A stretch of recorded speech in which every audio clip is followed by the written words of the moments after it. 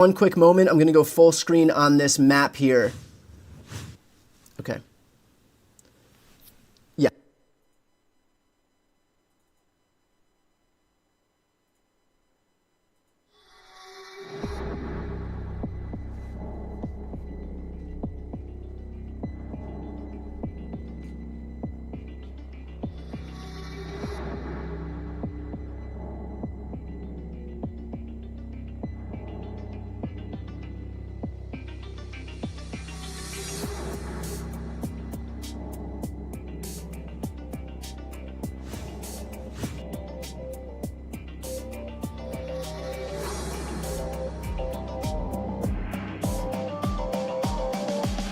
If we look in Hamilton County, this is a county that Donald Trump won in 2020. 52-45, that is a 7-point margin in Trump's favor. Kamala Harris is now leading that county 50-48.8. So especially telling here in terms of the numbers that we've seen from counties all across the state of Indiana, not just Hamilton County, but if you look at some of these rural counties across the state, Kamala is beating her number of Joe Biden's number by 3 points here in Morgan County, which is a small county of only 13,000 people. Take a look at the county of Decatur, almost 70% in. She's beating Joe Biden's numbers by about 2%. Rush County, she's beating Joe Biden's numbers by 4%. Fayette County, she's beating Joe Biden's numbers by 2%. So good news in all of these counties across the state right now, where Kamala Harris is overperforming Joe Biden's numbers. Which, by the way, is, again, not to say that we're looking for some upset in the state of Indiana. But if we're seeing 2, 3, 4-point swings, or as is the case in Hamilton County, 8-point swings in Kamala's favor versus the margin that Donald Trump had over Joe Biden in 2020, then that bodes really well for what we're going to see in this election tonight. So a sigh of relief for Democrats as we just try to glean some good information this evening. For those who are just tuning in, the map that I'm using right now is Decision Desk HQ. This is usually what you would see on mainstream media. This is the first foray into streaming. So to the folks at Decision Desk HQ for giving me the opportunity to bring this kind of technology onto the internet is a huge boon. Extremely grateful for that, and glad that I'm able to do this for a lot of folks who aren't able to watch mainstream media, who aren't interested in watching mainstream media this evening, because we're going to get accurate county-level data in all of the states across the country. We are now 2 minutes away from polls closing in Georgia. So let's talk a little bit about what to expect in Georgia. We expect quick counts in the state of Georgia, one of probably 2 battleground states where we're going to see the results pretty quickly. The other one is North Carolina. 2 minutes away. Georgia polls in 2020, it did take several days because the state of Georgia was the closest in the country. 0.2 of a point separated Joe Biden and Donald Trump, with Biden obviously beating Donald Trump in that state in 2020. But in 2022, we did see about 90% of the votes counted by midnight and 99% of the votes counted by 3 a.m. We expect to see a blue mirage in Georgia. That means the first ballots counted are going to be early votes that are going to skew Democratic. So the first votes are going to be more Democratic. The second tranche of votes are going to be Election Day votes. Those are going to be more friendly to Republicans. We expect that about 60% of the ballots are counted by 8 p.m. Eastern. And there are almost no provisional ballots cast in Georgia. So if a race is separated by more than 5,000 votes, with all the early votes, all the early in person and the Election Day votes counted, they'll likely call that race. We do expect 99% of Georgia votes to be reported tonight on election night.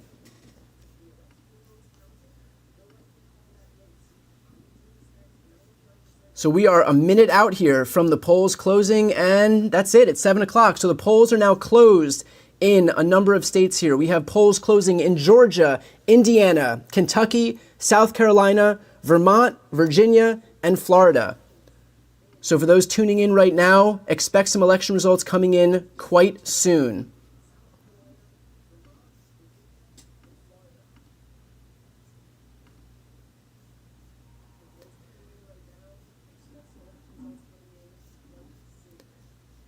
Looks like we have the first call of the evening, so let's go to the U.S. Senate.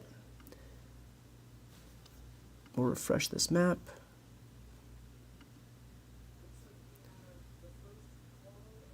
And I believe Decision Desk HQ has called this race for Jim Banks. Decision Desk HQ has called the race for Jim Banks. It's not showing up here yet, but I am seeing that they have called the race in his favor. Students with ADHD save 10 hours studying with this Chrome extension. But no, by all means, go ahead, skip the ad. Save a few seconds. I have to do a lot of reading for my job, emails, reports, write-ups, but sometimes reading can get really, really tiring. To stay focused, I use a free Chrome extension called Speechify. All I do is highlight the text, right-click, and then Speechify reads it out to me. SEC data show $359 million of GameStop shares failed to deliver.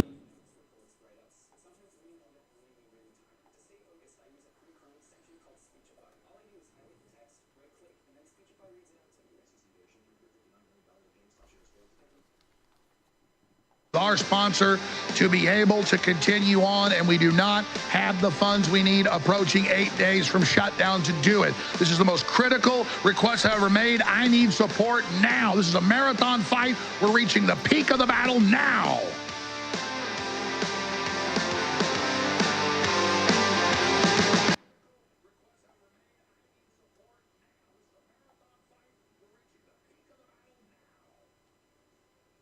Timcast IRL on YouTube. And sorry, what was that? I was just going to say, you gorgeous humans. Oh, look at you. I don't know if that was aimed at us or that is aimed right at you and your friends. Oh, hello, Gerald. Guess to Ron. Oh, wonderful. Thank you very much. I appreciate it. You all look very good, but you're in a small box. Thanks. The one guy looks like he's wearing suede, which is a risky choice on election. It looks like a school board meeting. It's a school board meeting. All right, Tim Pool, we appreciate it, brother. Everyone, we'll probably check back in with you later because God knows how long this will go. Hey, Thank you for making where do people go to find you, Stephen? Just Rumble or YouTube, and as soon as the DDoS is over, they can, you guys can use the election integrity map too. There's no reason to give your money to CNN or those bastards. Sounds good. Cheers. Thanks for coming, man. All right. Or an elementary gymnasium. Love you guys. Tim Pool, ladies and gentlemen, and friends. Take care. Love that guy. There we go. That was great. That was fun. All right. There is a bit of data that's coming in. Trump's currently at 312. He's got 8 electoral votes already. Yeah. I'm seeing 19 on Google. 19 on Google. Let me hit that there, refresh. And what Kentucky's called. Google called Vermont with 0% reporting. Wait. That's what it says on my map. It's giving Harris 3. They're just like hippies. Go to Google and look up 2024 election results. Google's 2024. Every vote in Vermont needs to be counted. Well, the governor, I believe, also announced that he is. Whoa, Google's not giving it to me. Oh, give it to me, Google. Yeah, Google is saying nah. You have to pray to Alphabet for that to work. But I believe the governor of Vermont voted for Kamala Harris. Mm-hmm. Okay. Let's see what we got over here at the Indiana and. You know what I wanted to find? We've not been able to find is the New York Times needle. Dude, they're not going to give it to us, bro. They're not behind a paywall. This year, I looked it up on the Hill, and they were like, "We will not give all right, ladies and gentlemen, Trump has 19 electoral votes. Yep. We believe that that's enough. We're calling it. We're calling it. Trump won. Trump won every time. So they're calling Indiana. Is that it? Yeah, Indiana and Kentucky. And Vermont. But what's weird, I mean, listen, Vermont it's not an unreasonable call, but Google's map says 0% is reporting there, so I don't know. They're calling Rick Scott for Florida as well.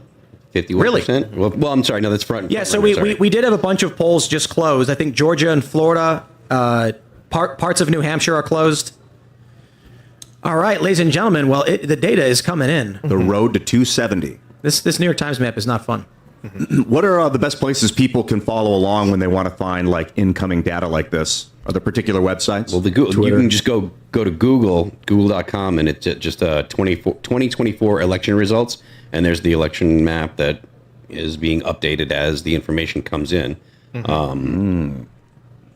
There's no government website? No. This is amazing. 8% and on Florida, it looks like Trump is up 56 to 43, but that's obvious. I mean, Florida is just, it's no longer a swing state. Yeah, well, you know what? The Google poll I'm seeing, it seems to be going back and forth. It says Florida's at 52% Trump, but with only 19% reporting, so. Well, right now, I've got, it's saying that, 90%. Okay, yeah. All we want to know about are the swing states. Nothing else matters. Yeah. Right, so Vermont. Oh, look at that. Data coming in for Georgia. Trump is currently winning 54% with 1,500 votes to Kamala's 1,200. Yeah, I don't really care about that. Yeah. We got 23% in Florida. It's 52 to 48 with Trump's lead. I think this one's obviously going to be a very Republican, but who knows, man?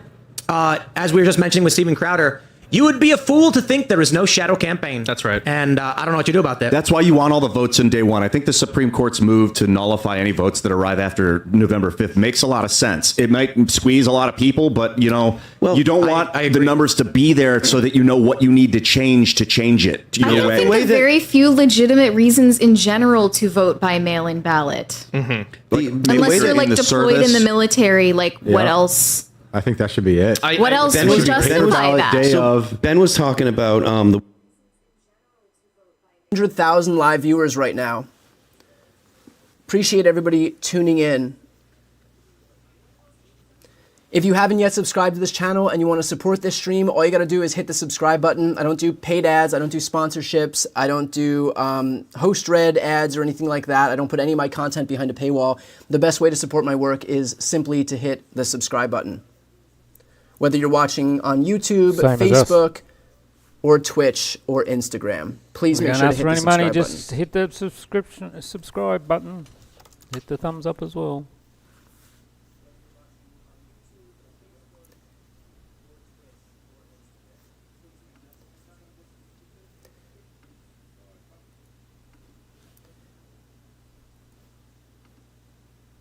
Okay. Let's head into Hamilton County in Indiana again. We have 55% of the vote reporting right now. This is a county that Donald Trump won in 2020 by 7%. 7% Donald Trump won Hamilton County in Indiana. Right now, Kamala Harris is leading Donald Trump with more than half of the vote reporting, 50 to 48. That is a 8-point swing in Kamala's favor from 2020. If we see anything close to numbers resembling that in states across the country, then this will be a very good night for Kamala Harris. What? Who would vote for Kamala Harris? Come on. We have reporting here from CNN that 3 polling locations in major blue areas of Fulton County, Cobb County, and Gwinnett County are going to stay open later because of bomb threats originating from Russia. And of course, there is one political party in this country that works hand in glove with Russia, and that is Republicans. So at this point, Republicans, I think, thought that they had devised a smart plan to work with the Russians to call in bomb threats, and yet now, rather than celebrating the fact that they've depressed turnout by calling in bomb threats, we know that those polling locations are going to stay open later on this evening. But for everybody in Georgia right now, if you're watching, get in line, stay in line, do not leave. Make sure that your ballots are cast.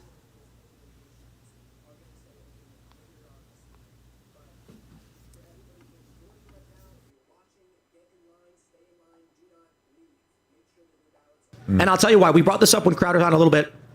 Ben Shapiro has his worst case scenario, and he's talking about the census comes in, the data is wrong, the electoral count is wrong. If, I believe I may be getting his point correctly, I might be getting it wrong. If Kamala Harris wins with Pennsylvania, and it's 270 to 268, Florida files a lawsuit saying we are materially harmed by the incorrect census, and we should have more electoral votes, giving Donald Trump the win. Yep. And if the Supreme Court says yes, Trump wins, even though Kamala Harris won on paper. There's also the Fifth Circuit Court. They ruled that ballots received after Election Day it's illegal to count. They didn't stop it, though. If Kamala Harris loses tonight, but at 3 a.m, mail-in votes come in, and I mean literally come in, they say, we're waiting on the mail-in votes. They've already said we're not going to get data till later. Ian pointed out, Maryland said, if your ballot arrives on the 15th, it would be accepted. If the Supreme Court says no, Kamala Harris loses. What happens then if the Democrats say, no, she actually won the vote. She won, but Trump's cronies in the Supreme Court several weeks later overturned it. That would mean that so let's take a look at the poly market requirements. AP, Fox, and NBC have to call the results for one candidate. Let's say mail-in votes come in at 3 a.m. Kamala Harris is declared the winner. Republicans sue to the Supreme Court. AP, Fox, NBC call the election. Kamala Harris wins. 3 weeks later, 4 weeks later, whatever, Supreme Court says, no, she received ballots after the election day. They are void. Trump then gets inaugurated president. That's a potential scenario. I don't think it's likely, but I got to tell you, I got no effing idea. Nobody thought the country was going to lock down for 2 years either. So everything is in play.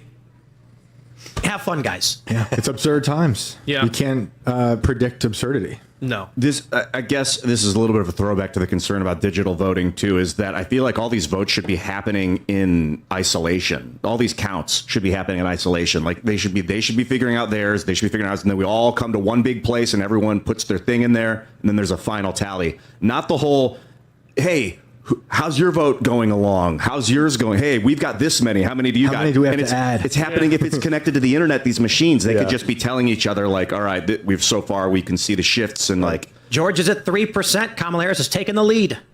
She's at 55 to Trump's 45, but it's completely meaningless because 3%. Yeah. It's meaningless. Right now, we're looking at Atlanta districts reporting.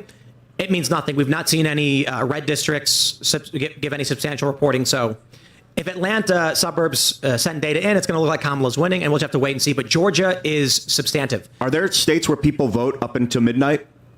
Right up until the no, I don't clock believe so. Strikes? No, I believe New York will be the latest, closing at 9 Eastern. But now with PA extending voting in Cambria County to 10 p.m., oh boy, we're going to be here all night. Why did they extend? Because there was a glitch in the system. Ooh. Yeah, they say it was quickly fixed. Georgia also had issues where bomb threat hoaxes came in, and so they will be extending hours there as well. I don't know how late it will be going in Georgia. No. Hey, put a 1 in the chat if you're voting for, if you want Trump to win, and a 2 if you want Kamala to win. A staple of left-wing rhetoric over the last 10 years or so. But essentially, anytime the right has effective rhetoric that persuades people, what the left says is, someone's going to shoot people if you keep saying that. Someone's going to believe that and then shoot people or bomb people if you keep saying that. That is always the argument that they use when they have nothing left to say. Once calling you racist or sexist or transphobic or whatever hasn't been effective, they go to, that's going to incite terrorism, you better not say it. They'll make you afraid that what your actions are going to harm someone else. Well, and this is what happened when people were complaining about the fact that 20,000 migrants were dumped in Ohio without the consent of the people who were citizens there. Well, there's bomb threats, there's bomb threats, there's bomb threats. Those all turned out to be hoaxes, but it doesn't matter. They just keep repeating the lie. Every single time you step out of line with their orthodoxy, someone's going to get shot because of you. Someone's going to get bombed because of you. Mm-hmm. Do you think there's reason to believe a third assassination attempt on Trump is a possibility if he wins tonight? I think it's less likely that there isn't another attempt, unfortunately, at this point.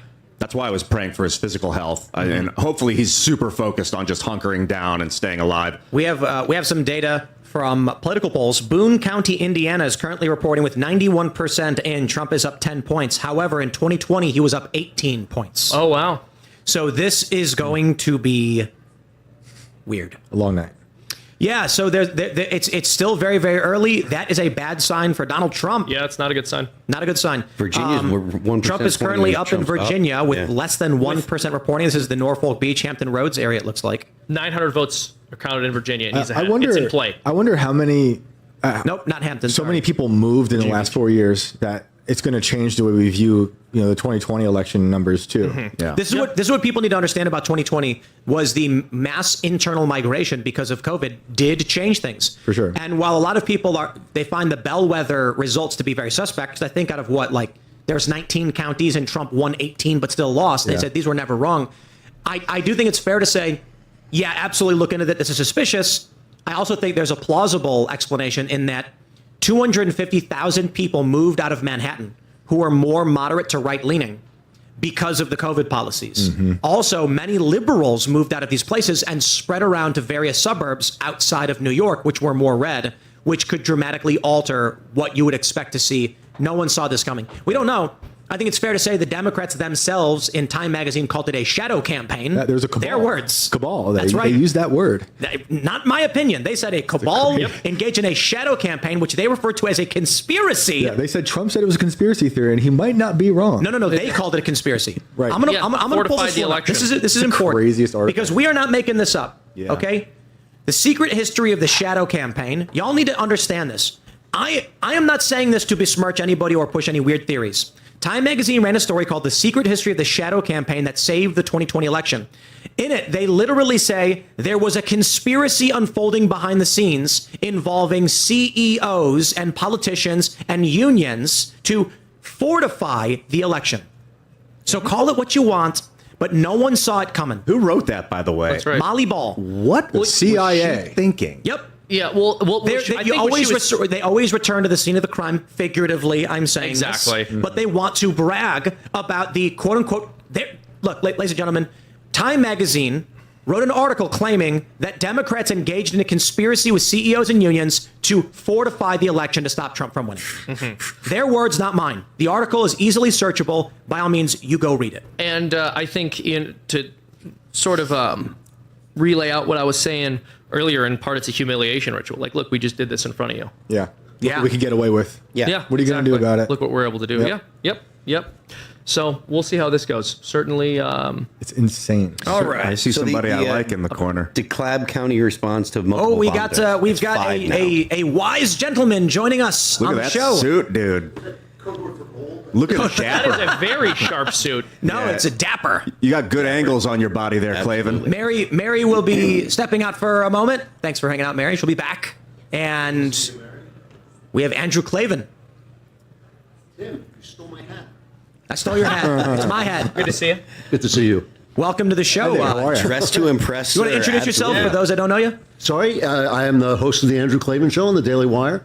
I'm, Ben Shapiro's competitor, and I was there from the beginning, and I'm a novelist and a screenwriter as well. Thanks for hanging out. What have you seen so far? What do you think's going on? So far, it's all vibes. We've seen Trump win the states we know he's going to win. We've seen Kamala win Vermont, which would have been a shock if Trump had won it. But the vibes are good. Vibes are not meaningless. I think no one knows anything, and anybody who's talking about. Kamala is beating Joe Biden's margins by 5 percentage points. Donald Trump is losing on his margins by 5 percentage points. I wish I knew how to do quick math. 70 minus 29. 41, 75 minus 24.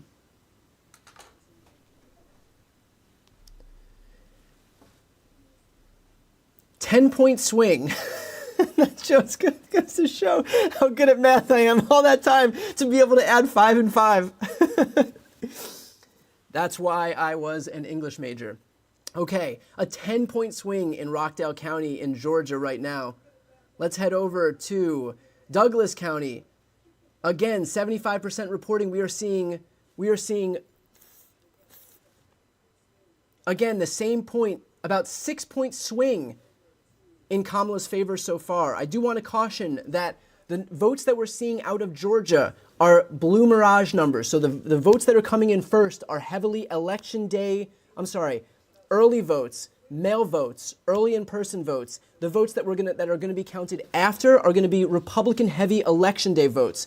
So good signs right now that Kamala Harris is beating Joe Biden's numbers and that Donald Trump is not meeting his 2020 benchmarks. But again, wait until until we get more results in before we can read too much into this stuff. We just got 5% reporting out in Burke County, so not much we can read into there.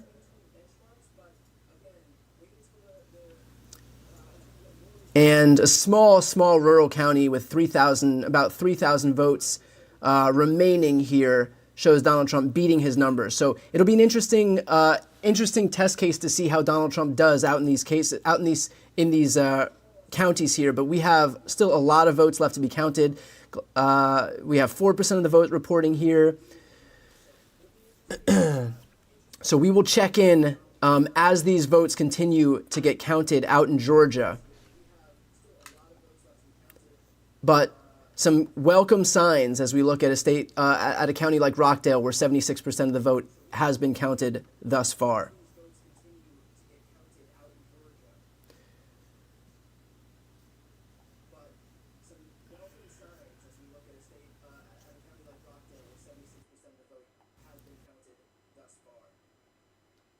This didn't originate with me. I wish I could take credit for it. But democracy is in many ways just ruled by mass media when you have one set of people controlling all the programming that people see.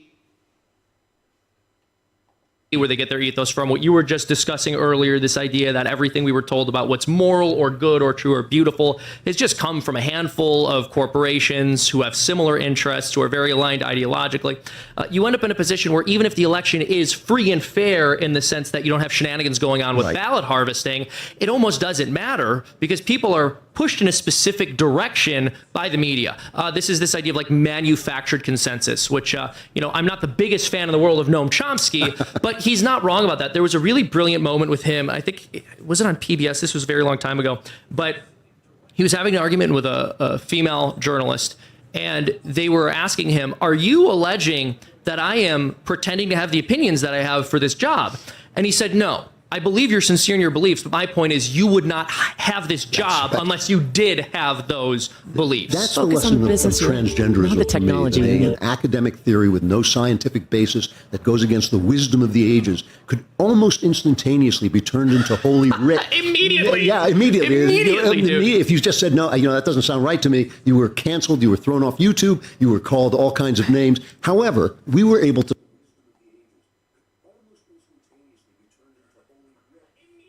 pasted if anybody wants to send stuff, because everybody loves getting stuff. P.O. making is noble. There you go. There's a typo. It says P.O. Bonox. All right. So apparently, by the way, so let's get into some analysis. Tim Pool tweeted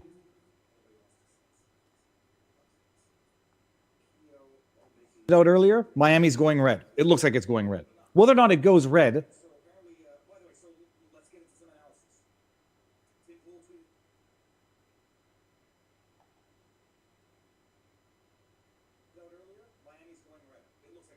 my understanding is that there's been a swing in Miami of like double-digit swing from, I don't know if it was last election. It doesn't even, the bottom line, it doesn't even matter if it actually goes red to like the 52% or 53%. There's been a double-digit swing in Miami, which is indicative of a great many things. Miami has a very large Latino community, as I'm pretty sure everybody appreciates. Miami apparently hasn't gone red since George Bush. And so the idea that Miami is going red, this was explained to me by someone who's smarter than me. Not sure if he wants me to name him, but that it's an indication that Trump has picked up massive, massive support among the Latino community. And that is representative, not of what I'm told is it doesn't really represent what's going to happen in California because that's a different demographic of Latino community. But it's representative of what's going to happen with the Latino community everywhere in between. And so it's a wildly, wildly optimistic turn of events, statistic. And do you remember when the whole Haitian thing was hitting the fan? Everybody's like, it's racist and yada, yada, yada, all this other crap. And people were telling me, Viva, you got 200,000 Haitians that live in Florida. You don't know that. Trump just screwed Florida. Well, they're right, by the way. I had to look that up. 200,000. I don't know if it's temporary protected status Haitians or Haitians that have immigrated from Haiti to come to live in the free, beautiful America and the even freer, more beautiful Florida. 200,000 Haitians in Florida. But everyone's like, oh, that's it. Between 1972 and 1977, 200,000 Haitians settled in Florida, many of them in Little Haiti. Today, Florida has the largest Haitian population in the United States with an estimated 500,000 people. This makes up nearly half of the Haitians in the United States. Just so nobody, it's an AI generated response, but just so that we can see my homework in real time. So everybody was running around screaming like a bunch of hissy teenagers, which it seems to be like characteristic of the Democrat, capital D Democrat left. How do I get this in here? I want to bring it back to this. Now I'm way too small. And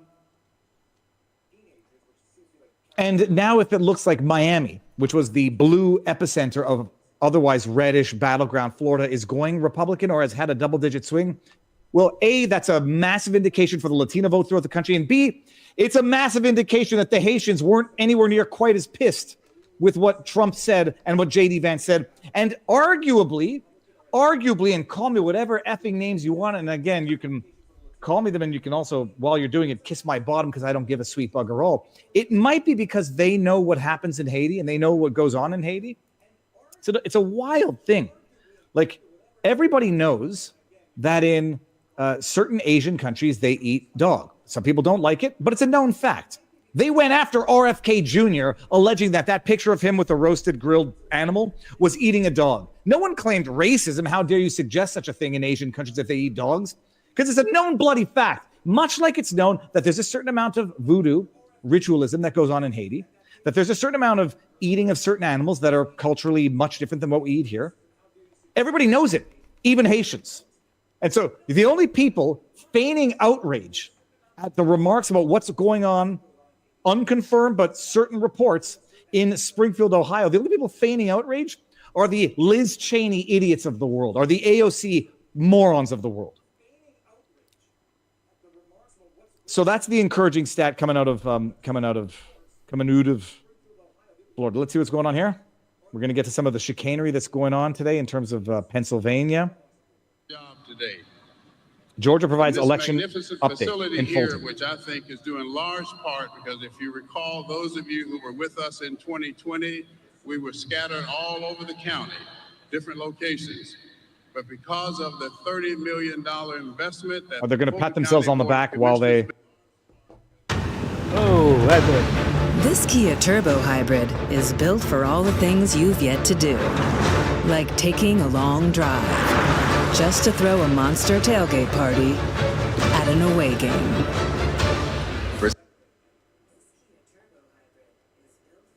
Really sure well. I'm not really sure why, but she just hasn't. Gallego has dominated in the polls. But I figure if Trump wins Arizona, I don't see how Kari Lake doesn't win it as well. So if Trump performs well, I think Kari Lake gets pulled across the finish line and we flip that Senate seat as well. I think in Nevada, you're going to see a situation. I do think this is also Trump's path of least resistance to victory as well, winning Nevada. But I think in Nevada, you see a situation where Trump wins the 6 electoral college votes, but Sam Brown, it's going to be tough for him to beat the incumbent Rosen in that Senate race. But if Trump performs massively well and wins Nevada by, say, 30,000 votes, that might be enough to carry Sam Brown across the line and get that Senate seat as well. So best case scenario tonight for Republicans, maybe you can pull off +6 in the Senate. That would be the best case miracle situation. I think a +1 for Republicans is a guarantee. +2, you might be able to pull that off, which would be nice. In the House, conservatively, I think 4. Odds look good for +8. Best case scenario, you're looking 15 and above. Oh, and just as a broadcaster and a pundit, you started mentioning some of the fraud. In conservative areas all over Arizona, they're going out. Power's going out. Machines failing in Georgia, in Pennsylvania, in Michigan, conservative areas. Last week, more people voting that were in this phantom 500,000 person group in one day that they allowed on the rolls fraudulently than there were real voters. I mean, my big takeaway is this has never been more obvious. And then James O'Keefe catching the illegal aliens voting, but you don't even need to catch them. I mean, the judges are ruling they can do it other than the Supreme Court. This is a wild moment. But regardless, do you agree with me that I'm seeing the biggest awakening to tyranny and to the manipulation and the lies we've ever seen? So even if they steal this from Trump, which I'm not saying is going to happen, they're trying, this is a Pyrrhic victory. I mean, this is an exciting time to be alive. What do you think? Well, if you just look at what polls are saying about election integrity, going back to 2020 and today, there's been a steady trend of not just Republicans, but Democrats as well that are losing trust in our election system. In fact, on the Republican side, in 2020, after the election, you were looking at about 40% of Republicans that didn't trust the results. Now, through 4 years, you're looking at about 60% that don't trust the results. I think you'll be looking at a situation, Alex, if Trump doesn't win tonight, 90% of Republicans won't trust the results. You might even get to a point where even the majority of Democrats don't trust the results. And, you know, a lot of times we tend to look at the world through our perspective, our lens, and we think, well, golly, how could people not see what happened in 2020? But the truth is, the average American really only pays attention to politics in an election cycle, mostly a presidential election cycle, and once it's over, they tune back out. This cycle is certainly different. This has been the longest election cycle that I've ever covered. It's really been a 2-year-long election cycle, I would say. But I think you're going to have a situation where more eyes are going to be really focused to the details tonight, and then eyes are going to be peeled to their televisions throughout the night, throughout the morning, unlike we've ever seen before. You know, that was their big trick, Alex, in 2020. When everybody went to bed, that's when they flipped the states. You know, Trump was winning Georgia, Michigan, Pennsylvania, and Wisconsin all through the day. The entire day, Trump was winning. Any other election cycle, they call it for Trump. But they just didn't. They just refused to.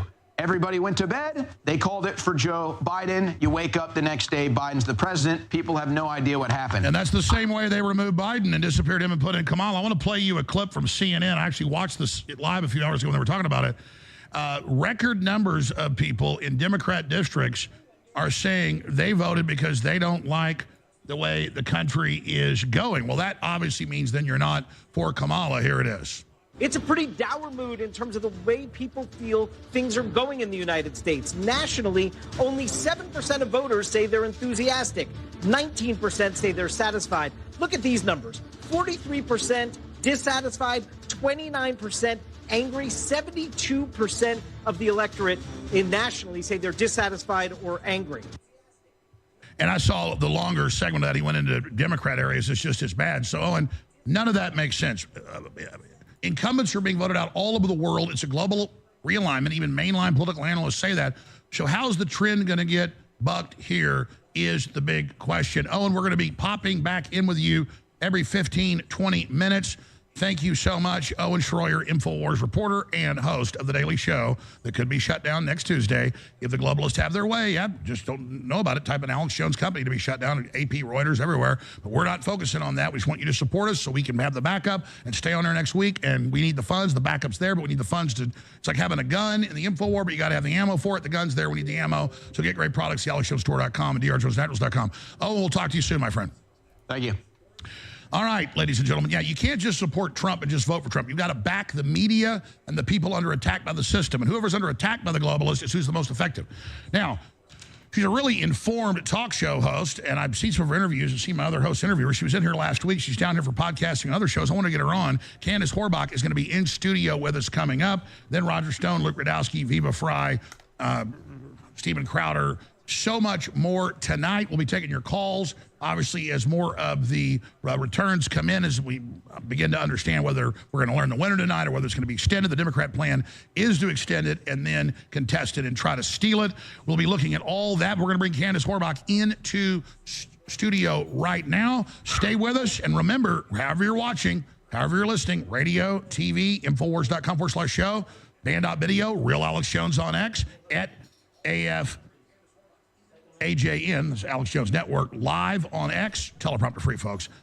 However you watch or listen, share those live feeds. That's how we're going to reach tens of millions of new people. You're doing it right now, but if you're watching on X, Real Alex Jones, take the feed and say the people's voice is on air. The folks they don't want on air are on air, reaching millions. The globalists cannot stand it. When you take action, you are unstoppable. I want to salute our amazing crew. We'll be right back with more continued coverage of the most important election in world history. Just about an hour ago on MSNBC, a senior strategist for Kamala Harris said, quote, I'm about to play the video for you. We are optimistic that we are literally about to turn the page on Donald Trump and install Vice President Harris as the next president of the United States. So she was installed by a coup removing Biden, totally illegal, and was made the nominee without getting one vote. I got as many votes as she did, 0. So did Ronald McDonald and the Joker and Batman. And then now you see all this massive fraud going on everywhere, and they're definitely trying to steal it. They've been caught red-handed. There's a huge awakening happening, and they're calling it an installation. When someone is installed, it's like a dictator was installed, they are just out in the open with this garbage. And Owen Schroyer is live right now on air on our live feed. I'm about to be back on with him as well, and a bunch of expert guests just chronicling them being caught red-handed, power outages, machines going down, vote flipping, always against the Republicans. I mean, Owen is just nailing it right now. He's a former sportscaster, so he's good at that. Just bam, bam, bam.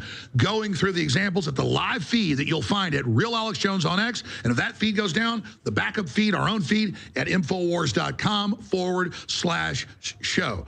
This is an epic time. Regardless, the Great Awakening's here. I feel the big victory for Trump will override this fraud, but who knows, ladies and gentlemen? They already tried to kill him twice. Join us, and everybody you know and those you don't know, tune into the People's Feed, the uncensored feed with the best analysis at Real Alex Jones on X, and share that link. God bless and good luck. It'll be a long day. We don't expect this race to be called early, but we are optimistic that we are literally about to be able to turn the page on Donald Trump and install Vice President Harris as the next president of the United States. I respectfully ask you to pay attention to what I'm about to say, because it is critical in 3 important ways. It'll keep my broadcast on the air. It will get you the highest quality, amazing CBD that's so good for your whole body, inflammation, joints, you name it. And you're getting the best deal you're going to find anywhere. I've been promoting and selling CBD for more than 20 years. Everybody knows how amazing it is, but not all CBD is equal. This is a high quality, made in Texas, very strong CBD, 1,000 milligram tincture that is been put in nanoparticles, so it's 8 to 9 times stronger than regular CBD that already gives you great effects. On top of that, we private label it from a top company that sells it to a bunch of other companies that sell it from between $140 to $90 to $76. No, I've been talking. There's people in the chat. Some wild stuff going on. Yeah, it's 60 to Trump. Kamala Harris is winning 60 to Trump's 39%. More data starting to come in. We got Ohio 1%. Trump's 61 to Harris's 38. 1% in. But we're looking at 46,000 to Harris's 28,000. 4% in New Hampshire. Harris is up 56 to Trump's 43. Still, we gotta wait. We gotta wait. Yeah, what's up with DC? Does DC all go to Maryland? DC doesn't. DC's no. DC's got 3, I believe. Yeah, it's got 3 delegates. Yeah, and where are they listing old DC? Where's that at? No, I'm DC's up in the top.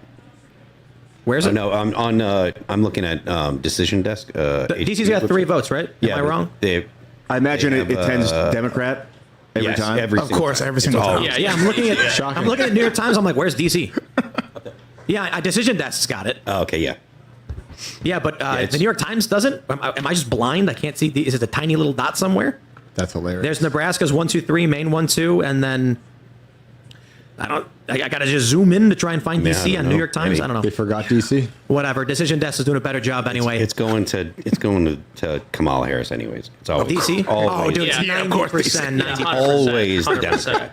So because political polls called Florida, but I don't believe Decision Desk or AP have called it yet. Do you remember when there was a time when networks felt it was a feather in their cap to call the election early instead of dragging it out as long as possible? I hope we get back to that. There we go. Big news. Jim Justice has won. They've called. It's been called for Jim Justice in West Virginia. That is a flip from a Democrat from I believe it was Manchin previously. So that's predictable, but still big. There we go. Look at that dark red West Virginia. That is a flip. There we go, ladies and gentlemen. Massive. I got to tell you guys, we all saw this coming. Everybody's in West Virginia knew exactly what was going to happen. There's no city in that state. We're safe. It's pretty good. You're right. I mean, that's why I love it. But even the small towns in West Virginia are woke as they come. Oh, they're so weird. It's worse than insane, the worst dude. cities. It's crazy. Well, because this is what happens.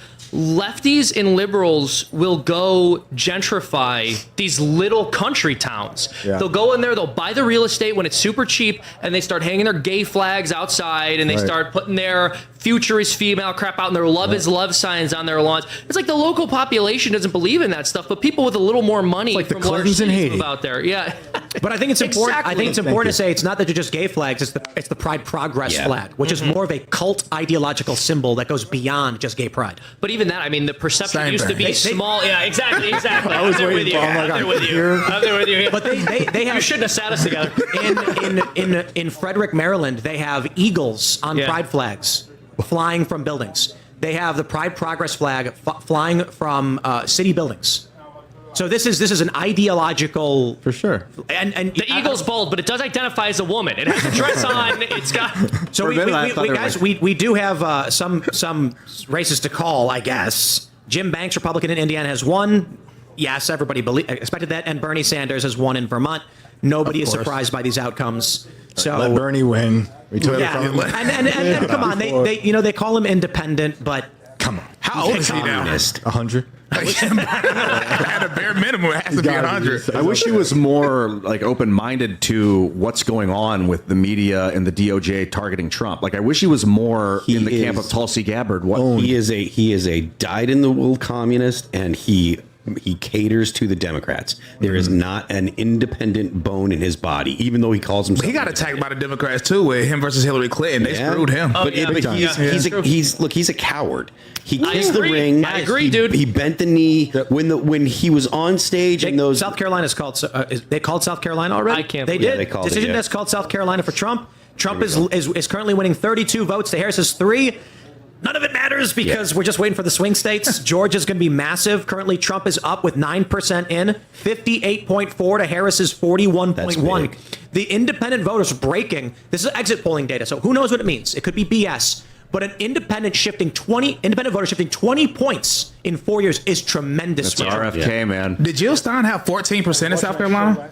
Is that what it said? That is nuts. Yes. Whoa. That is nuts. That is huge. Wow. South Carolina is going to save Palestine today. No. Jill Stein got Hold on. 14%. It's 6% in. Okay, They've called it for Trump. But that's Jill still more than Stein I thought. Currently having 14.5. It's still crazy. That's actually nuts. Is just an urban center voting for Jill Stein. How frequently Cornell got 214? I imagine Jill Stein just went up. But this is what I'm going to say. If right now the numbers are that Jill Stein has half of what Kamala has. Jill Stein won Lawrence County? Oh, yeah. With 48% in. They called Lawrence County for Jill Stein. That's impressive. Dude, I told you. That's what's happening on the left. And that's the crazy thing, because if Jill Stein wasn't running, Trump would have another 14%. Oh, yeah. Yeah, taking all his votes. How often do they call it and then it changes? This is actually pretty substantial. In Lawrence County, Trump has 26 votes. 48% reporting, 9,739 for Jill Stein, Kamala Harris with 4,279.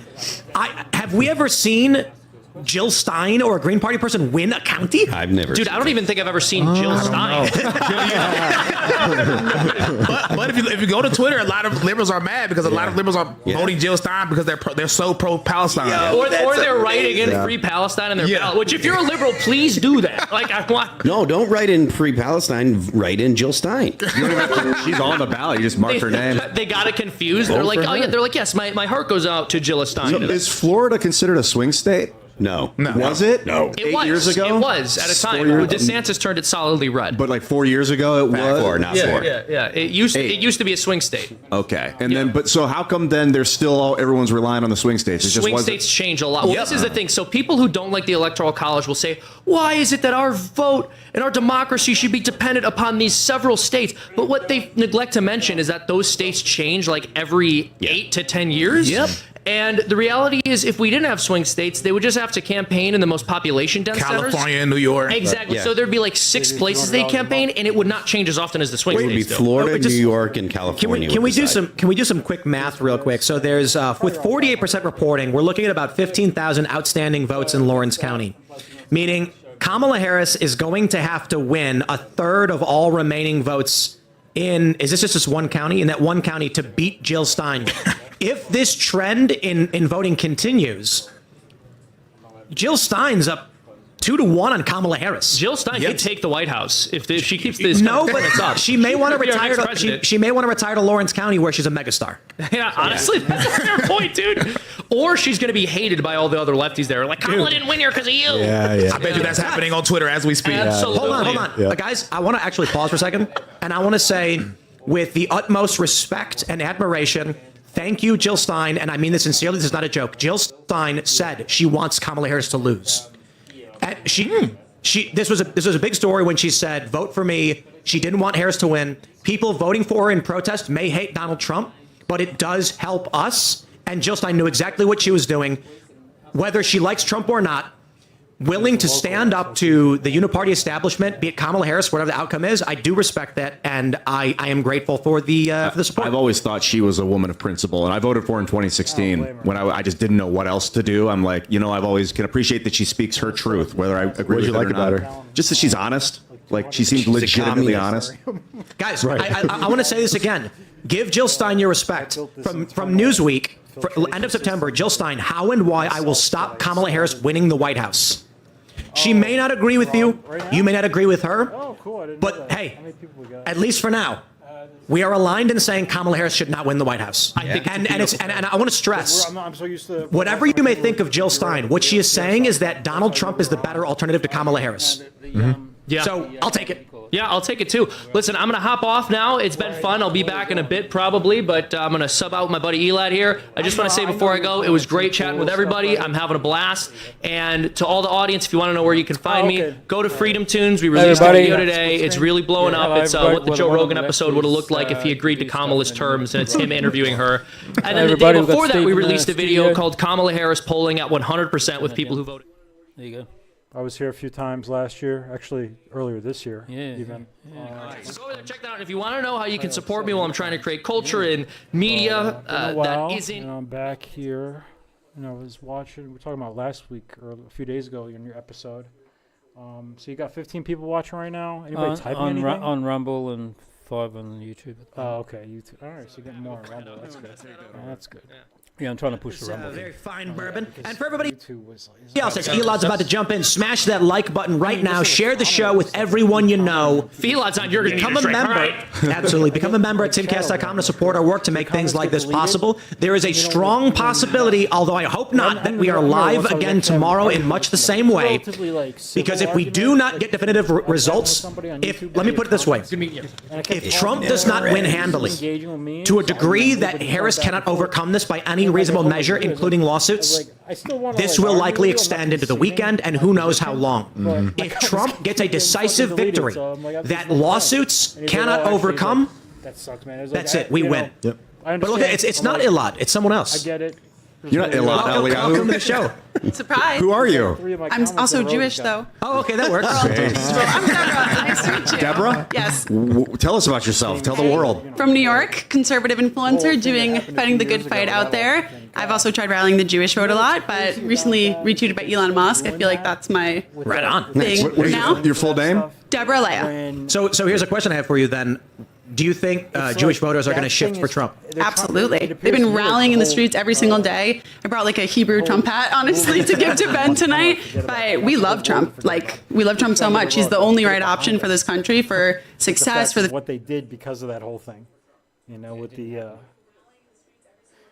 With the thing that happened a few years ago that shut down the entire world economy and caused a lot of controversy, and it was like brushed under the table and all the things, but you still can't talk about the repercussions of it that much. No.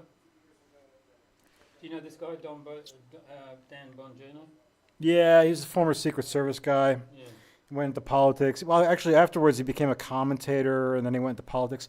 I don't know what his deal was, if he retired, or some people, I think once he was talking about how he resigned because he felt like he needed to run for Congress to, help the country out because of some of the stuff he was seeing on the inside. I'm like, as noble as that may seem, I'm not sure there's a lot that these guys can do running through once they get through that funnel that is the Washington machine that pushes out things that don't align with the ruling class's end goals. Yeah, exactly. But sorry to interrupt you. What were you going to say about him? No. It's just what is he's on commenting on his show right now, or is this on Fox or something? No, this is he's got his own show. Yeah. There's 180,000 people watching at the moment. His show. I remember when he first got involved. He was former Secret Service. I think he resigned a few years after I resigned, but I wasn't Secret Service. But I did work with a couple guys who used to be Secret Service. He had Trump on a couple of weeks ago.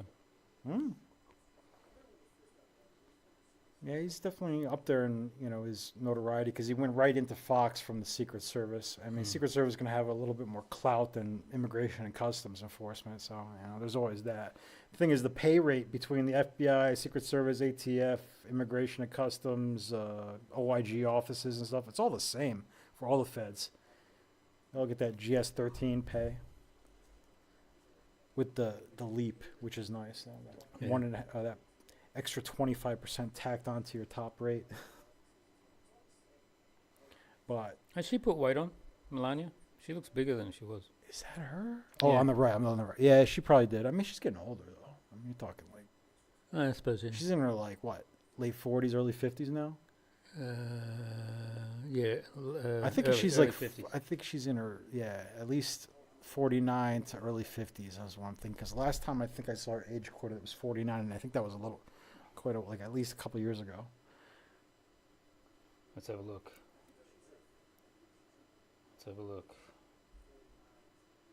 You can hear you only. I know. I'm hearing myself in the back there.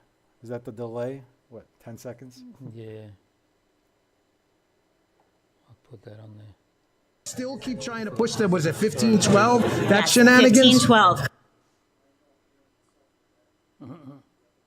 She is 54. Correct. But Dan and Evita, the DOJ arrested a man in Georgia today. Now think about that. A key swing state where they are still trying to weaponize the events of January 6th for political purposes. So we have over 1,500 J6 defendants. They're still arresting people, charging people with even these bogus counts, not 1512C2, but others that they're making up. And this will continue under a Harris-Walz Department of Justice. And these people really deserve relief. They have been, regardless of, there are some who perhaps their cases need to be looked at a little more closely. But the overwhelming number who were charged and convicted of misdemeanors, made up misdemeanors that have never been applied at a federal level this way, they deserve relief and to have the opportunity to get their reputations, their family, and their lives back together. We have Mike Benz here, who I know you know. Mike's running around. We're going to have Mike Benz up. He's like the deep state specialist. Hey, what's that? I'm getting a little reverb on that. Do you hear that on the mic? Oh, okay. Push it out a little bit because it's reverbing a little bit back through this thing. I'm a little worried and it's a big if, I don't want to get too excited, but if we were to win this thing, I'm a little concerned about some potential November to January election violence. And the reason I say that is if you read that infamous, what was it, Time or Newsweek article? Newsweek, where they talk about the cabal. Right. They mentioned they had the shock troops ready to go and they had to tell them to stand down. There's no reason to believe they don't have the same, street chaos agents out there right now. Well, they do, and we see that Washington, D.C. has already boarded up because, in preparation of a Trump win, we saw chaos in the streets after 2016. You had riots everywhere from Oakland to Portland, Miami. They were shutting down streets. They were assaulting police officers. So we know that is going to happen again. But Dan, I think they are going to accelerate this lawfare against Donald Trump till the last minute. For example, the case in Washington against Donald Trump, Jack Smith's prosecution of him. Judge Chutkan is chomping at the bit to continue that case and do as much damage as they possibly can to him, to his reputation, and bolster the insurrection act that we've heard Jamie Raskin and others want to try to use to keep Donald Trump from taking office. Hey guys, hey Mike, how you doing? Good to see you, buddy. Thanks for joining us. Just do me a favor, just eat the mic because there's a lot of background noise. I'm sorry. I know, folks. We got it's a live crowd here on election night, so we'll try to eat the mic, and if it doesn't work, well, I don't know. Maybe we'll try a different kind of setup. But I hope you all can hear. Is there too much? Tell me in the chat because I'm reading everything you're saying. Deborah, you mind passing me that bottle of Pappy? Oh, I got it. Thanks, dude. There's a lot of liberal places left in Georgia, that's for sure. Yeah, you said 90% reporting in the whole state or just in that county? Nah, I think it was just the county. More than 10 years now. According to the stats. You want to jump in? Really Main Street. We're pulling him in. They always talk about. Yo, we got another stepping up out. We got another fine young gentleman joining us. Do you want to introduce yourself? Yeah, my name is Cody McIntyre, and I'm a professional skateboarder, and hang out with Tim and skate at skate park all the time. That's indeed, and it's a heck of the first show to join, Cody. Yeah, this is a hell of a show. I mean, if I get a sip of that Pappy's, I think. I think we can make that happen. Yeah, let me cork it up. He's sitting here like, I want to come on. I want to come on just for the booze. Yeah, I don't care about any of this. There's a glass right behind you on that shelf. Is that a buckler behind you, or is that a hat? That's a UFO. It's a UFO. Oh, okay. That was like you see that glass? forearm That's a fresh shield. glass. We just put up right there. So I think my prediction stays pretty Cody much the is a same, pro though, as far as skateboarder, Trump and I don't I guess we'll just talk about it. The wokeness in the industry. I'm not leaning pro-Trump. Yeah, I mean, you're a guy who had a Gadsden flag mini ramp. Yeah, I guess that's kind of how me and Tim wound up meeting. Well, actually, I think you saw my mini ramp online. I've been following your videos for a while. Yeah, I came out to Maryland, and then I actually just DM'd Tim on Instagram. It was raining, and I was like, "Oh, he has a really cool mini ramp in his basement. Let me see if I can go hang out with him." Turned out to skate way better than I thought. Cody's, you're not a super political guy. No. You've been skateboarding your whole life. For those that don't know, Cody's one of the top pro skateboarders, and you had a Gadsden flag mini ramp. I've seen your videos all the time, for a long time, and I saw that and I was like, oh, this dude's cool, he gets it. But you got flack from people. The industry has gone woke and gone broke at the same time. I think what we're starting to see now, and I'm hoping this is true, is that, you know, for everybody who's like, oh, I don't really care about skateboard, that's fine, you don't have to. I want to talk broadly about general culture in this country with Bud Light, with Target, with Disney, and what I see in skateboarding as wokeness is killing industry, and we need to see if we want to bring it back a shift. But you look at like Target, for instance, they lost a bunch of money. Bud Light lost a bunch of money. You've directly experienced. You're not even saying anything political, and people coming at you. No, I've never expressed any sort of political views. I mean, I'm pretty moderate. I hold some conservative views. I think some liberal views. I grew up as a skateboarder. I mean, you know, I'm pretty against cops and authority and things like that. But just by having that one statement, I guess it was, oh, Cody's a crazy Trump supporter. He must be into the Blue Lives Matter shit. So it was kind of crazy how I got thrown into the pit on all of that. Skateboarders, I would say, are the least political people on earth. Dick Cheney's. Yeah, for them. Well, I'm exaggerating. Prior to 2020, I would say so. That's a big amount of money. You know, with Ukraine, in 2020, we saw many people who I think had no business in politics. Like everybody, it's fine if you want to be in politics and you do your thing. I'm just saying people who had no idea what was going on. I was talking to Steve Bannon about whether it was stolen or whatever happened in 2020, and I said, I know a guy who's a skateboarder, and he filmed himself carrying a mail-in ballot on his phone like this, walking to a mailbox, and I went, holy crap, when you've convinced a skateboarder guy to go cast a mail-in vote, I could understand how Biden's going to win. But now, I'm wondering if, with you at least, and with more people who are starting to be like, hey, we got to say something or we got to do something. It's not like you're the most political guy in the world. But you feel like we're going to... You sitting here, I feel like, is still indicative of something happening. Yeah, I mean, I don't... Again, like you said, I'm not political. I'm just normal. I'm just kind of tired of seeing things get so far one way and being... I mean, I own my own skateboard company now, so I don't have to worry about it. But God forbid if I'd spoken out or said anything. And again, I'm pretty moderate in my beliefs. I don't think I hold any extreme views. I would have been canceled or blacklisted from the industry. To be normal nowadays is to have actually chosen a side, because the progressives really need you to affirm the things that they believe, or else you're counter to whatever it is that they're trying to do. We saw that with what was it recently? Around the end there, after what was his third It was someone. Oh, with people not deciding to not endorse Kamala Harris, right? Jeff Bezos decided that he's not going to endorse Kamala Harris, and the reaction from the left was as if he had come out and said that he was endorsing Trump. So anytime that you don't side with them, you're against them. It is an all or nothing perspective where you're either on our side or you're against us. So by being normal and not political, you're siding against the left. Well, you don't even have to side with somebody. With Tim, for example. Tim's one of my friends. I skate with him all the time. A lot of my really good friends in skateboarding are on the left, super heavy. But when I hang out with them, it's not an issue. There's no, oh, Cody's a leftist, Cody's this. But when I hang out with Tim, I'm this hard right guy. It's like, no, I hold beliefs that I kind of straddle both sides of the fence on something. Politics when the United States was a lot more homogenous than it is now. So Ben Shapiro, he was able to get away with these things and still garner huge amounts of popular support. But then, you know, the whole thing with the United States is a lot of the founding fathers had a lot of wisdom, and they had that self, the ability to self-recognize when they felt like they themselves were becoming too much like the tyrant that they fought away to get And away from. Kentucky have already been called for King Trump. George III. Vermont has already been called for Harris. This And noble so leader, West Virginia right? as If he well. was in charge of the United There's some States. other interesting races in West Virginia we might want to dig into later. I anticipate, I don't know why I called Florida, quite frankly. Rick Scott is going to maintain his senator seat as well. Early numbers still coming in. It's, too early for Virginia, North Carolina, South Carolina. It's like, oh, okay, and the British. I think North Carolina, South Carolina, Trump is probably safe. Georgia's going to be interesting. We'll start to dig into these numbers. Ohio is going to be very interesting with that Senate race as well. Nothing to report in Pennsylvania yet. And Pennsylvania is going to be interesting, Alex, because they're going to be voting till midnight. I mean, who knows how long they're going to be voting with all the problems they've had with the election machines and the early voting and everything going on. So they could be voting till midnight in Pennsylvania.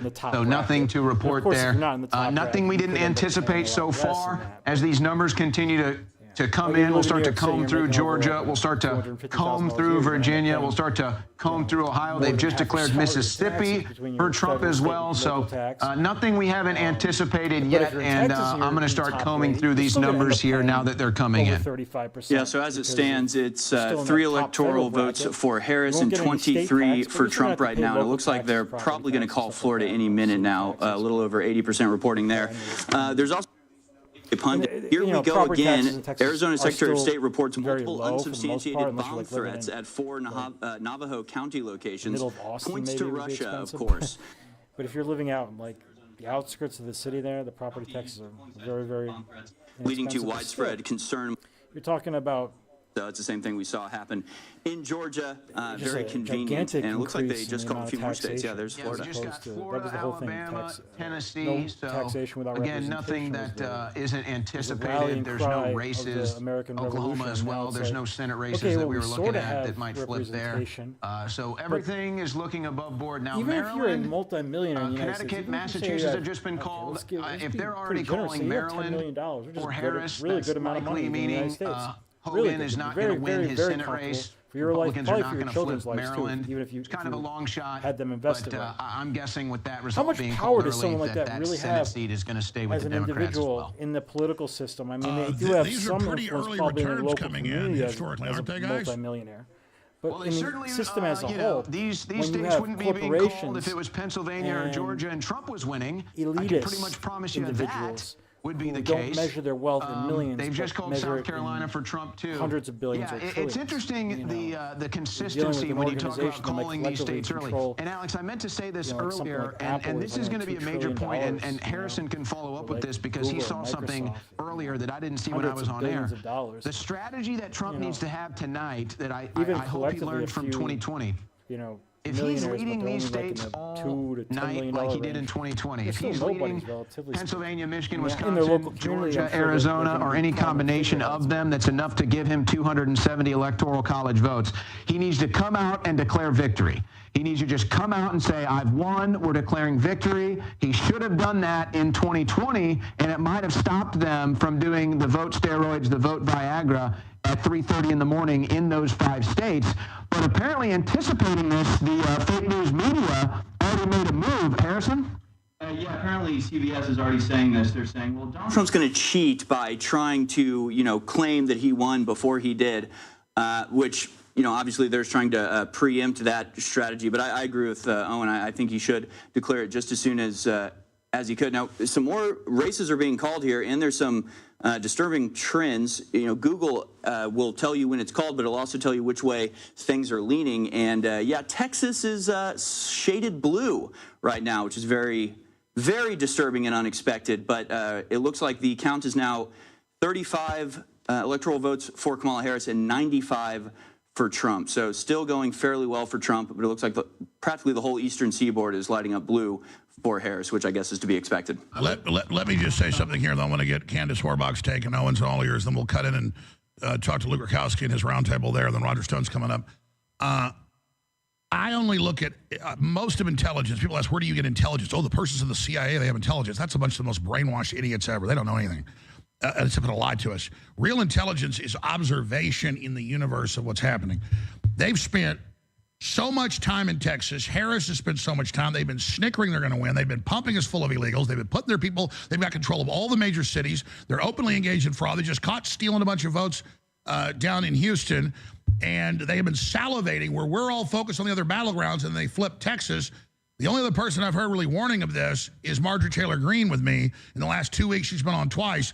Now, this happened last time because they have so many baked in fraudulent votes that it was like they almost stole Florida 4 years ago, that as it builds up, they run out of the votes in the Zuckerberg database, and then you see Cruz and others win. But it was a very close last time.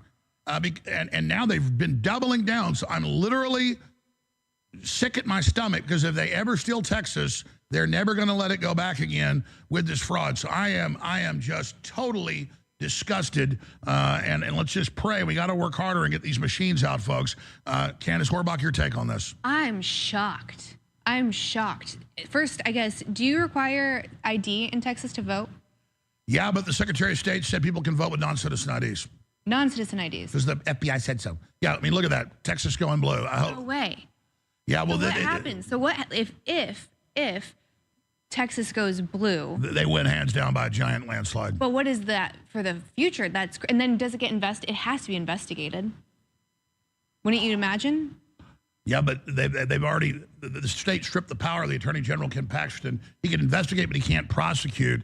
So they've defanged him. And again, Texas has 40 electoral votes. And is it possible, even though the cities are blue, that's going to still flip the state? Because it doesn't the rural. Yeah, they come in later. Yeah. But here's it gets closer each time. I'm just saying, Harris and the Democrats have been pumping money into Texas and hovering over it. Big Tech's been pouring money in.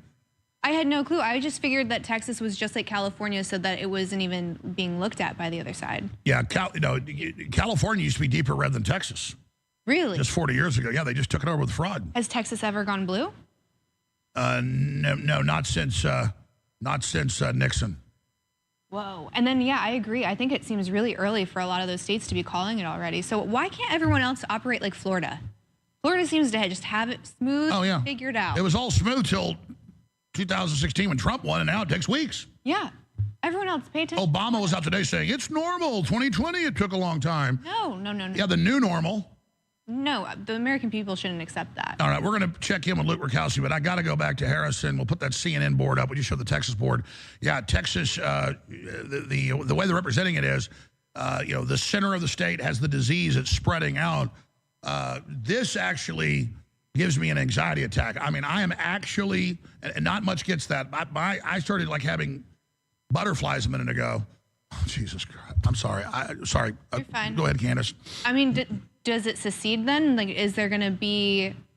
I am shocked right now. Well, I've been against secession so far, even though we're the Lone Star State and the Constitution can't do it. But damn right we're going to have secession if the commie sees the state. Right, you have to. And then also, at some point, if it keeps happening, you have to take care of your own border. Absolutely. Absolutely. Well, let's go to... it just flipped back red. Oh my God, I'm about to have a heart attack. Okay, let's get a quick take from Owen and from Harrison Smith. But I know Owen's a great, show me state, Missouri. That's basically North Texas. They're great folks too. But Harrison's a longtime Texan. His family goes back too. And this, seeing how screwed up the state is and how we're being conquered, and you can see the writing on the wall of not tonight down the road if we don't wake up and take the country back. Did you start having an anxiety attack like I did, Harrison, when you saw that? Yeah, I'm right there with you. I'm an eighth-generation Texan. This is my homeland as much as I'd consider America. But yeah, I was right there with you. As soon as you said, if Texas goes blue, that's it forever. I mean, for Texas or for America. I'm glad it's trending back red now. But we've been covering this on American Journal because I had some inside sources with poll watchers in Harris County, and the Democratic machine in Harris County and in Dallas and in Austin is incredibly powerful, and they were working behind the scenes in very sophisticated and underhanded ways to bring this about. And also, mass migration is obviously the biggest issue, and I believe it was this year that we actually became a majority Hispanic state. So, they're the absolute majority right now, and of course, typically vote more blue anyway. So it's the big cities. It's Houston, San Antonio, and Dallas, and a little bit Austin, but Austin's just fully blue, but mostly Dallas and Houston, gigantic, very well-funded, very sophisticated operations going on there with a lot of very suspicious activity that I know Ken Paxton has been fairly good at being on top of, but I really hope we don't regret not paying more attention to this, although we've tried as hard as we could here on InfoWars. All right, now the Google map has Texas shaded red now too, so both sources we're using now have it shaded more red. So my anxiety is coming down, but that's a shot across the bow, Alex. That Absolutely. It even momentarily went blue is a very bad thing. And now Oklahoma is called. Owen, give us the info on that. I would say everybody relax on Texas. Texas is going to be okay. It still shouldn't be that blue. But yes, Harris County and the shenanigans, they try to flirt with it every year. Texas should be okay, and Cruz should win the Senate. What I'm looking at now, we've got interesting numbers coming in from Georgia. Georgia is now looking good for Donald Trump. We'll dig into some of these numbers. Georgia looking good for Donald Trump. That could be key. North Carolina, the returns are still early. I don't like what I'm seeing in early returns in North Carolina. That shocks me. It's still early. That has me more anxious than what I saw in Texas. All right, now we're going to have to come back to you. That lav mic usually works. It's echoing too bad. I know I bought like 10 wireless mics around here that are handheld. Let's get you with one of those. We'll come right back to you as soon as that is fixed. We got all these great studios. I built this for us to be doing this all the time because of the crew and the attacks. We haven't done it. But if InfoWars stays around in this building, believe me, we're going to expand it, get more reporters, and go 24 hours a day. That's the plan. They wanted to shut us down. If you back us at the AlexJonesStore.com, and DrJonesNaturals.com, you get all those amazing supplements and Patriot apparel and everything else. We will continue on, but we can be shut down next Tuesday. Yeah, but we're dealing with the election right now. I want to cut into a simulcast, see if they've been waiting for us. They may not be ready now, with Luke Rakowski and his great roundtable there and get their take on the situation. Luke, can you hear me? Thank you so much. It's an honor and pleasure to join you tonight. We just had the great Roger Stone call in from Mar-a-Lago. We're reporting everything that's breaking down right now. Lots of concerning news, specifically also breaking now in Georgia, Arizona, where there are bomb threats that are shutting down polling locations, allegedly, according to the official government sources, because of, quote, the Russians. And we've seen CBS, CNBC News try to conflate Joe Rogan's endorsement of Donald Trump, which was historic, with the Russians yesterday. We saw this weeks ago. They seeded this kind of larger kind of little kind of thing in the minds of American people that specifically that the Russians. Hold on, I think we got General Flynn here on the line as well. Hold on, I think there's some issues going on with your tech guys. Can you guys still hear me? Is everything still coming in clear? But now we're hearing General Flynn for some reason. Alex? Yeah, I mean, I don't know. We've got so many connections and so many studios and so much going on. I don't think we have Flynn on the line. He was on earlier today. Boy, that was amazing what he had to say. It's quite the experiment here, isn't it? Yeah. We're definitely experimenting with everything unfolding right now. We'll make it work. We got the champagne bottles. We got the whiskey bottles here in case we lose. We got cigars here. We have a crazy jam-packed studio here with us. By the way, we have Andrew, don't tase me, bro. We have Kristen Megan, the chemtrail whistleblower. We have Martha Bueno. We have, of course, Stephanie Marie here. We have so many different people all around us coming in and out. So this is definitely a crazy, absolute wild night. But it definitely does look like the numbers are looking very favorable for Donald Trump. But now we're hearing a lot of specific rumblings about Russia. And that to me is a little bit concerning, especially with the latest developments that Russia just did internationally. As today, it's also being reported that the Russians are helping the Iranians launch satellites, and that the Russians have given the Iranians advanced fighter jets that, of course, they will be using with their larger war that's unfolding right now in the Middle East. Luke, we're going to join you again in a moment. General Flynn just tried to get on with us. We're going to bring him up and come back to you here in a few minutes. Luke, we'll talk to you soon. God bless. Yeah, get Flynn on. I want to get his take on the situation and updates from the former head of the Defense Intelligence Agency on with us earlier today. That interview alone is now approaching 8 million views. So people want to hear from General Flynn. Candace Horbach, wow, what an exciting time to be alive. Again, that Texas, I'm still recovering from that. So they were just saying North Carolina is trending blue right now.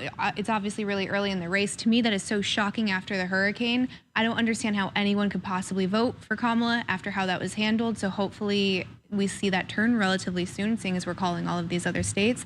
And then I guess my question with Texas is, do you think that the reason why it was showing blue earlier on is because we had like this huge influx of people from California? Absolutely. And then it seemed like the government here was trying to almost make it really unfriendly for them and made it really, really conservative to the point where now they're kind of rebelling? Like, yes. Is that what you kind of see happening? Well, I mean, a lot of the Democrats, as you know, come here from California and other places just because it's collapsed and they just want money.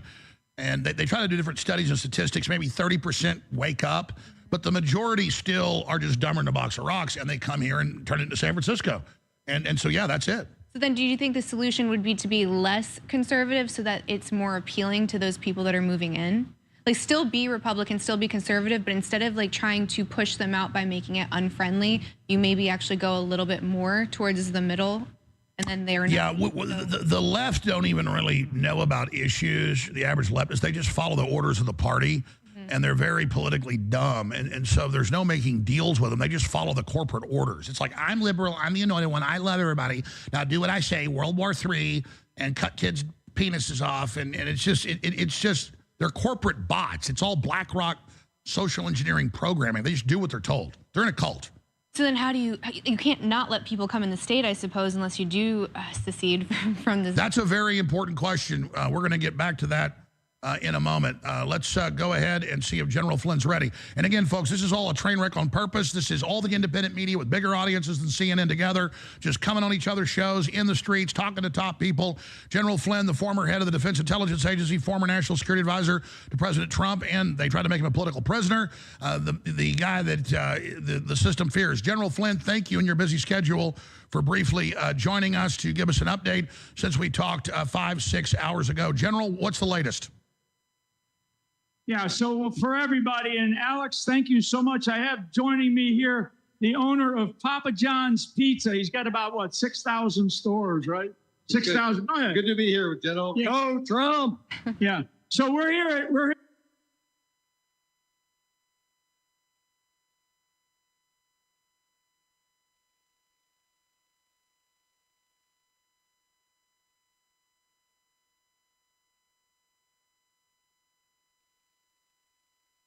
Dexter's he's a big boy, and he knows exactly what he's doing, even if it's not that which other people would do. So yeah, Dexter Taylor, New York State commie hellhole, the one that is now, what just happened in New York? Oh yeah, that's right, they killed Peanut. The mother effers that killed a man's squirrel and his raccoon is the one that locked up Dexter Taylor for exercising his Second Amendment rights in a totally non-criminal manner, because he didn't register the firearms with the state, which is where I got confused between serialized and registered.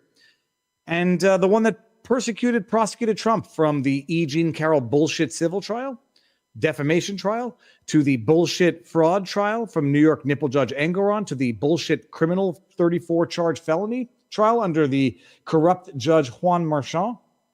That's New York State. And Dexter is one of the guys, I'll just fix my arm pads here. Dexter is one of the guys who stays and fights where many others would, and I say this, no judgment either way. Some people say both, you're stupid for staying or you're a coward for leaving. It depends on which one you want to ask. I'll judge neither. I won't say Dexter's stupid for staying. I'm not sure that I would have made that decision. I think I would have left.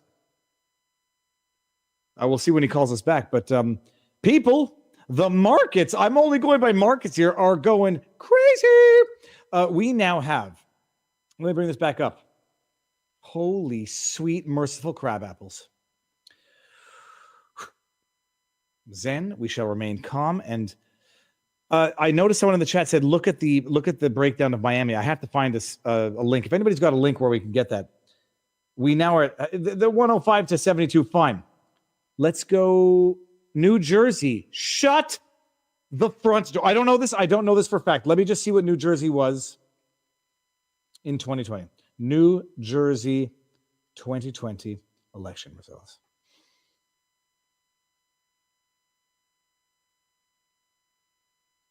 Hold on. Mother people.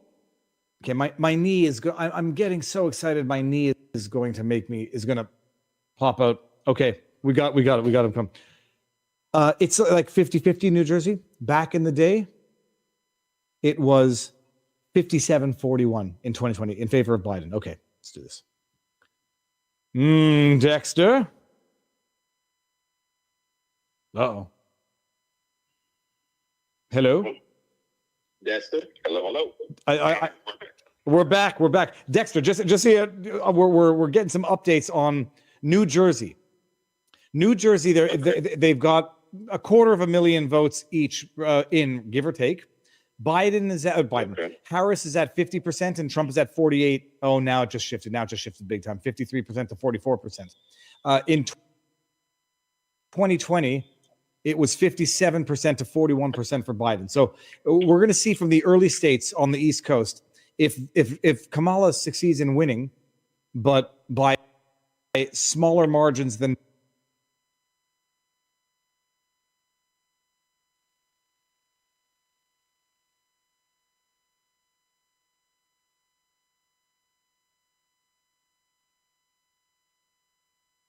like Simply Safe. If you're shopping for a home, you could browse hundreds of listings to find homes with big yards, or compare lot sizes all at once. Search in full color to find space to grow. Home search will never be the same again. You believe you were sent by God? Yes.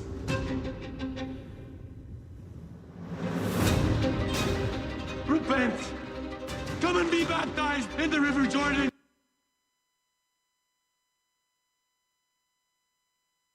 Is he Ohio? He's Ohio. Yeah, he's legit. Yep, waiting more data, but right now 29% in Ohio. Kamala Harris is up 54.2 to Trump's 45.1. Looks like we got this fine gentleman joining us. Hey, buddy. Who are you, sir? Say your name. What is going on? I am James Klug, owner of the James Klug YouTube channel. I do political commentary and street videos. Thank you guys for having me. Do you partake, sir? Too, right? Like, I'm good for right now. I'm good for right now. Thank you, though. You also protect Lisa frequently, right? When Lisa's getting herself in trouble. It's obviously the other way I'm messing around. up my chair. Sorry, what was that? You're saying you protect me when I'm getting in trouble, but I was like, maybe a little bit of both, you know.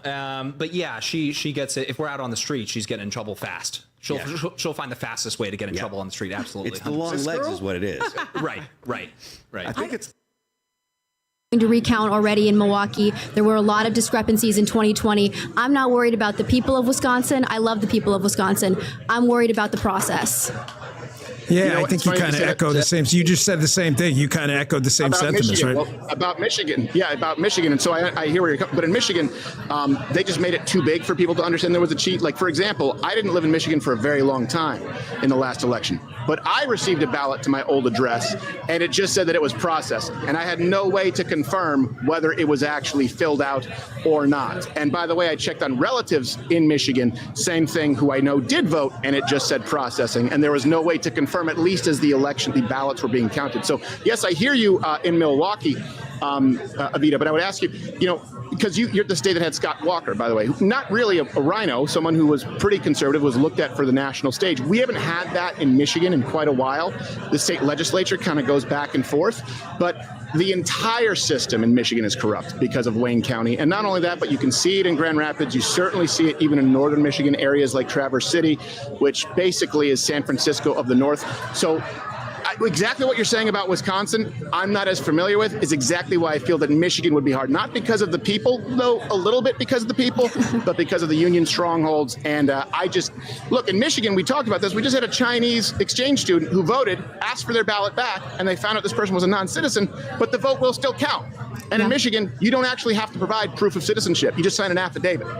And where is Michigan on the drop boxes? Because I know Wisconsin has them all over the place now. Our Supreme Court said it's okay. So does Michigan allow that too?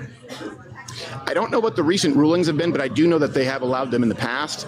Again, these things are kind of fluid right now with them going up and down in the courts. Right. But, Michigan is that state where you had that famous graph, right? And you had the red wagons come in with votes, and you had people board up the precincts with Bristol boards. So if it's as bad in Wisconsin, they weren't as flagrant. Like, they didn't even try and hide it in Michigan. So maybe they just do a better job of hiding it in Wisconsin.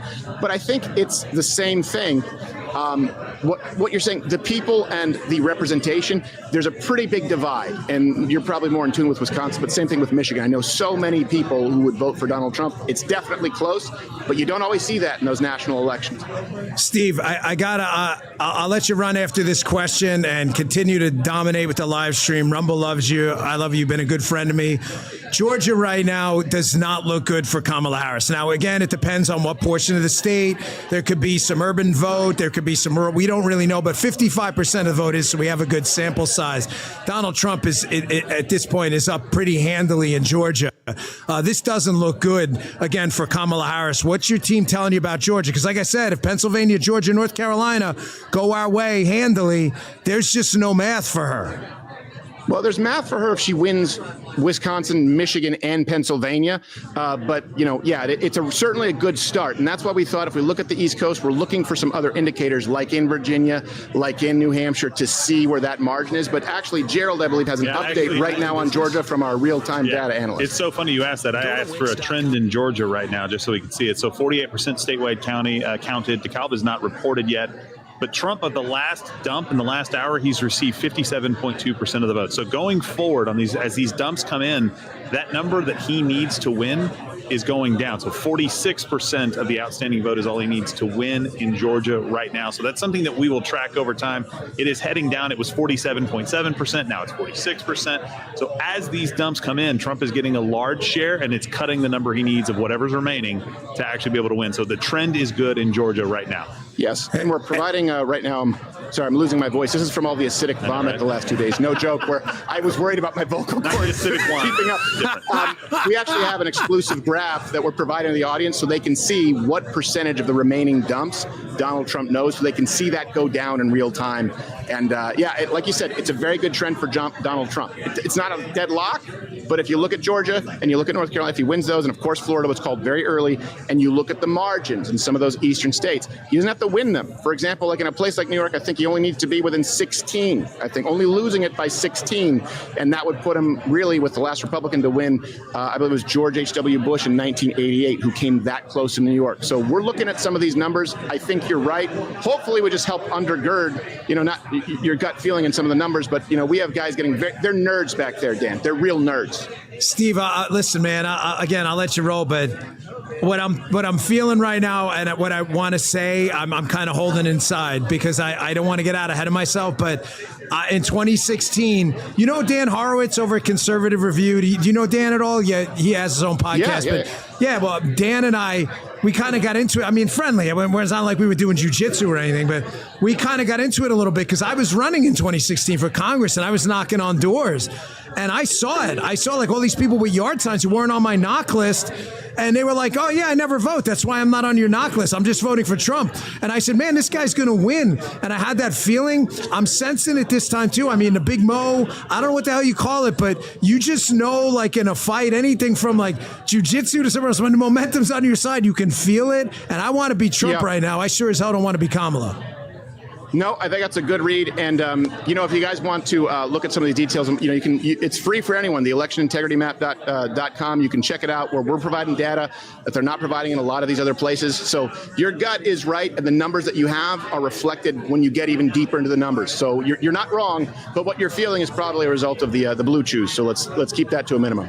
Steve, we love you, man. At Rumble, you're amazing. So really, you guys have been an absolute champion for freedom of speech. We're so glad to have you. Rumble Premium Mug Club moved over. It's awesome. Thanks, brother. We really appreciate it. Gerald, send me another bottle. Got you covered. He's got you covered. I got love that guy. I'll see you guys. He'll send you a bottle. He'll send me a box of Franzia. Dan Bongino. Love it, guys. See you all. Take care. All right, folks, we're going to take a quick break, and then I'm going to go over to Adam Gillette and Savannah Hernandez. You're going to love them. Savannah's done some amazing reporting on immigration. Adam has been all over the education issue, the situation in the Middle East, some of these communist protests on college campus. Just a quick break. We'll get right back to it. Hey, everybody's talking about these weight loss injections. Why? Because the results are dramatic. They lower blood sugar and they help reduce appetites. But what if you need to lose weight, you don't have the money, you don't like weekly shots? Brickhouse Nutrition, they created Lean. lean. How do you think Danny Botts got so ripped, right? I lost 30 pounds. Guy was like, dude, you're getting to be a big fatty. You got to lose weight. So what did he actually didn't say that, but Guy's like, did I say that? Well, he didn't, but it would have been funny regardless. So what did I take? I'm serious. I took lean. It's not for the dieter. It only has a few pounds to lose. The doctors at Brickhouse Nutrition created lean for frustrated dieters that want to lose 10 pounds more. I'm serious. I did take it. I lost 30 pounds. Let's get you started with 15% off and free rush shipping so you can add lean to your wellness and exercise plan. Visit takelean.com. Enter code DAN15, DAN15 for your discount. It's promo code DAN15 at takelean.com. Try it out. These statements of products have not been evaluated by the FDA. They're not intended to diagnose, treat, cure, or prevent any disease. Not a substitute for alternative or for healthcare from your healthcare provider. And we'll get right back to the show. But hey, we've been using the Bond Charge infrared sauna blanket for a while. I love sauna and red light face mask ever since they sent it to me. That's why I'm trying to stay young, folks. I don't want to get old. I don't want to be like a fossil. So I turned to the sauna blanket. I love it. It helps me with muscle recovery and detoxification. It's been a game changer. It's really easy to use. Just wrap yourself up and let the heat do its work. I love the product. Paula's been using the red light face mask. That's why she looks so young. Been using it to help improve her skin's texture and reduce inflammation. We've seen some amazing results. Her skin feels smoother, looks more vibrant. The overall tone's even down. It's like having a mini spa treatment right at home. You want to try them out? Check it out tonight. Head on over to bonecharge.com/Bongino. Use code Bongino at checkout and get 25% off. Both of these products have made an amazing impact on my wellness routine. I'm sure you're going to love them too. Use code Bongino at BONCHARGE, bonecharge.com/Bongino. Save 25%. Try them tonight. These statements of products have not been evaluated by the FDA and not intended to diagnose, treat, cure, or prevent any disease or condition. Just a quick update. Jim, is this right? Jim. Because if I'm reading this right, this would be absolutely freaking bananas. Jim, is this right about Virginia? Are you sure? Look at Lou Lantier, the whole crew here. I know you're like, say it, spit it out. Apparently, Kamala Harris is only up 2 points in Virginia. Folks, it depends on who's reporting. You got Southern Virginia and you got Nova. Northern Virginia, I know the area well from running in Maryland. But my gosh, it's going to be oh my gosh, Trump's gained 9% in Loudoun County. Wow. We'll see, folks. I got excited about Virginia last time. I don't want to get burned. I want to welcome to the show two guests, both friends. Savannah Hernandez, so good to see you. You've done some amazing reporting at the border, kicking ass and taking names. And Adam Gillette from Accuracy and Media. You've been doing some amazing work dealing with these commies on these college campuses and all these other awful people. So first, I'll go to you first, Adam. Your general take on where we stand. Give us your take on some of the identity politics plays that Democrats relied on that aren't there this time. The Jewish voters and others that had reliably been a Democrat stronghold. Well, that's exactly it. All they do is try to divide people into groups and pit them against one another, playing identity politics. But it finally got to the point where these Americans were like, well, sure, maybe I don't like this person for whatever thing, or maybe they're supposedly racist, whatever, but I got to put food on the table. I got to have a job. I want to have a better education for my kid. I want my kid to be able to go to school and not get assaulted on the way there by some, criminal on the streets. So at the end of the day, we're all Americans. And even though they could try to divide us based on our race or religion, this and that, all of these issues face us. And I think people are beginning to realize that. And that's more important than however they put you.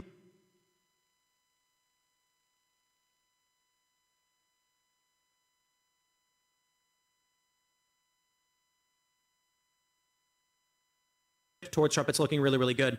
PA right now with 8% in, still very heavily for Kamala Harris, but doesn't mean anything because we're looking at Harrisburg and Pittsburgh. What's Philly look like? Philly's blue. Yeah, but how much is it? 15% in, and Philly and Delaware County are very blue. What's the percentage of 15% in?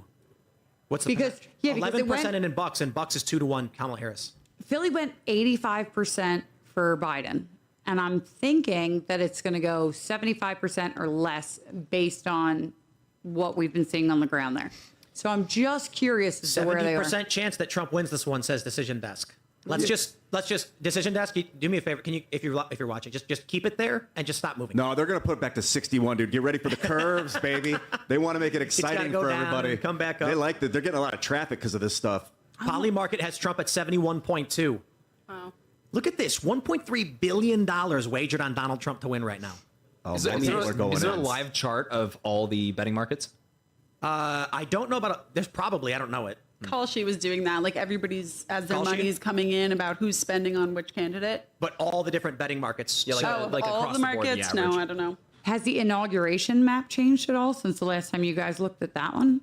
Because that's the one that actually The inauguration bet. Oh yeah. So let me pull up the betting odds. I believe we have the latest from RCP, but it's updated daily. So yeah, it's not up to date right now. Polymarket says 59. So this data is no good. This data is no good. It's changing too rapidly right now. For sure. But we have Polymarket inauguration. Trump is currently at 66% likelihood to be inaugurated. Yeah, I like this. It's kind of wild. Other is at 2.6. People are starting to get a little sure.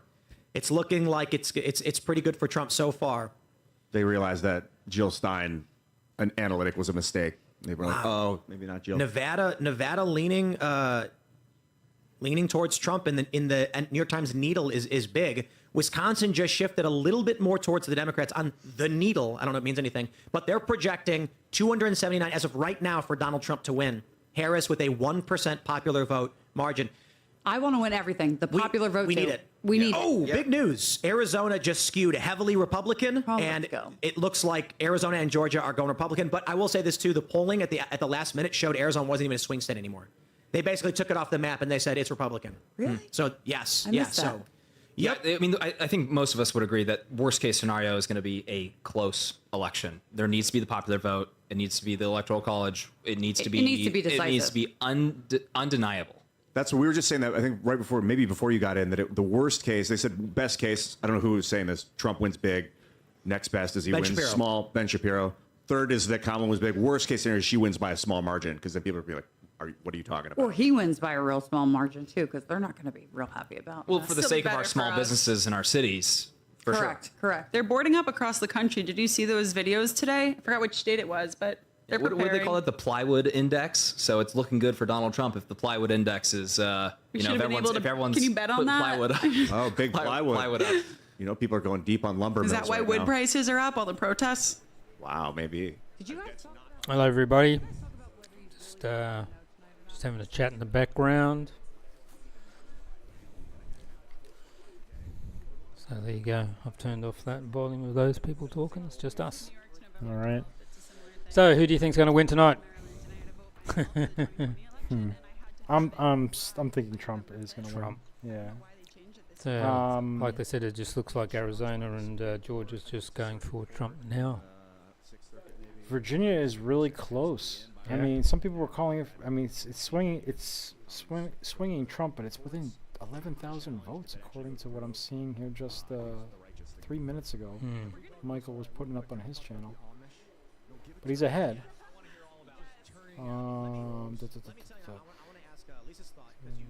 CNN is saying they're favoring Trump to win the election now, even.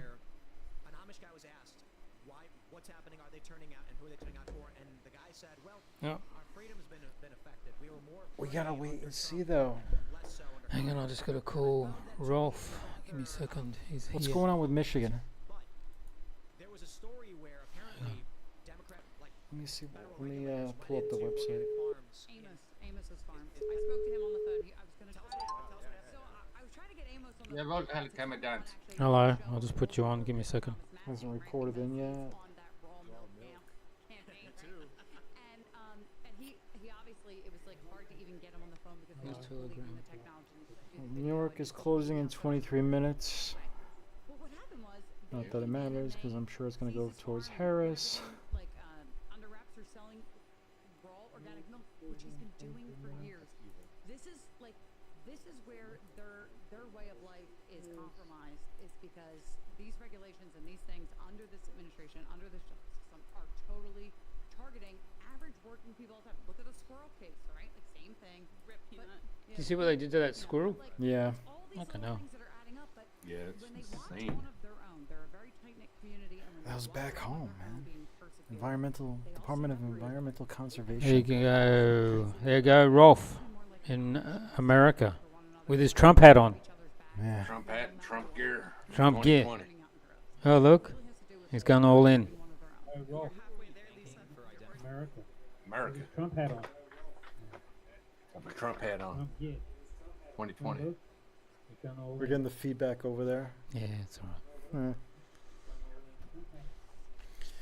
What was I Oh hearing? my Echo? god! Yeah, I don't know. It's coming through back behind us. It seems like it's stronger than before. Yeah, I'll just got to adjust things. Oh my god! Yeah, I don't know. It's coming through back.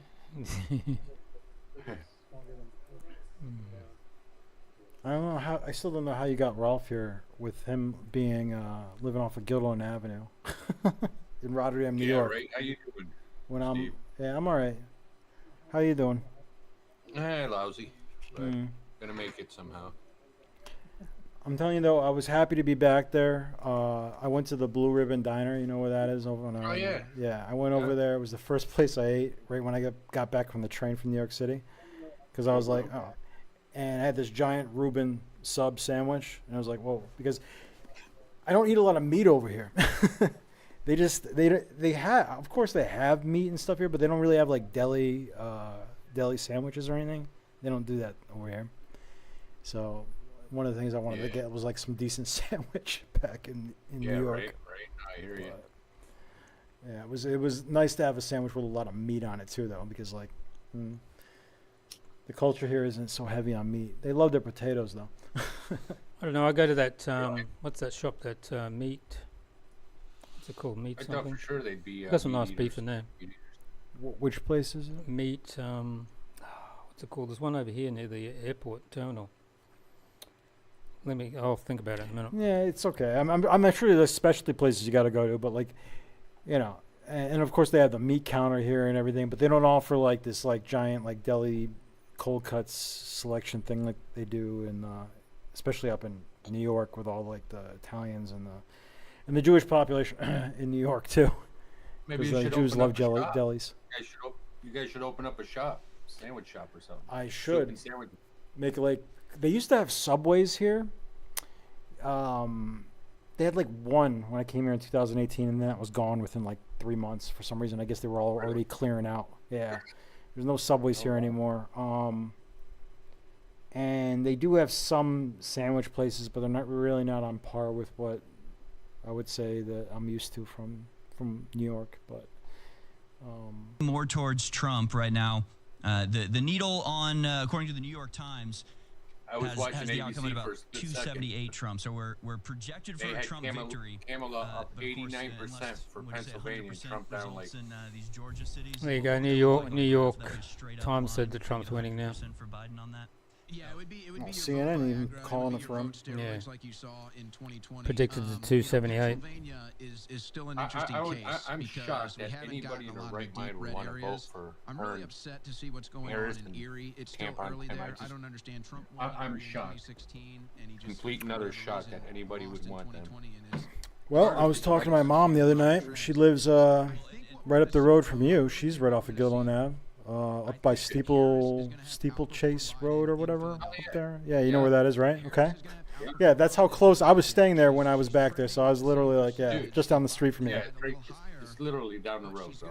Yeah, this is why it's so weird that you know this guy, because we're not on the other side of the planet, and you were talking to him that one day, and I was like, dude, I was like, this guy, and then he said Albany, and I was like, oh, well, I'm from right by there, and then he said, oh, well, he doesn't live in Albany, he lives in this little town called Rotterdam. I'm like, well, that's even fucking weirder because that's my town I'm from. But yeah, he's That was shocking. yeah, my mom lives probably like less than half a mile from him, so anyway, the odds of that is just I astronomical. probably go by your mother's house every now and then. I was just on Steeplechase delivering. Yeah, I mean a lot of those are like new houses in there, but she's like in this condo mini development inside the development. So Oh yeah. I've been in there with the appliance repair. yeah, condos, I think they- it's like a cul-de-sac in there. You have to like, yeah, she's in Good. that part of Yeah, it. right off the road, but with all the new houses, and then they got that Yeah, development there. yep.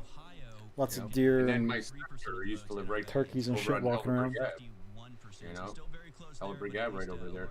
Yeah, I grew up in that area. And that's my hometown, dude. All that. I mean, it's a real small place too, so that's why it's so weird too. I can't get over it because I mean, you're talking like Rotterdam, New York, out of a country with 340 million people. I'm like this little, And everybody from there will be like, oh yeah, get the fuck out of this shithole. You know, that's what you hear growing up to it and everything. I remember when I got hired by them and they sent me to Texas, I would go back there to visit every so often, like once or twice a year, and I'd see somebody from high school and they'd be like, oh, good to see you got out of this fucking shithole and stuff. But everywhere I go, I ended up getting drawn somehow back to that fucking place. Hey, Rotterdam, it's a nice place to live.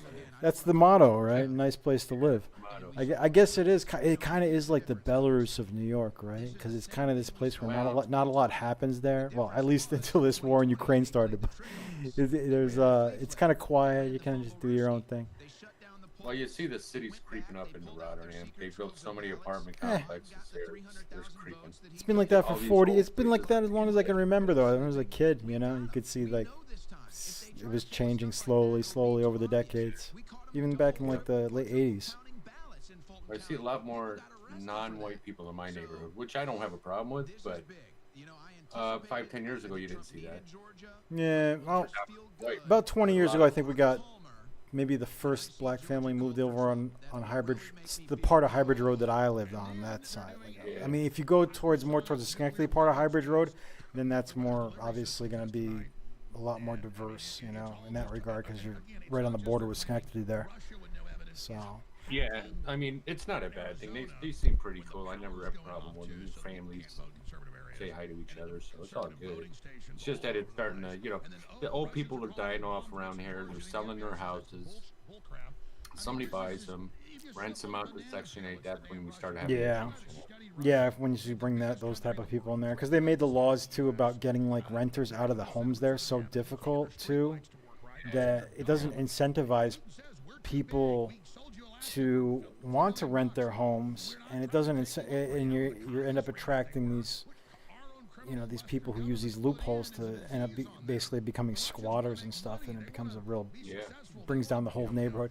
I don't know what happened with my dad's old house when we sold that, because my mom sold it right after I came here in 2020, and then I went back there in March.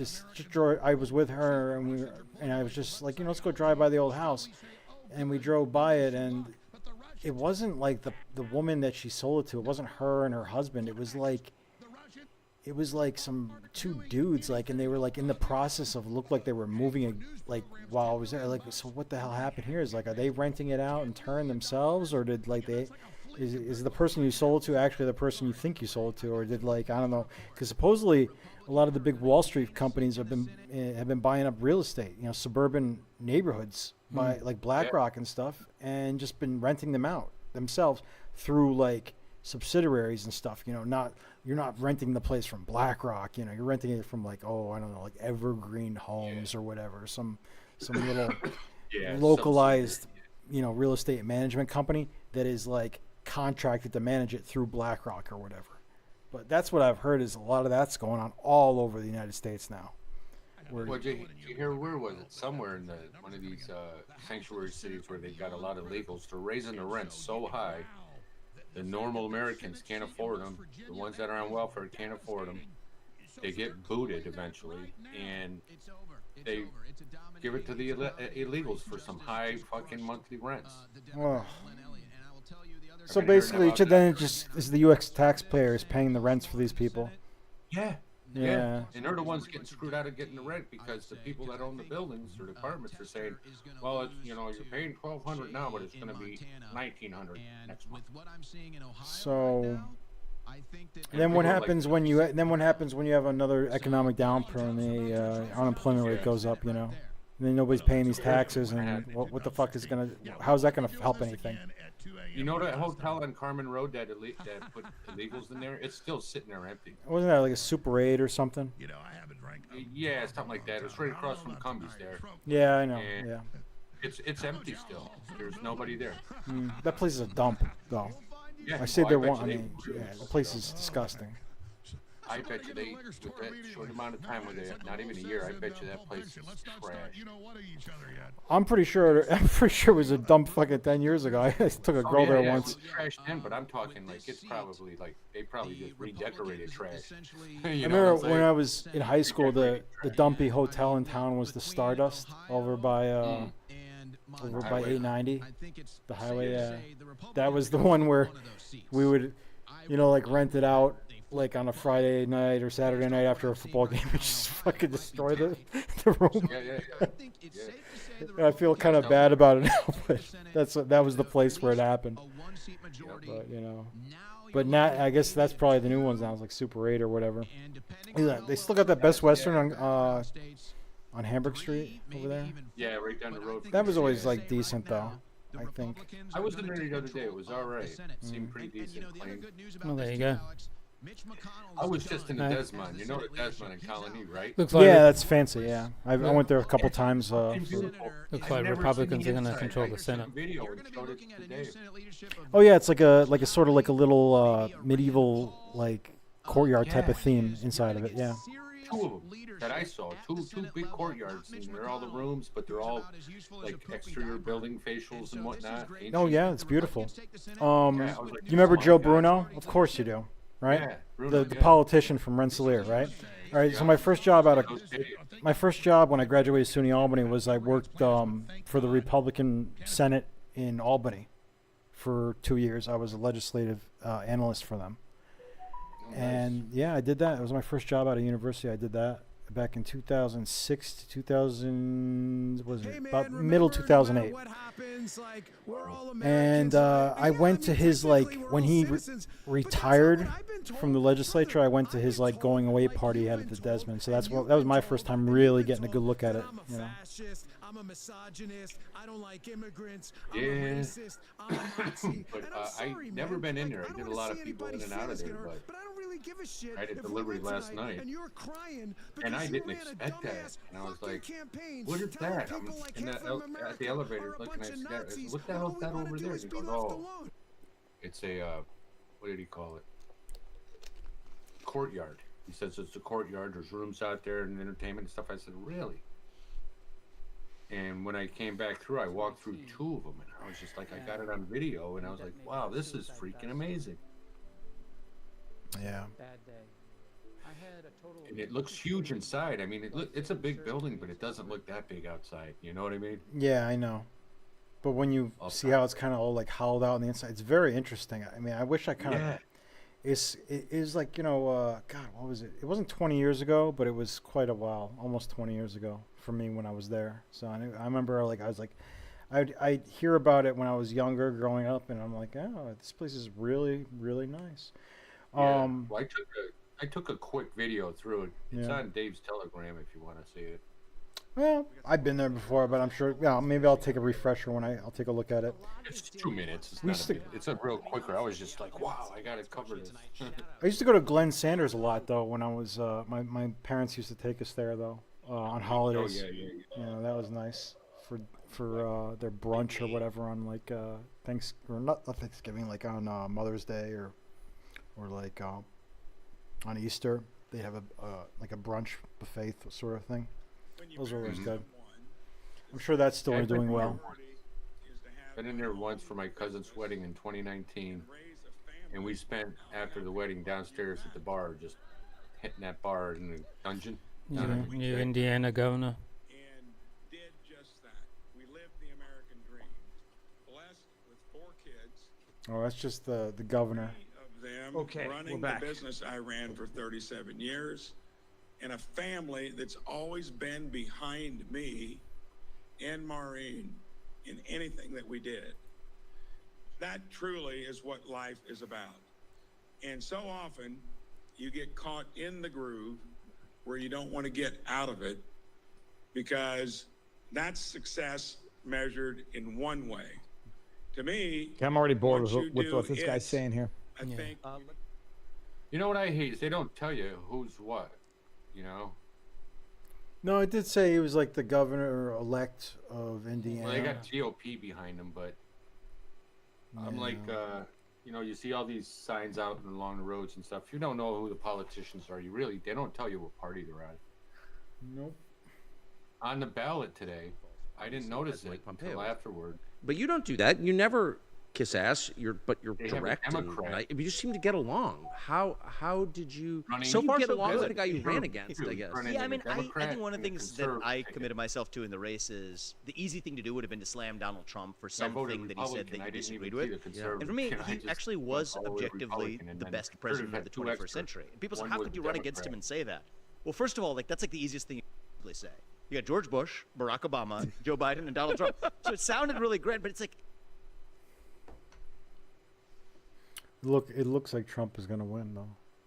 From what I'm seeing right now, I mean. Well, I remember in 2020, Trump won, and then I couldn't believe it. They came up, but hours later and said, "No." Yeah, Joe I Biden won. went to bed and woke Democrat up won. and What a steal that was.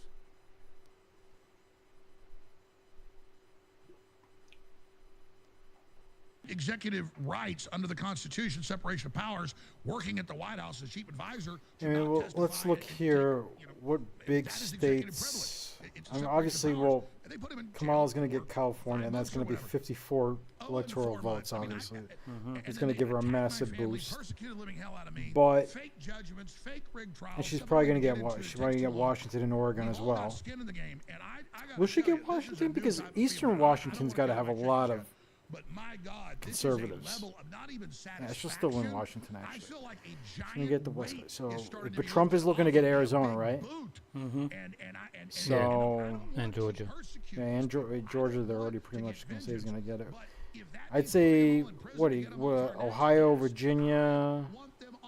They're predicting 278 for Trump. So it's going to be close, though. Like That's weird. Trump already beat Kamala a long time ago. He's trying to beat the cheat now, you know? The electoral system? Yeah.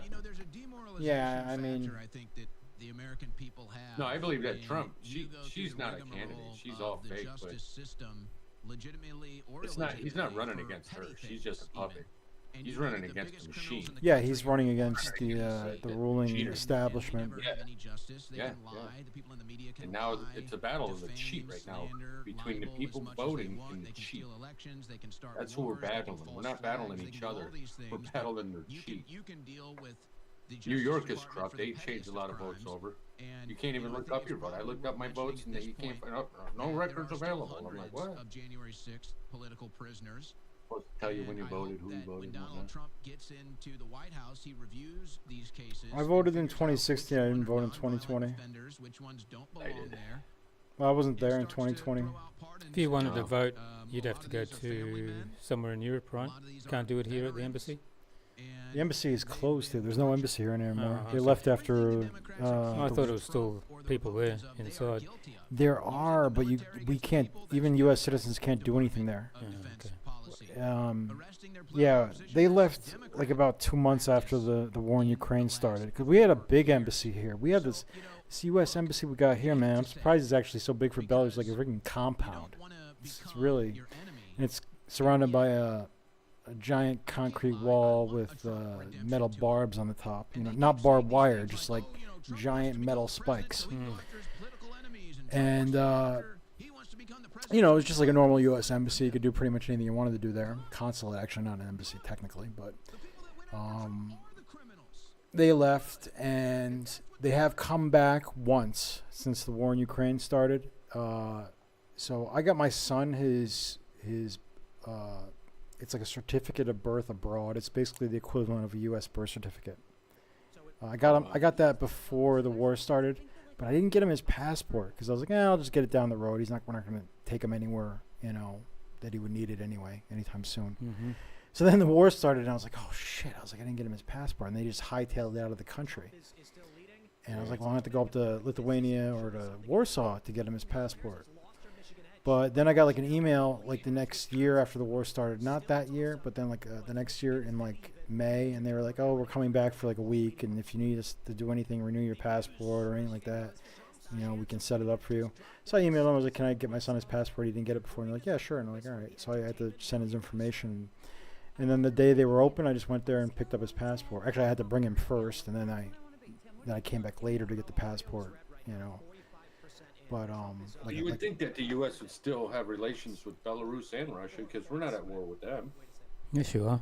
Yeah. Well, Ukraine, but we're not. No, technically war. they're in a We're not- proxy we're war not with active. Russia. Yeah, but you know, They're they not- should still but have open communication. They do have relations with them. Rogue regime. Not as much as before, but there's still an ambassador over in Russia from the U.S. Is there? Yeah, there is. Yeah, there should be. And there's an ambassador to Belarus too, but I don't know if they're actually here. They might be up in Lithuania. I mean, the thing is, they're just not off. They're not off. This is part of their thing too. Like where the sanctions and all this stuff is not about hurting the elites really so much in these countries. It's mostly about hurting just the common people to try to force them to overthrow their own ruling class inside Russia or in Belarus. That's what they're trying to do is hurt the people and force them to overthrow their own leadership. But the people here know who's doing it. So Yeah, they know who's doing it. They know what's going on. Yeah. They're like, well, why don't you just go along with the West and be like, what the West is doing things that you don't really want anyway. And not even a lot of people in the West want this crap anymore. Yeah. So it's just that the West has the money for now anyway, although that is slowly eroding. Quicker though. Every stupid thing the United States does internationally is making the rest of the world look at it and be like, I'm gonna get the fuck away from this. I don't want anything to do with this. I mean, God, they're openly allowing this little mini Israeli genocide to go on with the Palestinians for the past year now. It's just like we're supposedly we stand against all that stuff. Oh, they're in the United States. We stand for truth and justice and bullshit. Nope, not with these Not people. anymore, man. I have to listen to the Big money. War's big money. They love war. Yeah. Big money. But it's also about their power too, because their power and their money are linked together directly. Yeah. They got to Well, keep both. The original after 9/11, they wanted to take out six countries, including Iran. Yeah, they had a list, and to North some Korea. extent they did a lot of it. Syria, they haven't really taken out Syria, but they definitely kind of fucked it up. Beating down on them. Yeah, they fucked it up. They made it really very dysfunctional. How many millions of people They left? take the people. They make it a war-torn country, and then they're letting the people that hate us. Yeah, coming over here. People and families, and they're gonna come here and love us. I don't think so. Well, not a lot of Syrians came to America, but they came all over fucking Europe. You know where a bunch of them are though? Turkey. That's where a lot of them are. Is in Turkey, too. Turkey and Erdogan is doing kind of the EU a favor by allowing a lot of them, by holding a lot of them there instead of letting them flood into Europe, which is like the EU, you know. But it's America's. It's not the America, But it's been going on for a long time. It's just coming out. Trump. If it wasn't for Trump, we wouldn't know half of this shit. America's always kind of been a dumping ground for the people that the rest of the world wanted to get rid of, kind of. Nobody ever leaves anywhere where they have it good. Let's just say that much. Well, yeah, a lot of people come here when our education was good and get a doctorate and doctoring and be an MD or something, or a physician or a scientist or something, and go back to their country. Some stay here, but they get it free here and go home. Nah, I'm talking about our ancestors who came there. Most of them came over there because they were working class and they needed work, basically. And the economy was growing, and the capitalists over there didn't want to pay their British, French, or Dutch, whatever, employees as much, and they knew they could bring over some poor Irish, Italians, or Scandinavians, or Germans, or whatever, and pay them less money, and get them to work. That was the whole mass immigration thing. It was just a business. The whole place is set up as a business, and now they're doing the same thing. Check this out. They take our economy in less than 4 years, turn it upside down. Everything's expensive. Jobs are getting, scarce and stuff. But then they bring in all these millions of extra people. Now we're running out of places to live. A lot of Americans are sleeping on the streets while they're housing these freaking illegals. And we're paying for it. But eventually the money's going to run out. It's all going to run out. Then what? You know what I mean? Oh, it falls. And your economy collapses, and people can't eat, and then you actually will pull your asses up And that's from. what they're- I'm not talking about you and Greg. I'm talking about just the American people. I mean, we'll finally have to recognize the fact that they have to actually do something about this situation, and that means direct action, potentially even violent. Shouldn't say that on YouTube, but I know. We're on. I don't think he's on YouTube, is he? I think he is. Yeah, he is. But he's also on Rumble at the same time. He's streaming on a few things.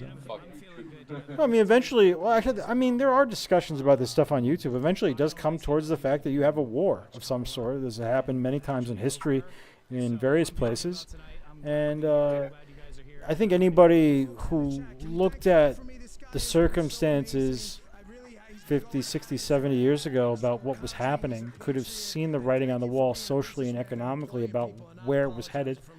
Now, you got guys like my father who I would ask him things about the U.S. economy that it didn't make sense, that it wasn't sustainable back, in the 90s when I was a teenager, asking like, well, this doesn't make sense. It's not going to work out long term. And he'd be like, well, you're not going to have to worry about it. It's not going to be in our lifetime. It's not going to be in your lifetime. It's not going to be for like 100, 200 years.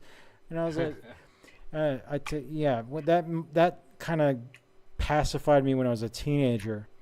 But before remember they'd asked, every government, at the time they do their budget, and they're like, and they want to do this. Well, how are you going to pay for it? Well, over the next 20 years. Yeah, we're projected to make this from that. Yeah. And then then another guy comes in and says, over the next 20 years. I'm like, okay, 20 years. And it keeps getting pushed out.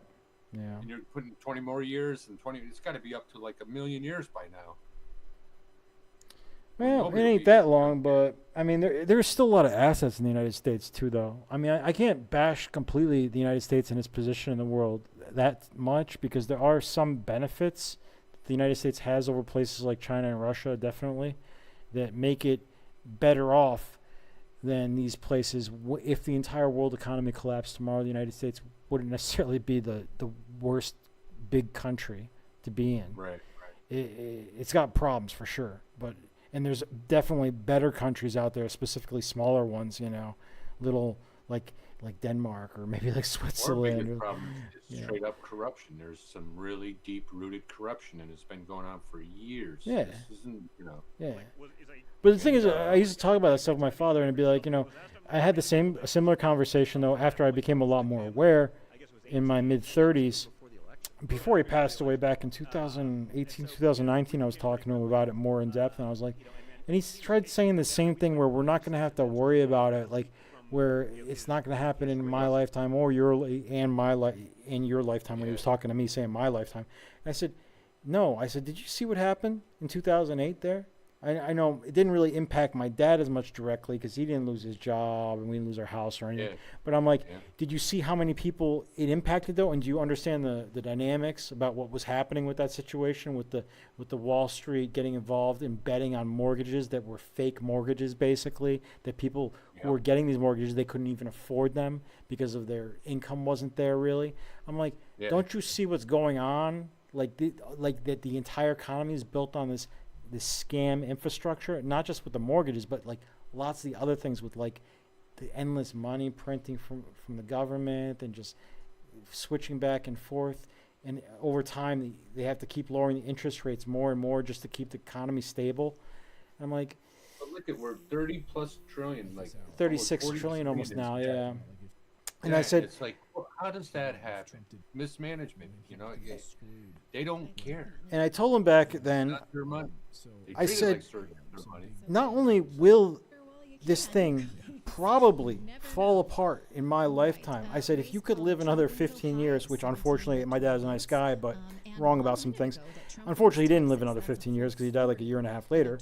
But I said, if he could live another 15 years, he would have lived to see the whole virus thing, and then all the pandemonium from that, and then also this thing with war in Russia and everything, and just the whole thing has gotten real crazy in the past 5 years, really. Who specifically then called Ohio? Well, it's been crazy ever since Trump ran for president. They're nonstop with their attacks on him. I was talking with Dave last night. I was like, these guys been attacking Trump, arresting him, and taking him to. Well, he's a convicted felon right now. You know that 34 times over. 9 years, but it's false. It's not a real true felon. You know, it's nothing Yeah, about he it. still voted today. He still voted. It's not a real felony. We all know it's a hit job. But technically, you know, it's all going to be taken care of. But it is. just But did it on technically, purpose. the only reason he was able to vote is only because of a law in New York in 2021 where it said that a felon can still vote unless they're incarcerated.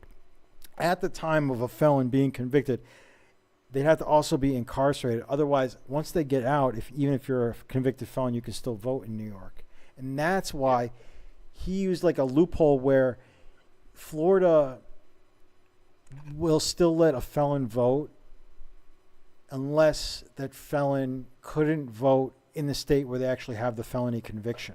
So since he could still vote in New York because even though he's a convicted felon, but he's not incarcerated, he can also What were vote the in felony- Florida. What was the convicted felony on the New York City trial? Yeah, it's New York. Yeah, he got Yeah, 34. that's all going to get thrown out. It's getting ready. They're going to throw that. Well, out. I mean, they should. I mean, but he's up Did you for see the sentencing. judges, the He's up appellate for judges? sentencing They on were it still. tearing him up. They were like, "Where's there any case that is even close to this?" Yeah, I mean, And that's they're like, it's all political. And they bring up all these cases that have nothing to do with it. And all those cases they brought up, somebody was, hurt financially or something. You know, they had a reason to charge Yeah. the person for doing stuff. There was no They harm couldn't touch caused. Trump. They didn't have nothing on him, so they're going to throw that shit out. And they did it to smear him. Smear him, smear him, smear him. That's why you started calling him racist. Well, that's like Misogynist, obvious sort of all stuff. this other shit, I mean, the only people who can't see that are just stupid, Yeah. you know. Well, to be quite Kamala, did you honest. ever hear the video clip of Kamala saying when she was the attorney general, she had that power of the pen. She could have anybody arrested for some felonies or something, put their lives through hell, even though they're innocent. And then, a month later, just let it go, and their lives are ruined. They had spent a Yeah. lot of money, they lost their Yeah. jobs. She was gloating about that, and that's abusive power. But she was like saying, "This is the power." And could you imagine her as president? She's gonna, oh my God, she's gonna like use that pen like a mother. Well, it's not gonna do. Hopefully, it would impact me over here because they're gonna probably continue this whole thing in Ukraine. So that's Oh, the. yeah. I mean, to be quite honest, I don't think Trump is gonna do much to change very much domestically inside the United States. He will slow down the decline. He will. Yeah. But he ain't gonna stop it. He can't do shit overnight. It's gonna, No, it's too much. It took him a long time to get the economy where he What'd you wanted, and it wasn't 100% where he wanted it. And then the COVID came and it was horrible. Yeah, I would have loved to. yeah, see he's what gonna a make it true worse, Trump yeah, I'd economy would agree. look like. You know. Yeah, him doing stuff with the tariffs won't necessarily make things better. He might do some other things, like when he got in 2016, he got rid of the TPP, the Transatlantic Partnership, that was going to be a trade deal. Well, that he was a gonna- virgin. Now he even said, he goes, when I first got in, I trusted too many people. Nah, I still don't think he's gonna do as much as. I mean, he could. He has the opportunity to, because if he gets in, and then he's not beholden really necessarily to anybody because he's not gonna be able to run for another term. So he can kind of like him making all saying all the right words to the Israeli lobby and the Jews getting all that support there. I mean, great. But I mean, technically, he could kind of turn their backs on him once he gets in and be like, this whole thing is a big fucking mess. Israel doesn't do that much for us. I think it would be funny if he did that, but I don't think it's going to happen. There's a lot of things he can't change anyway because they're already laws. Yeah, he's not going to be able to do a whole lot because the shit is so entrenched. They were, Yeah. they made it. Oh yeah, he'd have to dismantle They everything. don't even know that they made it so bad, and it's going to make it hard for him to do anything as president. Well, yeah, because there's no easy way to fix the United States, and that's the thing, is that anybody who tries in there are multiple ways to fix it, but none of them are easy. So anything you could do, because it's all intermixed and tied up into so many different things, any big action you take is going to hurt somebody, at least somebody, but it's more likely going to hurt a few million people because it's going to be Well, a here's big the thing. action. Once the spigot is stopped, the drainage spigot of the money is stopped, it's going to hurt a lot of people, not just here, but abroad. The money going to who? Everywhere. To the No, people what's here, to what the spigot people though? everywhere. the government's wasteful spigot. They just spend money fucking everywhere. But a lot of that's in law in Congress, and he won't be able to change it anyway. Yeah, you can't change the entitlements, like the Social Security, Medicare. You can't change that it. has to go through Congress. Yeah, that exactly. all has to Yeah, go you through can't Congress. change I'm that. just saying that It's same with the he departments. can- You can't close he could probably you find can't ways close to lower it departments because down. they're in law as well. And He can't he's not close them himself, but he could like get the ball rolling on it, and there might be some enthusiasm to reorganize some of those departments. I mean, like after 9/11, Department of Homeland Security didn't exist. No. But I mean, it really wasn't. They didn't really create too many new departments when they formed Homeland Security, because Homeland Security is an umbrella organization, and they just took Secret Service and Customs and Immigration and a bunch of other agencies and stuffed them in there.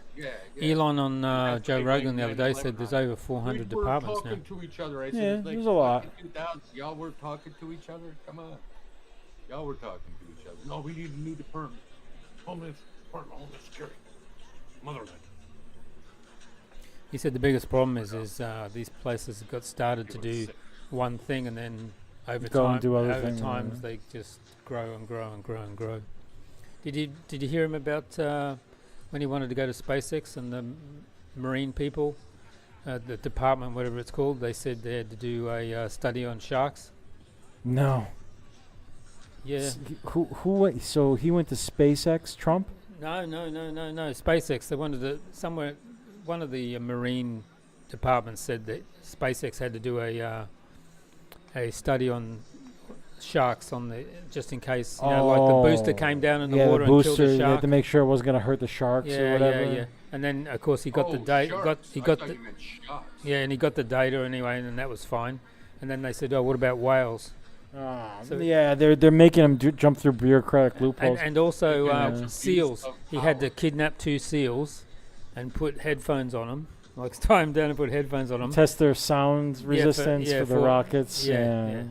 Now wait, wouldn't they have had all this from the '60s with the capsules coming and splashing into the water? You would think so, because they're taking off from the east coast of Florida. So the only thing Elon's doing different. He's taking off from Boca Chica in South Padre Island. Yeah, but landing off California. Ever since now, Elon aren't came out They for are Trump. landing off California. Yeah. Ever since Elon came out for Trump. That's why they have the seal thing, because the seals aren't in they Texas. They were like, you know, just like the New York City mayor. He was bitching about. Yeah, all they the had people to coming play in. sonic You can't booms do to it. them to make Make sure them that effort. it didn't affect their reproducting. We're going backwards. I can kind of understand some of that stuff. I mean, I definitely have an appreciation for certain animal life, especially rare animal life. Unless it's like mosquitoes. If mosquitoes ever go extinct, that's fine with me. Fuck them, you know. But there's like a level where it becomes like, okay, you know, cost benefit analysis, and you know, you have to ask yourself, is this really that important towards considering what we're going to accomplish with it? You know, what we need it for. Anyway, I forgot to mention those. Yeah, my mom will definitely be voting for Kamala, I'm sure. And because you were saying, like, how can anybody be stupid enough to vote for, you know, not vote for Trump? You know, Well, you see Kamala she'll vote for and Kamala. She will, Walsh, just because she's got that the Trump derangement syndrome. I was talking to her the other night. I was talking to her the other night, and she starts like, you know, she didn't want to talk about politics with me, and she goes, "Oh, because you're a man." And I'm like, Mom, you know that I've said openly that women shouldn't have the right to vote and shouldn't work either. That is the root cause of all the problems in the United States, because it weakened the men and it lowered the birth rate and allowed all these immigrants and everything to keep coming in. Because a patriarchal society would never allow this crap, and democracy doesn't work for that reason. So she doesn't like me that about me. She says, I'm like, it's not just because I'm a man. Not only a man, I'm like an extreme far right man. So yeah, obviously, you know, I would prefer some things about Trump, but I've like I said before, that I don't think he's going to fix anything long term, because he's never going to do the things that I would go as far to do.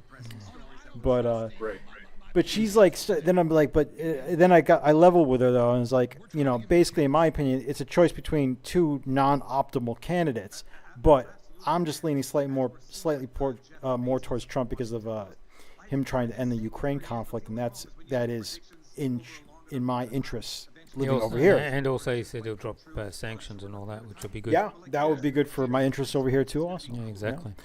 It's either that or Kamala World War III possibly. You But know? then I leveled with her. I was like, so, like, seriously though, what can you tell me that makes him so much worse than what's been going on with Biden and Kamala as his vice president, considering all the crap that has happened, which I won't even bring up the whole virus scamdemic thing, because that was kind of like he was coming into that was Trump was leaving. But let's say, all right, the withdrawal from Afghanistan, where he left like what, $4 billion or more worth of weapons, U.S. weapons and stuff. Like $8 billion. It was. More like I think it was like $8 billion. 80. Yeah, it was a lot. Oh It was a yeah, lot of it was money. something. It was several $1 billion. I know that. Yeah. Just handed it over to the Taliban. Gets like a Or few. 800 million, something like that. It was a lot of fucking money. Might have been in the billions. Yeah, but they do that. They do that everywhere because they say It was several $billion. Yeah, because they always say it's more expensive to take it home. Take it out. Well, Trump was saying that he would have got bullshit. Now when you're talking about tanks and guns and stuff, yeah, maybe Trump if you're wanted to keep it at the air base. Bagram was Yeah. a Bagram air base. He wanted to keep that. all right, if you're talking about like sandbags and concrete and stuff, yeah, then it's more expensive because its cost to its weight isn't going to work out. But if you're talking about M4 carbines and tanks Yeah, and but they do that. APCs, Yeah, but they do that every time they leave. They leave all the guns and everything all the time. well, I think with Iraq, okay, you might want to like just give it to the local army anyway. You know, That's what they there did. because That's what they did. Yeah, but that's like not. But that's still technically in Iraq. That's kind of like our pet government over there. Still sort of. We have, they have the Iraqi insurgents who are funded by the Iranians. Those aren't under U.S. jurisdiction, but the local Iraqi government, the U.S. has some power over because probably they've donated a lot of money and hardware to them. And they've asked the U.S. to leave now. Yeah. Now they have asked them to leave, but Biggest embassy in the world is in Baghdad, U.S. embassy. No surprise me with everything going on in the Middle East is pretty much oil and Israel. That's the whole purpose behind all of it. Oil and Israel. So tons of investment over there. Blue? What? Is that true? New York went blue. Oh yeah, I'm pretty sure it did. Is it past? I don't Yeah, trust it's those past 9 there. It should be closed. There you go. See what's I up. don't trust those scanners. They use those scanners. I really don't know how they don't call Georgia tonight. Yeah, look at Georgia. Oh, 73%. New York is being called as blue. Oh, that's a surprise. I'm looking at Fox News right now. What do you mean? I was joking. I I was was being gonna say, sarcastic. Because Ralph was saying though, so I was like, of course it's gonna go blue. Well, Scheuer here on the screen, he showed it blue. Trump's up to 195 on Fox right now. Yeah. Yeah. Kamala is at 113. He needs 75 more to clinch it. So he's going to get, he might get New Hampshire. That's only 4 though. But There's Georgia here. he's going to get Georgia. Yeah. There's 16. He's going to get Utah. There's 6. He'll get Arizona. There's 11. He'll get Alaska. There's only 3 though. Hours are extended in certain Georgia polling places after the bomb threat from Russia. Come on, really? Yeah, I heard there was a few of them going on. People still believe in that shit. Well, tonight we'll hear like at 12 o'clock or whenever. Oh, we got to shut down. All the swing states got to shut down because they had a overflow toilet or something. Yeah. Which one? North Carolina. Probably going to be called for Trump as well. Well, that's good for him. That Trump derangement stuff, though, is really wild. My sister had it, and then you'd ask her, so what makes him raise this up before? Yeah, if you ask them for details, they can't give it to you. They can't. My sister would get mad. And, Virginia for Kamala. My mom doesn't even talk about that part about it. So I went through that. I was talking about Afghanistan. I said, okay, then he's got this whole thing with the Ukrainian thing. I'm like, where they basically pushed, the United States into a proxy conflict with Russia, and they're willing to they keep dumping money into it, getting almost 1 million Ukrainians killed now, probably. Mm-hmm. And for what? They're not helping the Ukrainians. They're getting all of them, killed, all these young men for no reason. I'm like, and bringing us to the brink of potentially World War III. For what? I'm like, it's hurting Russia a bit, but it's not that much. I'm like, and their end goal is obviously to break Russia into pieces so they can capitalize on a weak Russia, and also Russia being the only other country in the world with the ability to actually kill all of humanity with nuclear weapons. I'm like, yeah, it might be a good thing necessarily to, limit nuclear weapon abilities around the world, but they're not accomplishing any of these things. All they're doing is making everything more unstable, and they keep doubling down on it. So that's bad. And then I'm like, finally, this last thing with Israel the last year, I'm like openly supporting a genocide in the Middle East, openly, for Israel. How many Jews are in the United States? 2% of the friggin' population? What is going on with that? Why are you allowing this government over there to be so manipulated by these people? Yeah. And then I was like, okay, and then what do you have on the other side? What is it about Trump? I'm like, okay, it's basically the same thing on the Israeli thing with Trump, but everything else might be a little bit different. All the other things I mentioned. And they're like, and my mom, she starts talking about, he was talking about grabbing women by the pussy and all this stuff. And I'm like, that's it? That's like why you hate this guy so much? Because of that? Yeah. I'm like, because he's a rich guy who talked on a radio show once about that. And I'm like, what, The View or something? They made it out like he's he's Adolf Hitler because he said that he's a rich dude and he could grab chicks by the pussy. I'm like, so he's literally like Pol Pot, like Adolf Hitler, like Mao Zedong. He's the worst human being because of that. I'm like, shut up. I'm like, if you can't look at yourself in the mirror when you're saying these things and listen to them as you are contemplating these things at night about what you thought, what your ideas about them, and realize that this is kind of like doesn't make any sense. It's illogical. It's almost insane, borderline insane. Then I can't help you. I'm like, you know what started waking me up is when, as soon as I heard Trump was running, I started laughing. I said, "Oh, that'll be cool." He's a business guy. He's a TV star.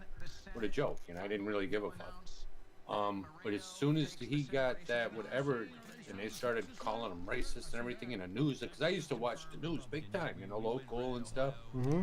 And I was just like, what the fuck is this? I must be in another universe.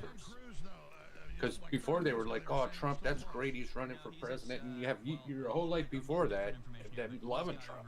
And then right there and then, boom, he's racist, he's this, he's that, and they all hate him. Yeah. And I was just like, what the fuck is that? He was going to all the parties with these people. Let's talk about it realistic. I mean, the guy, he is a member of essentially of the establishment ruling class because he got to where he was, where he is. He was a donor. Yeah, I mean, he was at Obama's press conference dinner. I think that's when, one of the rumors was that like when Obama made a joke about Trump being president or not being able to become president one day, and he was in the room and they showed Trump's face when Obama made the joke, and you could tell he was kind of like, he gave like a half smile, but you could tell he was kind of pissed about it. They said that's why he ran for president, because of that joke Obama made. Yeah. Probably, no, man. Trump's a very good dude, man. He was part of the whole thing, though. That's what made him who he is. And then they turned on him, and like, and it just shows you that these people, they're vindictive even to their own, up to a point, Yeah. How much money it cost him with all this legal shit and everything. Yeah, I mean, 9 years. It's just been going on. It's like, and he's still doing it. This is it. This is the last time we'll hear Trump running again. I mean, you got the hush money thing with the porn star there, but then you got the gives a shit. You got the civil case. Petty. The civil case with the buildings. You remember that one that was going on a few months back, where it was some loans he took from J.P. Morgan, I think, and some other banks to develop some residential. That's the one they got him on the counts for felony, right? No. That was that was the hush money one. Is the one where they got him the felony, because the one where he was like jacking up the prices supposedly of these apartments. Yeah, but the bank already said the reason they gave him the loan is because he'd had loans before and he paid back. They didn't even look at the. No, that wasn't a criminal case. So that's a civil case. but they said the banks were happy. Yeah, no, the whole thing with that was that Who's the complainant here? And they're just like, well, he's manipulating the prices of the property, and she didn't want to complain. saying that they're overvalued before he got the loans, so that he could get the loans. But it didn't even matter anyway. Even if he even the banks first came out and said that his estimates on the property were, it might have been a slightly overvalued, but they were within our parameters. And this is going back years and years ago. He ended up paying those loans back, so it didn't even matter at that point. So it's like, what the hell? Nobody heard. No, Deutsche Bank said they gave him the loans because he had done it before, and he paid them back. Yeah, and paid them back, so that was fine. Yeah. So, and he paid those loans back too, the ones that they were going after him, these ones for. Yeah. The principle that they were going after him on this civil case was that he had, in the first place, overestimated the value of these properties, which is like, that's what capitalism is, though. You know, when you put something up for sale, you set the price higher than. Look at here. You said with real estate here, people put on huge amounts of stuff. That's if you think your flat or apartment's worth $1 million, that's what you think. Yeah, if you got a closet that you think you can sell in London for $3 million, you might as well try. Roll the dice, see if you can get it. Exactly. Here's the kicker: if you inflate it that much, you're not going to sell it. Yeah, you can inflate it to whatever you want, but and you can drop it down to where you actually want. Exactly. Hey, you can put something up there as much as you want, and if somebody wants it, but they think it's overpriced, they are also free to come in with a lowball offer on it for you. You know, that's how the market works.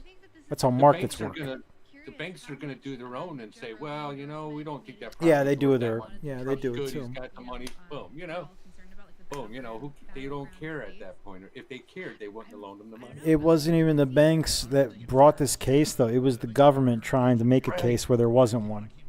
Right, and the thing is, this is Donald Trump, and this is the only reason people are paying attention to it.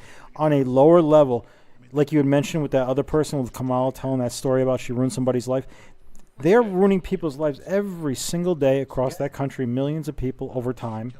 And abuse of power. You come against them, they will bring the law on you, make shit up. And most of the time, people don't even hear about it. A lot of money to fight that shit, and then of course they know they're going to lose, but they did their mission. They accomplished their mission of destroying that individual. Yes. They did it to Roger Stone, fucking all of them. They tried to do it to Trump with with that scandal with the property shit. Well, Trump handled it in the right way, and this doesn't matter if you're a billionaire or not. Or what they're going after you for. You kind of just gotta own it, and you gotta face them down and just go. To fight it, even if you're gonna lose, and if you're a normal person and you don't have like millions of dollars to hire all these lawyers and fight them for years, you probably will lose because you'll just get worn down from your money or from your time because you're wasting your life, and you will end up taking a plea or coming to a settlement of some sort. But still, to kind of push them through this way, there are things, it affects the system overall. It erodes trust in the system, not only by the people like yourself or somebody in your family who might see it going on, who's directly involved, but also the people working in the system themselves who, like the judge. Yeah, you get all these former FBI agents coming out openly admitting that the system is corrupt. You got this guy, Dan Bongino here.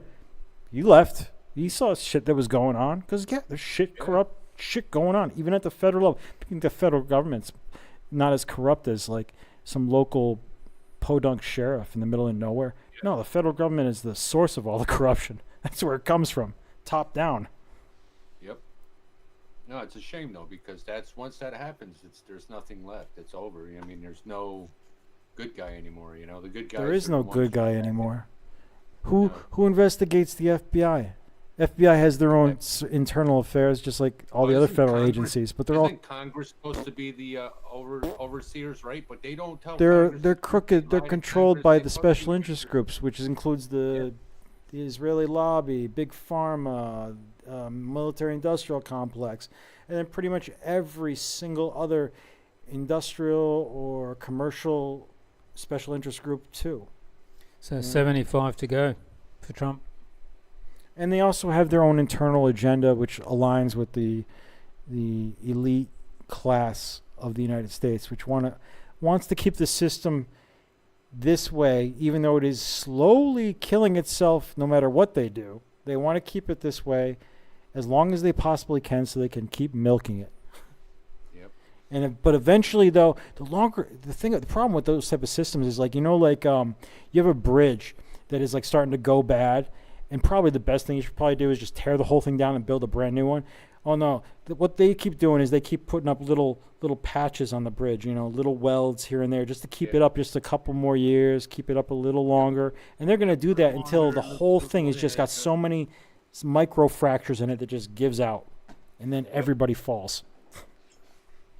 Well, we've witnessed it, We've witnessed them bridges just collapsing or little. Well, I'm not talking about. I'm talking about metaphorical bridges. I'm talking about like the system as a whole. I'm just saying. But yeah. You're right. The infrastructure is the eroding. You know what I mean? Well, I'm sure you heard Dave tell you about the public transportation systems over here. I mean, the thing about the United States when I brought my girlfriend there is like there's parts in New York City where.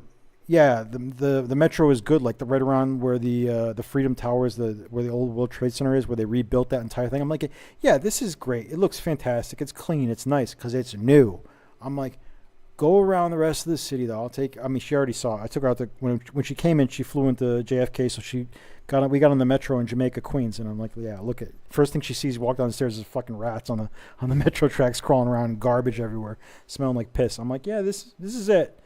And then, we got into Manhattan and she sees it's nicer. She's like, well, it's not all bad. I'm like, yeah, but that's because it's new.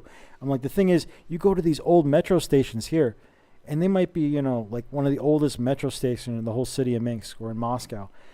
And you can tell it's old, but it's not covered in trash. It doesn't smell like piss. The place, it's not falling apart. Like when it was just built. Yeah, it's not like it's just when it's just built. You can tell it's like old, but they take care of it though. They do like some work to maintain it and keep it clean, and that means that it stays in a decent condition longer. Even if you can look at the style and tell it's older or a little bit tarnished here and there on the metal. Some of the metals are tarnished, but they're still like they're painting the trim here and there. They're washing the stuff like usually once, sometimes twice a day. They'll wash, mop the steps and everything. They've been rebuilding all the bridges here over the last year or two. And paving the roads and stuff. They're always working. They always got guys out here, working on even the pipes under the roads and stuff, keeping them decent. Talking about roads and stuff. Yeah. They have paved, and they're still paving today, more roads than I've ever seen at one time in my lifetime. In upstate New York? In upstate New York. And they Really? started kind of late doing roads. They've paved so many fucking roads in Schenectady, Albany, and Troy. It was about fucking time. Yeah, I'm like, Well, oh my God. let me ask you about this friggin' road up there. It's a super, super busy road, but it was always in shit condition. They just did Erie Boulevard. What about Central Avenue? Between Wolf Road and Schenectady. What about Central Avenue between Wolf Road and Schenectady? So has he got what, 200 and something now? Because that road was always had horrendous potholes on it. They fixed it. Yeah, that's not bad at all now. No. Oh, thank God. Except that it was like that for like 30 years. Last night I'm on Upper Union, and they just took like a. No, I understand that. I'm still seeing 195 on Fox. Harris going to get 100 million votes? No. From California, maybe. Like. What I'm saying, but the thing is, here's the thing: if Philadelphia swings and then he can't pick up Michigan or Wisconsin, what if Trump wins the popular vote and loses the electoral college? That's completely possible. We'll start have to argue against the electoral. And they're showing 210 on this channel. It's interesting because the scenario for Trump winning is he needs to win Georgia, which it looks like he's winning, North Carolina, and then I think either Pennsylvania or Michigan and Wisconsin. So the path for Kamala Harris is Pennsylvania, Michigan, and Wisconsin. They're looking like they're. Trump won North Carolina. Amazing, beautiful. Yeah, that's very good. He needs it. He needed it. So the problem is, a key swing state just went to Donald Trump, ladies and gentlemen. Let's just make sure we stress that. Georgia is now, I believe it's 81% favored. It is at 81% favored to go to Donald Trump. They haven't yet called it, but with North Carolina going to Donald Trump, that was it. That was a much required victory. Georgia right now is 74% in with Donald Trump leading by 6 points. 6 5.8. The thing is, and for people who have been paying attention to this election, they know that the big meme is that if Trump wins Georgia, North Carolina, and Pennsylvania, Kamala can't win. But if he loses Pennsylvania, right, it's not necessarily a guaranteed victory for her. He could still pick up Michigan and Wisconsin. But if he wins Pennsylvania, that's huge. Does he need both Michigan and Wisconsin to If win? he loses No, Pennsylvania, if then he yes. loses Pennsylvania, yeah. Yeah, so yes. Or unless he flips California. Obviously, it seems like it really is going to come down to Pennsylvania. I think this is a good time to mention that she actually was having an inkling towards picking the governor of Pennsylvania, Josh Shapiro, who's incredibly popular in the state, but decided not to. What do you guys make of that decision, and do you think it would have any impact, or am I just recklessly speculating here? Listen, I think it was a brilliant decision. Coach Walz really speaks to me as a man, and I know every guy I know sees Tim Walz and they go, what a really cool, manly guy. I want to vote for the ticket that he's on. He can run a mean pick six, I hear. Yeah, that's exactly right. What else did he say? The final quarter? He said AOC can run a mean pick six, and everyone started going after him over that. Listen, I don't know how It's wild for a coach to say that. Exactly. And he was supposed to have some respect. He did a tour in Italy. Remember he said that? He did it. He said he had a weapon of war in a war, and it turns out he was in Italy. I think he did many tours in China too. What's he doing walking around Italy with a gun for? Well, we did a cartoon. We did a cartoon about that where a journalist calls him out on that, and then it like cuts them having PTSD flashbacks of Italy where he's like shooting his gun, and they're like, "Stop it! You can't do that." Trump's currently got 88.6 million votes. That's actually insane. This is nuts. Harris is 70. This is the craziest election of my life. This is really Trump's chance of winning has dropped to 64.7. Harris has improved to 35.3. They're projecting 278 for Trump as of right now. Trump, could you imagine Trump getting 88.6 million votes if it stopped right now and still losing? Would be nuts. But if they stop the count right now, Harris has PA, Michigan, and Wisconsin.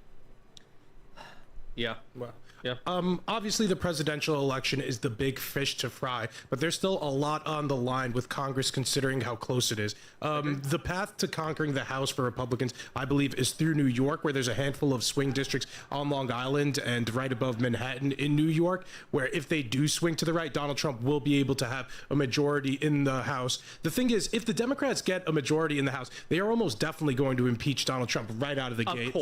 So right now, I got 270 to win pulled up. Nevada doesn't matter. If Kamala Harris holds the expected deep blue states, Trump takes the expected red states, but Harris takes Wisconsin, Michigan, and Pennsylvania, she wins 270. There's a possibility, although I don't necessarily think so. Coming down to I think Pennsylvania. New York Times is giving the edge on Wisconsin to Republicans as of right now. So Democrats have no edge anymore at all. Republicans have the edge probabilistically in every swing state. But if right now the map were to stop, looking at Decision Desk, with the blue wall states, Harris would win at 270. I don't think that's the reality, considering what they're tracking with Michigan and Wisconsin over at the New York Times. I don't know why Decision Desk lowered Trump's chance of winning just now, considering these are the states that matter. It's possible because the information from Wisconsin, Michigan, and Pennsylvania is showing that she is further ahead than she would have to be for Trump to have a 70% chance. If Trump of winning. wins Nevada, but if Trump takes back Michigan, takes Nevada, and loses PA, he still wins. Oh, fair. In fact, no, you're right. Screw I missed Nevada. that. He doesn't need Wisconsin. Nevada, Yeah. sorry. If she wins Nevada, as long as Trump gets Michigan, he still wins.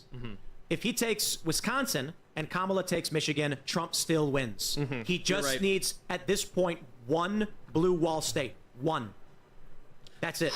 Yeah, it's crazy how significant Michigan and Pennsylvania are, and it's really been crazy to see how the uncommitted vote in Michigan, these are predominantly Arabs and Muslims frustrated with Kamala Harris's pro-Israel stance, saying that they won't support her. You know, if this comes down to tens of thousands of votes in Michigan or Pennsylvania, which has a large Jewish population, which has been Democratic and could potentially flip because they're distressed to see how Kamala Harris has also been handling the Israel situation. Okay, so this is way wrong.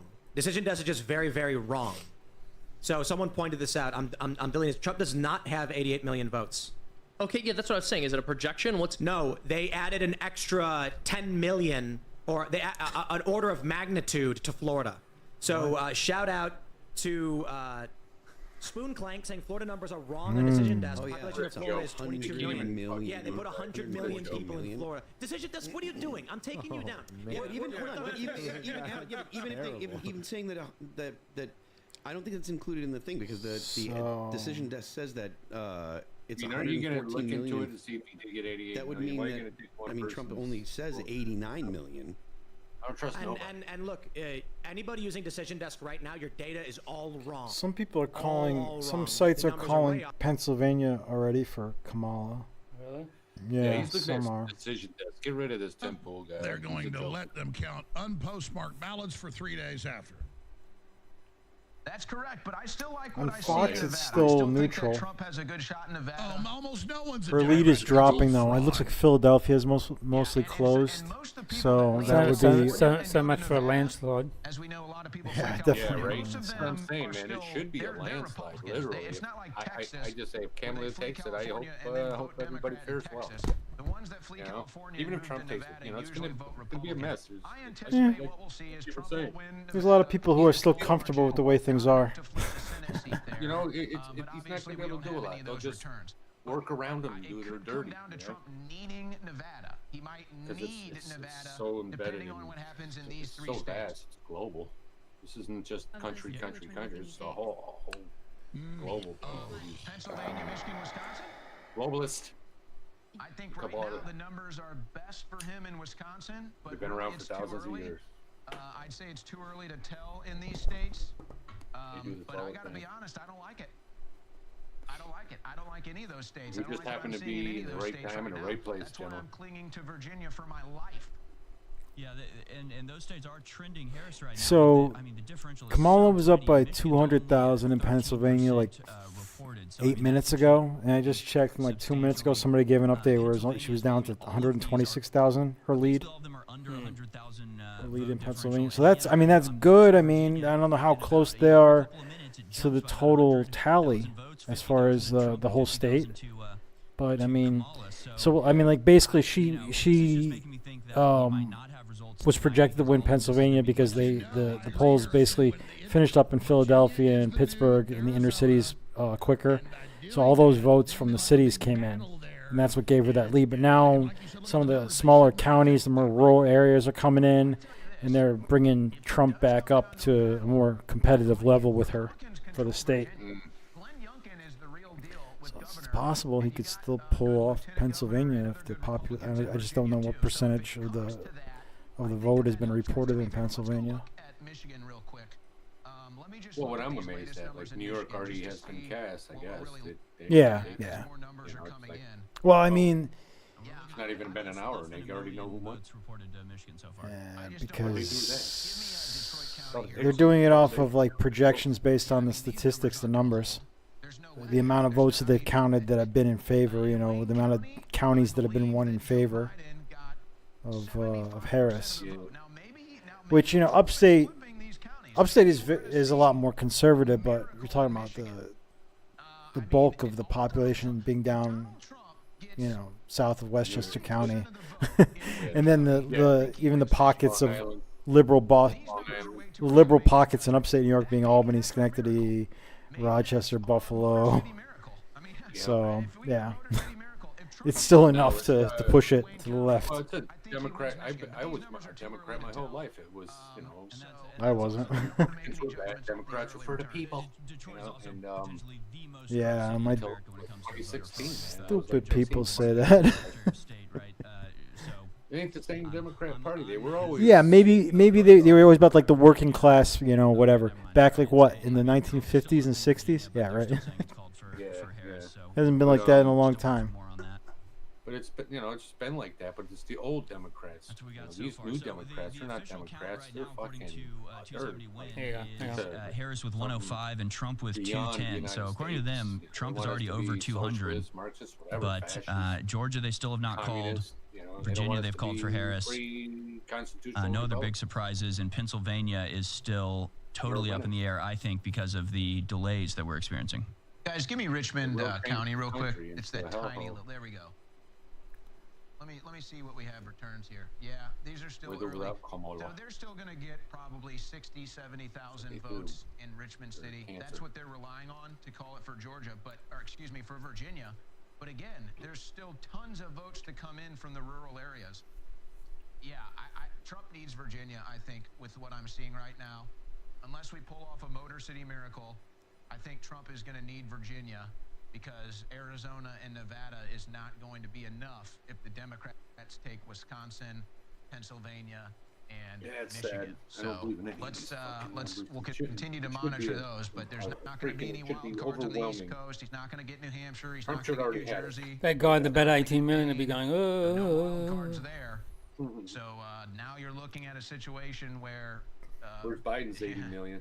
he needs to hold Virginia, or he needs to pull off a miracle in one of these states, because I don't see where the electoral votes come from otherwise. I just don't see it on this map right now. And there's only 16% that are in right now for Virginia? No, it should be much Now higher than that by now. Now we're witnessing probably the cheat. When is supposed to be done by 12, right? 62%. Yeah. That But still Trump seems really continuing to maintain a 20,000 vote edge. I don't know. I mean, again, there's still going to be probably 60,000, 70,000 that's going to flip in these big areas and down here for Harris, Now we're but watching the cheat. still plenty of votes Voting to come in independent. the rural areas. I mean, to me, this is a dead heat right now. This is a dead heat. I don't know why they've called it for Harris, other than they know this is Trump's path to victory. And so, Well, probably too, because if it does flip, then it's going to be a problem. Because then everyone's going to say that it's rigged or something. well, if Trump wins Virginia, they know that that's it. And then at that point, all Trump has to do is win Nevada. So if they call Virginia and Georgia, all Trump needs at that point is Nevada, and he doesn't What need about any the of these other other states? states. Look So at that's the why West I think Coast. they're What's calling going on Virginia over for there? Harris right now. But this is still in play to me. They're Too early to really analyze you know, Michigan or 2 Wisconsin to at 3 this hours point. behind everybody And, else. So I just don't like what I'm seeing in fuck, Pennsylvania. yeah, I'll be duh. honest. I think Pennsylvania is looking bad. Sitting there And and say, it's "What's really too going on bad there?" because You know California's probably there gonna was be so good. much money spent on Pennsylvania. California, There was so Washington, much of a Oregon are ground going to game be on Pennsylvania. Musk spent Harris. so much time there. Scott Presler spent so much time there. you should get Might as well you should get Idaho and Montana though. The rulings on the mail-in ballots. He'll get Utah too. Of a system with early He's voting, definitely which gonna is get even Utah. early voting, Probably also Idaho. mail-in I think ballots. Montana. So Pennsylvania is a disaster. It's Is just an Montana usually absolute blue? disaster. I wouldn't be One of surprised them by to get the New result York. at the end of the We night. should have New York. I think a lot of Damn cheap. Republicans will be. Nah. I think a lot of the Trump I can't campaign will when was be. the last time New York was red in the presidential election? Ronald yeah, Reagan. that's it. Guys, Yeah. give me Philadelphia County Which is real like quick. 40 years ago. It's old. Why do you It's think just like that when I was it born. didn't In 1980. go red this Yeah, year? Trump Because should be everyone was fucking. really hopeful, especially Trump. with all the I rallies. The swear, turnout was between amazing. Kamala Harris and Trump, and I just. I mean, again, they do. It's just aggravating they to do mail-in realize that voting there are out the cheating wazoo. going on, and there are people Yeah, that this are is actually not looking voting good for for that. Trump. I'll tell you right For now, Harris it's and not Wallace. looking good for Trump. I don't know what goes on with Get the kids Philadelphia up. for Democrats Go. to get 80% plus of the vote. They do similar Many numbers states, in the greater though, Philadelphia these are area. all It's all mail-in voting. It's just all mail-in relatively, voting. It's all vote except for harvesting. California. They don't clear the rolls. They don't A lot do of those voter states don't have a lot of signature electoral verification. votes anyway. Montana's only got needs to be 4. completely Idaho's got eradicated. 4.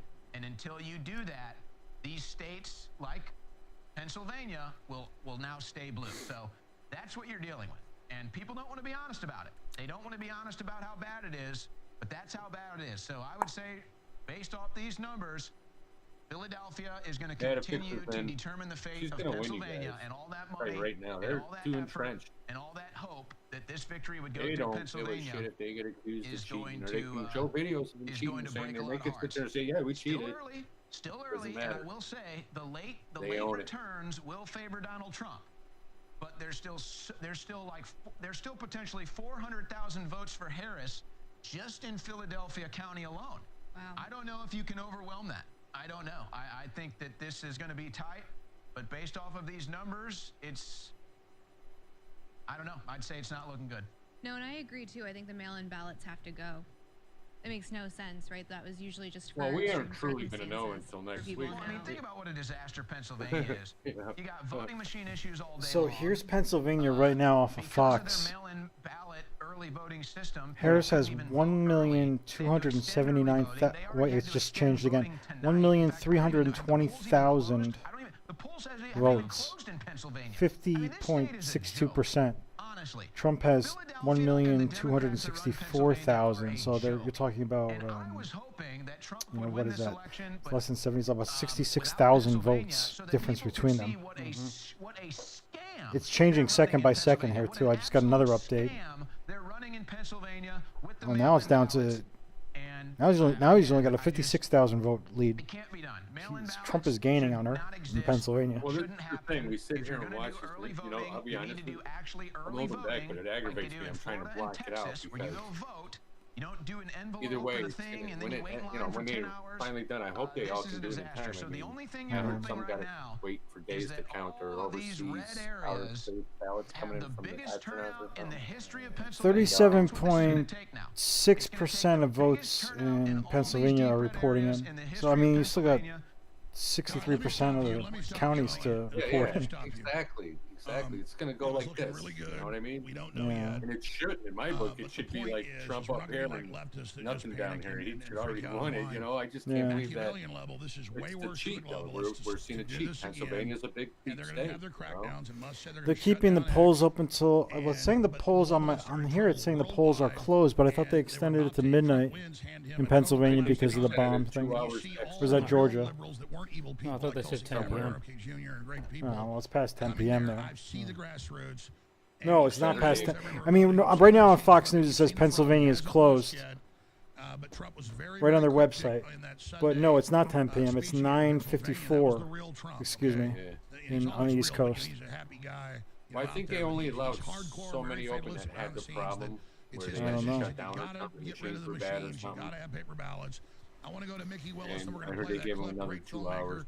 You Not see all the those whole wonderful state, though, ads, him and his just team. counties. Some of them are here tonight, making a documentary. But with the great MAGA Alliance, and just everything. He's there at Mar-a-Lago right now. Just a There's our wonderful boy person, Alex. wonderful, patriot. That guy used to be one of Bernie Sanders' main, TV people making ads for him. Yeah, Pennsylvania just said 38% of reporting So so far. Mickey, my friend, you're there at Mar-a-Lago. What is the mood? What are you hearing? What do you make of the numbers? Yeah, and that lead is not very big. Actually, it looks like it's under 50,000 now. Everyone here in the room because it's very loud. There's a lot of big screens playing and a lot of mingling happening. There, Elon is here and everyone you can imagine. And every now and then when something good After happens, 2020, I see this and I see all the charade. We got about 25% of their vote remaining to come in. Listening to this live broadcast right now that I have being inside the event here, but Well, overall, they fucked up the cheat in 2016. They mastered it with the COVID and bullshit in 2020. And now they've got something else we don't even know about. They're going to steal this. As you guys are too, of course, watching what's happened in Texas was great news. But I agree with Owen. We have a couple of very, very important states here. That, I mean, they're gonna take it. Other than Stockholm We can't afford another 4 more years of Trump. Arizona and Nevada expected 3 a.m. UK time. What's that? 5 minutes. They need the United States to bring down the Western civilization and take out white man. Telling you right now. It's wild, but we're just holding for the best here. And Trust I'll me, say sources. whatever direction it goes. I know there's a lot of damage that can be done. But I've just surrendered to I hate to say it, they're gonna put Kamala in. She's gonna be the. It's gonna be funny. Oh my God! I'm just gonna stop watching the news altogether. I don't know how that will work out in this case, but either direction, I trust that God has a plan, and now we just need to really, roll up the sleeves and all of us say a really deep. Who's this guy? He's at Mar-a-Lago. Oh. And I'm not going into the mode of defeat yet. I think Trump's still going to win. That's what my gut tells me, but I could also be miscalibrating because there's such an awakening and that we've woken up and the public's woken up, and that's going to be the victory. That's clearly there, and then they steal it. It's been so out in the open attempt to steal it. The fraud is there everywhere that this will be their Waterloo if they try to steal it. The problem is they're going to try to start World War III. They've said as the political It looks like the Senate and Congress are going to be Republican, though. Very cryptically Sunday, right after I did an emergency show Saturday. Yeah, but she's got off that intel pen. and She's going to be sources that at the Democrats writer. say, She's don't going to worry, write we've some. got She's it. going to sign some crazy You know, stuff. Obama's running the show. When I saw We're going that to try clip, to, you know, I just said, hey, you know, we need let to be, the government come ready take all for our whatever.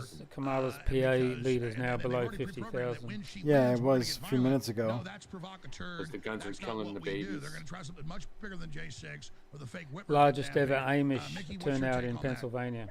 Good. They're all going for Trump. Huge, yeah. They need it.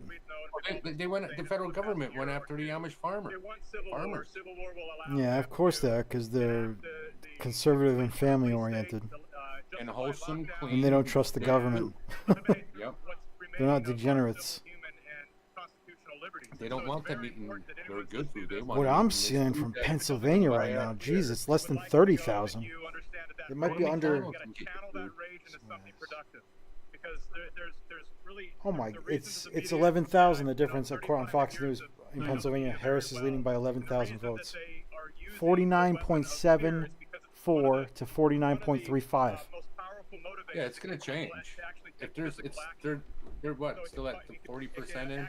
41%. Yeah. Yeah, it's gonna change. It's not even halfway there. And productive response to what's happening. And so I would say to the people, But we're still watching the cheat, man. This is gonna see if it's too big to rig, you know. and understand that. But when they got the no machines, they longer give can. them what they want. You know, too many people gave them what they want in time of COVID. You know, allowed They can them do the to thing. act tyranny over their lives and told us who we could Like I stand said, I don't next to believe and any of who we this. could associate with They're and gonna what put we her could in. wear. And we just can't give into it like that any longer. And so I think people, That's it. as they say, what doesn't You kill know. us makes us stronger. And I will say that I'm Her in the and room Timmy, here with a bunch Tamp of on Tim. people that I've known for years. including Now we're Tulsi going to hear Gabbard how and friends great he is for putting that were all tampons in deeply on the the other high side, school like and grade myself, school, all far kindergarten's left bathrooms, boys' room. and they're all waking up. And so I believe For all that the shit in the whatever world today, direction that's this what he goes did. into, That's it. despite the fact that if it went in the wrong direction, there would Should be certainly proud. be some This guy keeps talking about people waking up. They should be waking up to the fact that democracy doesn't work. We're going right back to feudalism. We're going back to feudalism. believe in God until all this stuff happened. Hopefully you do now, because it certainly strengthened There's a threat to our my faith. democracy, but Because who voted for everything Kamala they've done to has run for president? Everything, Yeah, there's nobody in the primaries. She got booted in. behind these strategies, they backfire. And so I always say, this too shall backfire. And so whatever they have planned, let us take a step back after tonight, wait for the results. And well, I won't give rest up is either. history. I really believe that we're heading into a good direction. Tomorrow As I will be said, I was named feeling really good President until I listened Harris. to some of Owen's Isn't there a reports, and, President I Harris a disagree long time with ago? them. And so, but that's the reality that we need to Yeah, I face think right so. now. Is it's not in the bag, and if it goes in the wrong direction, then there understand was. that they want us to react to that. If we can't, so what we must do is act in a way. You know, I have a lot There of was a friends President who Harrison. went into running for their local office. Is it People that had Harrison? no interest in politics. Lily Tang. Yeah, there was a who's been very President viral Harrison. In the past month, Okay. you know, she announced she was running from the stage of our premiere at the Great Awakening. And William Henry Harrison, 9th President of the United States. What year? 1773 to, well, no, that's his year he was born. Hold on a second. 1973. Yeah, no, way. He served shortest presidency in U.S. history. I guess he died in office. Yes, March 4th to April 4th, 1841. Okay. Yes. I remember Harrison. He was only the president for about a month. He died in Really? office, yeah. Because I was gonna say, because I never heard him. William Henry Harrison, not Harris. Maybe Harrison. that's why they taught us that in school or somewhere, because Yeah. he only lasted a month in presidency. But I do remember some, like, wasn't there President Harris or something? Harrison, yeah, close enough. And that's fucking wow. back He in was grade school. he was preceded by Martin Van Buren.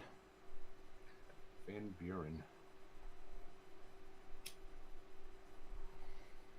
And Bongino though in my book. So I We have remember I told you Arthur- if there was going to be a That was surprise, his name. it's New President Mexico. period here in Now Albany Vida. Rural.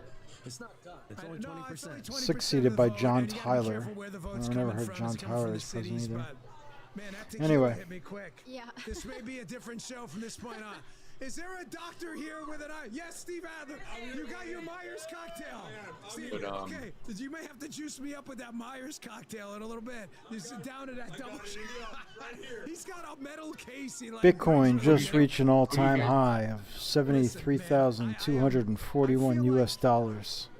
There's been this bottled up excitement and nothing's over. I know you know that. I know that. I don't want to get crazy or anything like that. But I feel like for the last 3 3/4 years, I know you feel this way too, but Avita, I'll ask you first. I feel like we've really gotten our necks stepped on. The censorship, COVID. I mean, no one was a bigger warrior on COVID than you. I mean, you were like, this is bullshit. You fought your school. No, you are. I mean, for a young but super mature lady, Bitcoin's up 8%. you were like, I'm not taking this shit. I feel Yeah, like just we hit over 73,000. weren't great. I almost feel like we need this. It's like it's not even like a nice. It's 73,000 US. Like we need this, and it'll reinvigorate It's the pretty movement. not bad. We can pull this thing out tonight. I do too, Dan. And the What's up? President post buried up in 2020 Albany happened rural. immediately. My friend John Daniel Davidson, cemetery. he wrote an article about how strange No, things were. I'm not surprised though. Were in the middle of Chester the night in A. Arthur. Michigan, and it was Oh yeah, I've heard of him. about it, and that I didn't know he was buried up there though. on like every single social media platform. It doesn't surprise me. I mean, Albany, New York. I mean, there's a lot of history there. It was one of the first cities founded in the whole country. Well, before it was a country. It was unprecedented. Yeah, it was a settlement before that because it was a Dutch colony. Well, settled by the Dutch. You know, it was right after New York City. Pretty much, it was they got into Albany. You know, so I mean, it's a very, very old part of the country. There's a lot of the old money Americans were settled around the capital region too. You know, Rensselaer, the name Rensselaer, Van Rensselaer, was an old Dutch family that basically were industrialists in the capital region. And several of their family members were very, very powerful in the early United States. And now the whole upstate New York region is kind of just like a blip on everything, you know, considering what the United States has become. But Yeah, well, it's the old. You know, the old gets forgotten, and the news, the new big thing. You know, One day when the statute yeah, of he's from limitations around runs here. out, I mean, Chris he's and I been will here. He tell went you to the college, story Union of College. how we met and how much Yeah, we trusted yeah. each other. I'm kidding. But I'm trying to How see much where we he trusted each other. I love Chris over at Rumble. And is that asshole? Is that Planet Fitness over there on Altamont Avenue still? Yeah. Is Dave Leon still own those? I hate that guy. I don't know. You never met him or heard of him? He was the guy who owns a lot of those gyms that were in Rotterdam for decades. He used to own that Powerhouse gym that was in the plaza there.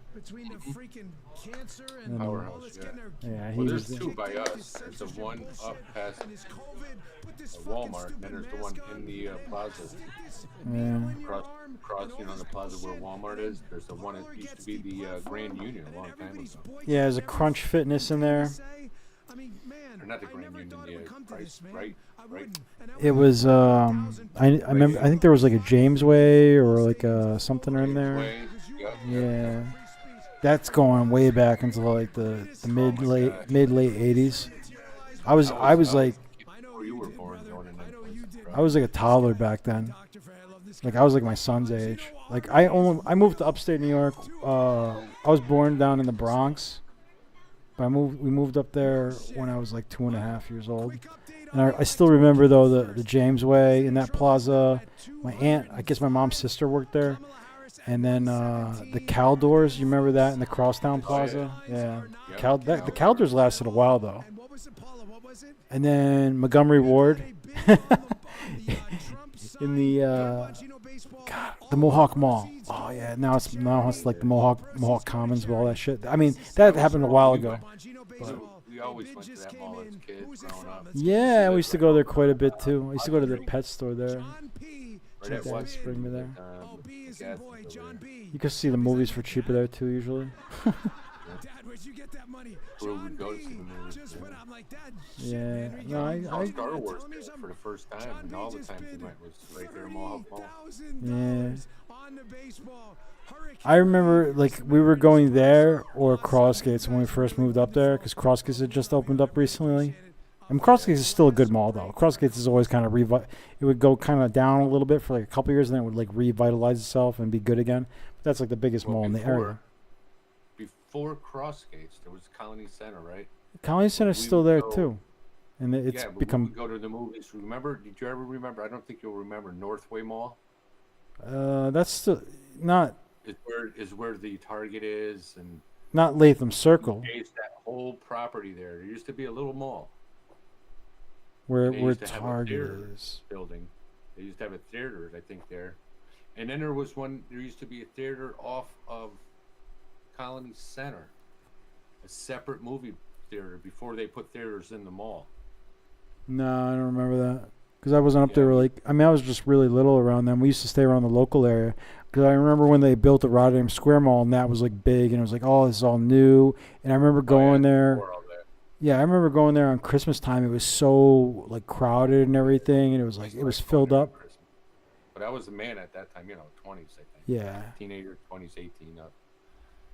Even when it opened up, just when it opened up, because I mean, I was controversy about building that place. I was like in like first grade when it first opened, or something like Or that. something down there. I was young, and it was packed. It was the place to be. I went there in March when I came back. I took my mother. We went to a movie. We went and saw that Dune movie there, because it's right by her. It's right by you. It's right by where you live on Gilliland Ave, right there. She's right there too. So we went over to see a movie there. The place is totally dead. It's like all it is the movie theater and like a jewelry store and some bullshit like Habibi stores or whatever. It's like. Yeah, I don't know. It might be like the Guyanese, some immigrant-run stores in there now. The place is fucking dead. It's like nothing, and it's kind of a shame because it really didn't stick around. It was like only really kind of good for like what, like the '90s, and then it kind of died off quick after like the the early 2000s. It just kind of fucking floundered. Yeah, they just built or redid and made a pool hall. What do you call them? Billards. Billards. Yeah. Yep, right on Broadway in Cleveland. Oh, okay. And it's pretty big, and it's right next door to Delari's. Oh yeah, that dump. Broadway. But I was checking it out, just looking in through the windows. It looks pretty well set up for Billards. The only one I know, the other is in Albany on Central Avenue by Westgate. I have a lot of friends who go to those like types of bars. Back like even now, probably a lot of them still go there. But like I got away from those ones. I don't know if you can drink in these places, in these Billards. I'm not sure if they're a bar. I don't think so. I'm talking about like the Lorries though, and like. But you can go to the Lorries, and then come over. Yeah, I wouldn't. Those aren't exactly classy establishments. Changed hands a lot. The last time I was in there was a few years back, about 3 years ago, and it was like hip hop rap. All different. Somebody bought it. Because COVID destroyed it. COVID ruined that business. I can't be. No, I can't. I can't hang out with the Schenectady Townies anymore. And I don't know what it's like now. It seems to have some people, crowd in there on the weekends. I don't even know any reason to be down there. The quality of women over in the United States is just. Oh yeah. I can't go back to that. No, it's true. I mean, God, every time I look at the statistics, the obesity rate over there is going up through the roof. Mm-hmm. How can I even like? It's like I can't even look at those women over there and be like, oh, this is attractive. When I can go over here, it's like walk down the street, like just the average, just everyday girl makes like it's like a supermodel compared to like these women in America. It's like that's true. That's true. It's just, but the thing is, it isn't. It's not because over here is special or abnormal. It's because America is so fucked up. The whole West. It's kind of bad in the UK too, but even the UK isn't as fucking disgusting as America is. And Australia as well. Yeah, well, I know a lot of dudes who are expats from Australia. Not just you, Dave, but like I know guys around my age and younger too. Yeah. A lot of them. And a lot of them go to the Philippines and like Thailand and stuff though, mostly. Yeah. And then they branch out. Some of the ones that go to Europe. I guess the women are an issue down there too. Maybe not with how they look so much, more as like that they've been given such tremendous amounts of power and stuff. Because I read all these stories about these Australian like married dudes getting like totally reamed by the courts and everything down there. Yeah. But I do like seeing that. I do like seeing that at least momentarily. I mean, everything seems to be trending towards Trump. Pennsylvania. The Australian dudes who I know come over this way do pretty well for themselves. For Kamala, so he has closed the gap and is now ahead in I Pennsylvania. mean, really, any Western guys can do well Trump's for ahead in themselves. Pennsylvania. Is he ahead now? Yeah. That's what he just said. I'm sure that's what guy said. Less than 30,000 differential there. North Carolina holding steady for Trump. Georgia seems like a Trump lock at this point. 81% reporting, 52.2% for Trump. So I don't know why they're not calling Dead heat in Arizona. Virginia and not Georgia at this Well, point. let me just tell you this. I just talked to 3 people in the Trump campaign, high levels. I was, for 20 minutes, I've been texting him, seeing him. And Owen's not wrong. They said it was looking bad for the last 45 minutes, but it's just flipped back to Trump. The president's very confident. And I'm going to be talking to some other folks with our Pentagon connections, but they could really pull some crap in the West here. So we should finish up, Harrison. I'm sorry. He's up by 70,000 votes in Pennsylvania right now. How they could try to steal 73,000. But it's flipped back. So this is talk about a nail biter. Because remember, we're up against this wall of fraud. And then yeah, Owen, get in there, and I want to know the Senate and House numbers, or Harrison. You guys go ahead. I'll give you a quick Senate update. It looks like the Democrats are going to hold on to their Senate seats in Wisconsin and Michigan, but, and I think that's just based off the power of the incumbency. But if the trend continues in Pennsylvania, it I'm kind of looks like surprised Trump could Harris drag McCormick is projected to across win the New finish Hampshire. line, and that would give, I believe, at this point, Republicans I would plus think the 2, people there with picking the up whole West libertarian Virginia, mindset Ohio, would be and so Pennsylvania. fed up with Arizona's this too early, current but it's not looking good for administration Carrie that Lake, unfortunately. I don't get it. But like you said, this Trump that we're getting in. syndrome is just yeah, taking over too many people. It is, but those people there, I would hope that a lot of them are libertarians in New Hampshire, and that shows that they're kind of like a little bit more aware of things. So I would hope that they would be able to see through it, but I guess not. I mean, there's like a libertarian project too, like a libertarian state project. It's kind of like a thing if you Google it online. And they're like based out of New Hampshire, and they were like choosing between New Hampshire and Wyoming, and I think another state too. And they ended up choosing New Hampshire as kind of like this libertarian project. I remember I was researching that back in 2013 when was 2014 when I was like, I gotta get out of the United States. I still looked around the United States about a few things, but I was like, as long as I'm under the federal government, I see no reason to stay within this place, because it doesn't matter which state you go to, you're still gonna have to deal with the overarching corruption of the whole federal government itself, which is all encompassing. Even if you go to Puerto Rico, you're still under the United States federal government. Guam, yeah. Mariana Islands, yeah, U.S. Virgin Islands, yep. Yeah, I think it's safe to say again. I think it was safe to say +4 in the House Republicans. Well, when I was in the academy, I knew a guy who lived in Guam. Or maybe +8 is the range I'm looking at right now, and that could be conservative. Next thing you know, stores will be closing. No gas. Yeah, well, actually, the DCCC chair said, Nah, I mean, I think it's gonna, unless they really do start World War III, unless that happens, I think it's gonna be more slow decline. I think the United States could stretch this thing out another 20 to 40 years, really. The whole decline of the dollar and everything. They really can do some stuff. Come on, 20 to 40? No, I think they got like maybe 1 month to maybe a year. Before what? The U.S. dollar collapses? No. Yeah, before it gets to No. They'll keep it going until the pole flips at early 2040s. No, because the countries, I mean, like, you just got to look at the way it is over here still. I mean, when they go and they get paid and they turn their rubles into dollars or euros right away, and they're still doing that. And that ain't just here. It's pretty much half the world still doing that. So, see what they're doing. Steve, they're making things more expensive. They're bringing in illegals that are. Yeah, but they've been doing that for 60 years, though. Yeah, but I'm doing many at one time at a fast amount of time in record history. Yeah, because none of you guys are native populations and having kids, so they can keep doing it. They're just spending money like they're printing money like it's, Yeah, but you still have about $225,000 in net equity in assets, not in actual capital. Big banker guys and like You have per capita, the United States still has. You have about per capita. You have about $70,000 to $80,000 in national debt per capita, but you have also $250,000 in net assets per capita, which means that even if you defaulted on that debt, you would still have positive wealth accrued in the assets of the hard assets of the United States, that being the real estate and the physical gold and silver reserves. If you have a possible income off that, it can be taxed. What's it called? Pre-tax?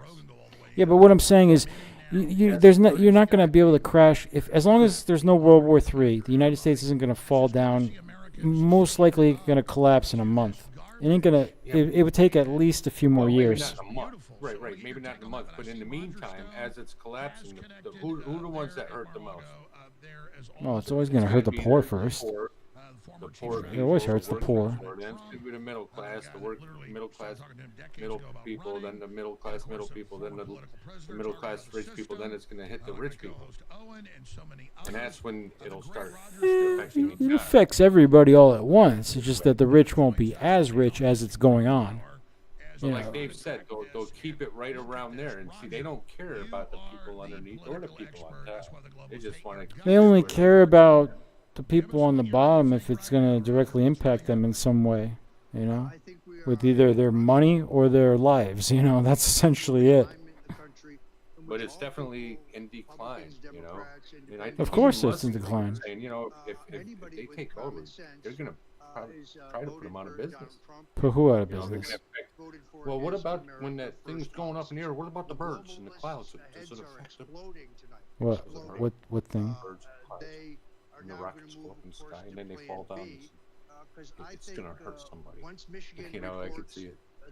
Oh, you mean you put Tesla? You think Kamala's going to try to put Elon out of business?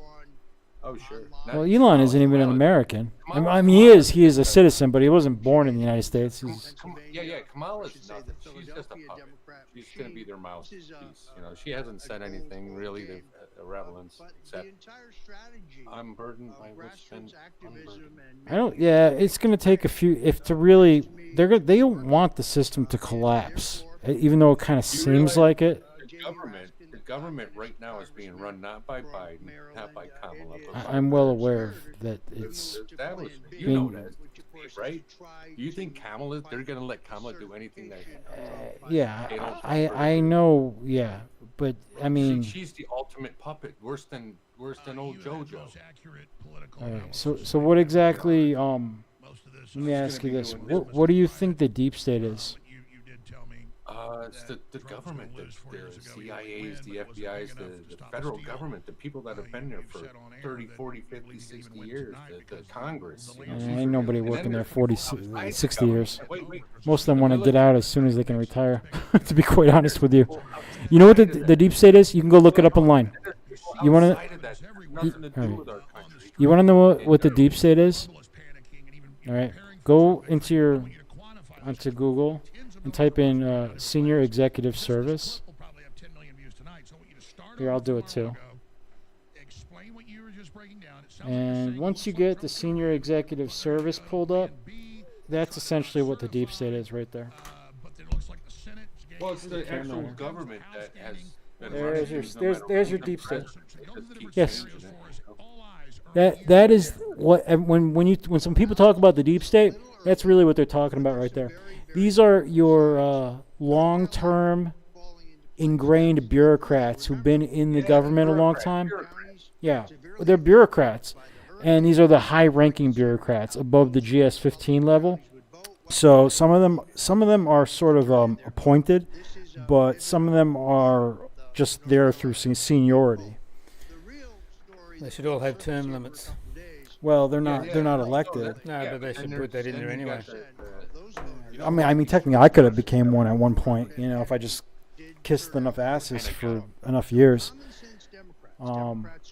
They have a lot of power, and they do control things because they've been there, so they know how the system works, and they have their own agenda, and that agenda is basically go with the flow, what they've been doing, like the way they're doing things for a long time. But it's not just like the CIA. It's just like it's all of the federal agencies, all of them. They're being used to carry out their dirty. Yeah, but then you also have like the big corporations who have a hand in a lot of that too, and you know, got people like Bill Gates. There's the swamp. It's a huge swamp. Yeah, I mean, that when people talk about the swamp, they're talking about the government, but I'm talking about like you got to look at the system as a whole. There's a lot of it's unfortunately it's like so convoluted because there's so many different faucets in it. You have private individuals, you have private businesses, and then you have government, and then you have then you also have the international forces involved too. Yeah. So, It's but so I mean, big. It's a big machine, man. The globalist machine, the global machine. the thing about it is though is it's not really right now. If the United States and the system it has built around it collapsed economically, I mean, like where if the entire U.S. banking system got imploded because the dollar just crashed horribly, it really wouldn't benefit. It really wouldn't benefit anybody in the world right now, to be quite honest, except for maybe Russia to some extent, because they do have they peg the ruble of gold, and they are relatively independent concerning their raw materials and stuff.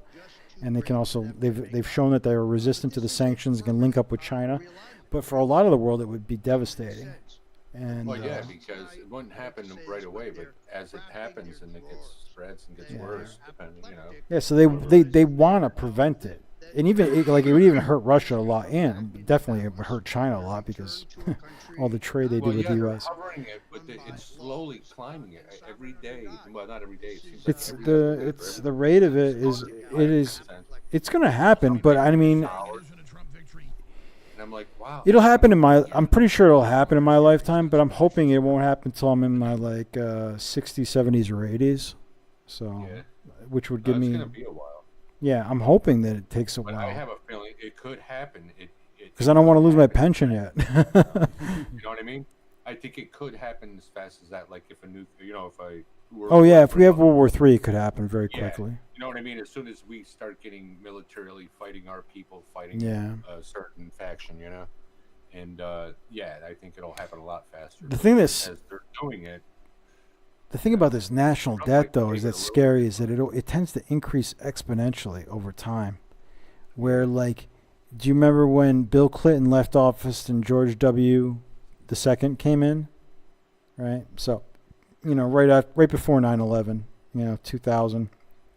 And Bill Clinton left office, and we actually had budget surpluses in like a couple of his years. I mean, we were still in debt at the time, but it was like a very, very small amount, relatively speaking. And so he had taken that surplus and paid off some of the debt, and it was like debt was actually going down for a couple of his years in office. But then George W. comes in, and then like, okay, I think our debt was like, I don't know, maybe like $500 billion or something. It wasn't even over $1 trillion back then. I don't remember exactly, but maybe that's around. It was really low. Then Bush starts blowing it up, and you get the wars in Iraq and in Afghanistan, and then Obama comes in after that, and then you have the financial crisis in 2008, and then he's blowing up the debt for several years. And in all these last two decades, it's just been building and building, and then the whole Even thing. Under Trump, the deficit went up trillions. It did, of course. Scamdemic. How much money did they dump into the economy with those stimulus checks from the scamdemic? Yep. All right.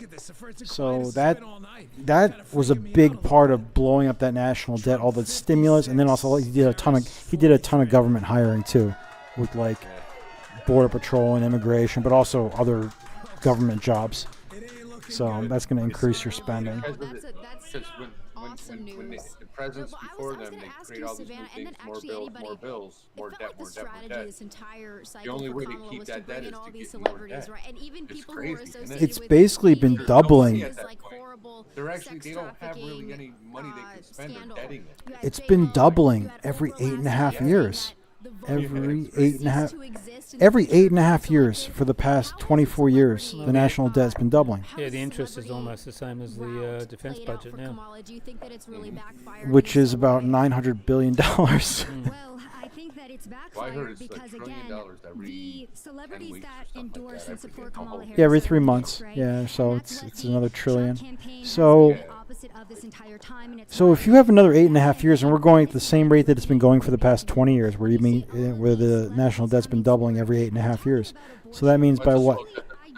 That means by 2032, you're looking at almost $70 trillion in national debt. It's crazy.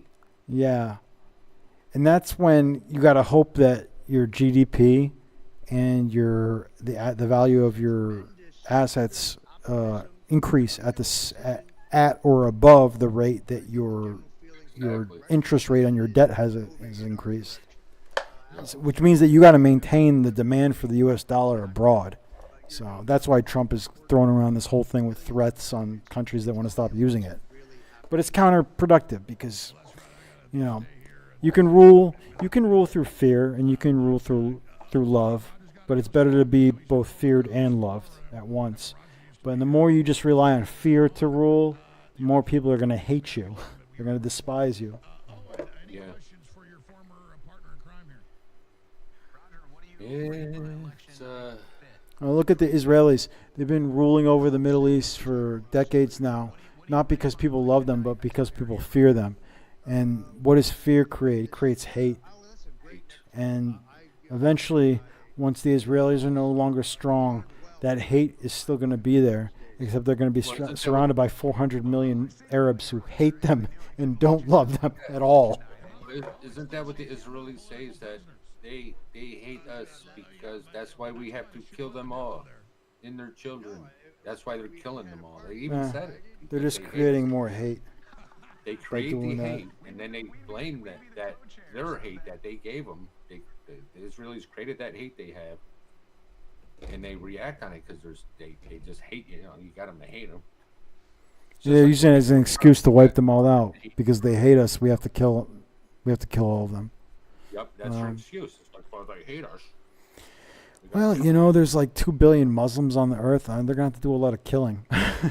Yeah, but isn't it weird? None of them are helping out.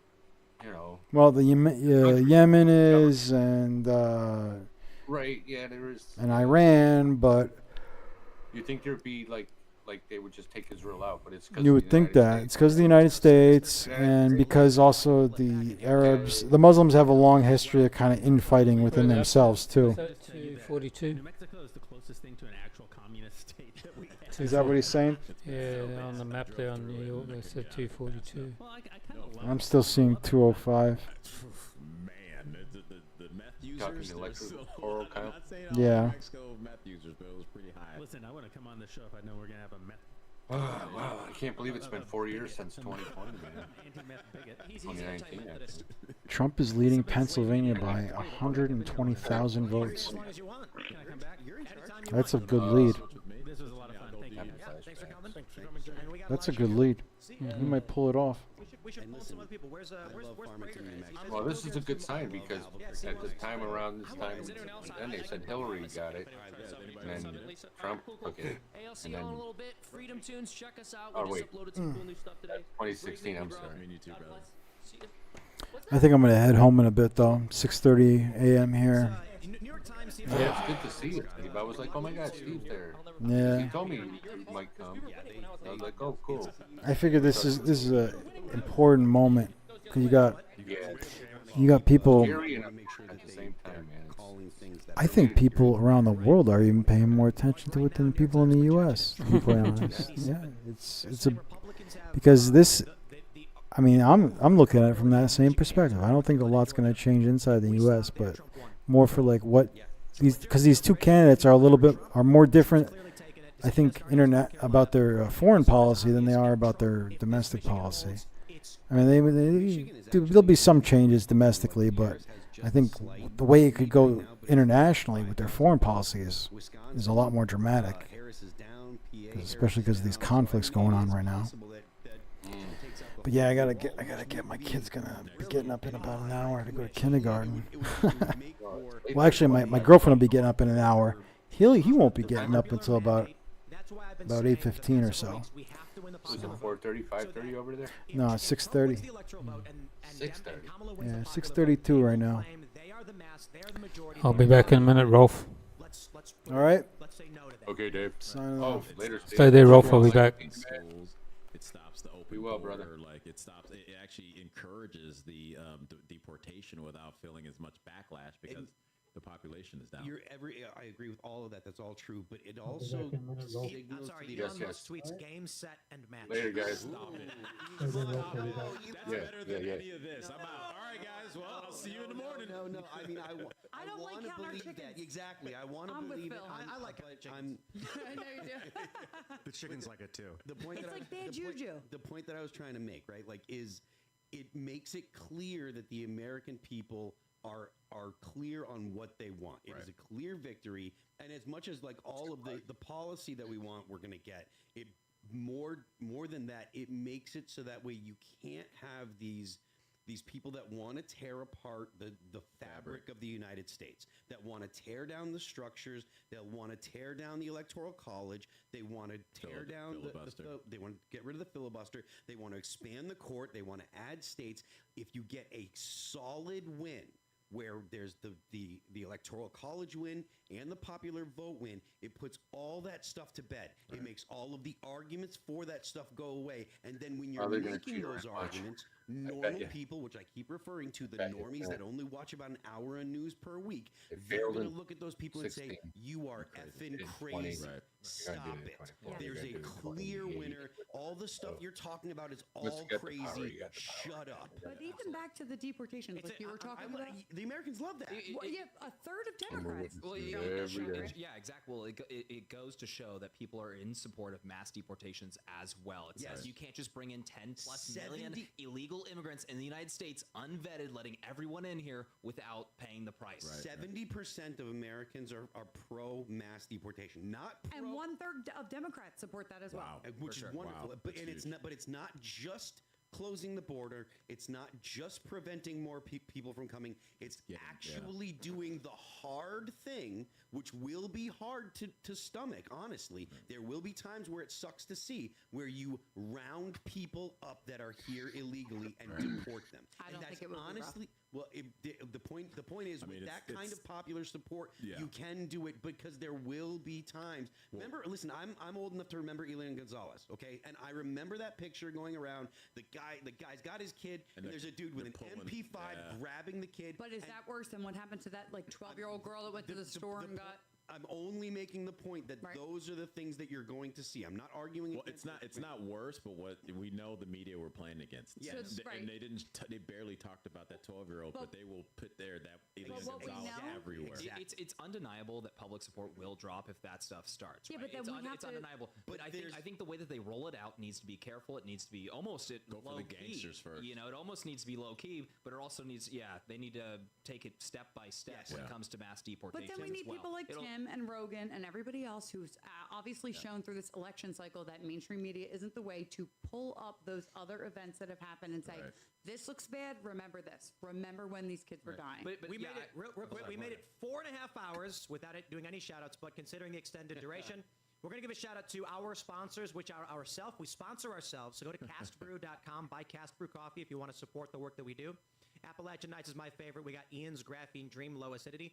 And of course, everybody, Step on Sneck and Find Out skateboards are back in stock at boonieshq.com. And also, the boobies are still unfortunately sold out. But shout out to ourselves. We sponsor ourselves. If you guys want to support our work, that's always available. And head over to timcast.com, click Join Us, become a member. We have a Discord server with tens of thousands of people where you can meet, make friends.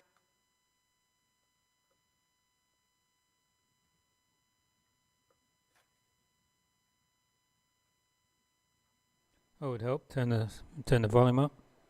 Yes, it would. Yeah, I might go soon. Yeah. Well. What time's it there? It's going to be an interesting night. I'm going to keep night watch. It's good to see Steve. So the point is that people are like, whoa, they actually tried that. Yeah, I'm not going to get up here and tell you something that isn't true. I mean, my career would be over. Plus, hello, people on Rumble. The point is, hi, people on Rumble. Are we saw live? big support flooded for a few weeks, and it was literally that money off that helped us continue on with what's going on. Because here's the deal. I'm fighting federal lawsuits by the Democratic Party. I can't believe it's right down the road here, you know. It's like neighbors practically. Estimate on the New York Times is 297 for Trump. Oh wow. 297. Until about 4 o'clock in the morning. Exactly. And that, you know, that block that he won by will go to her, and it'll be like, that's from the overseas mail-ins. It's like, what overseas mail-ins? What? Yeah, we just got a Thursday, and it'll be Friday when they tell us. I don't know. Sad but true.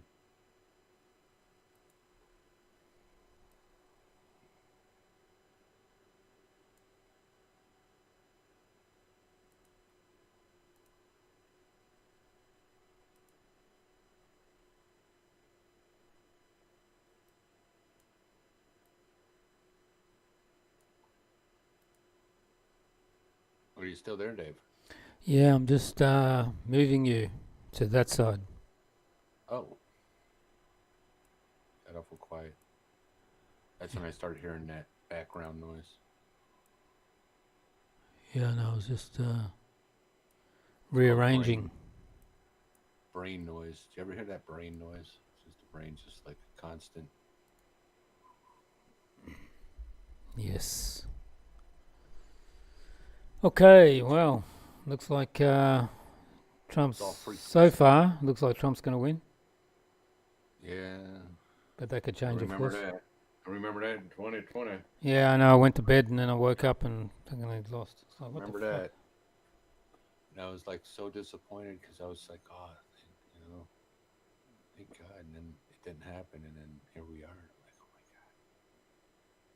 Oh, this is it. Let's see what Megyn Kelly has to say.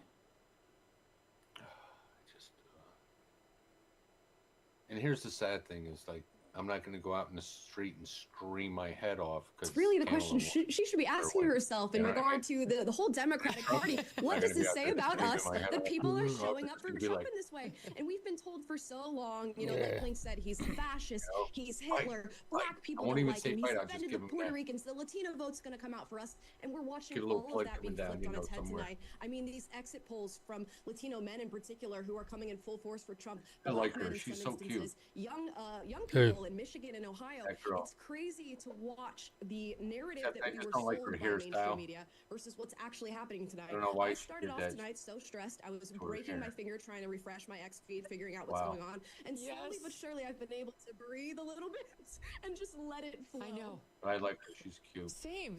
Our guest earlier was suggesting, I think it was Sean Spicer was suggesting we might be looking at 54 Senate seats. That's getting the cart before Megan's another local. She's from Delmar. If we're even talking about that, it's got to be Delmar, a New York, potential for Republicans. Go ahead, high school there. I think college Can here I in New just York say, somewhere. if Joy Reid needs a from colorist, Delmar. I think we could recommend one to her. What is going on with Joy Reid on MSNBC right now? If you need a bleach and a toner, Joy Reid, what's happening? You make 7 figures a year, I'm guessing, and you can't get a hairdresser. She definitely does. Set?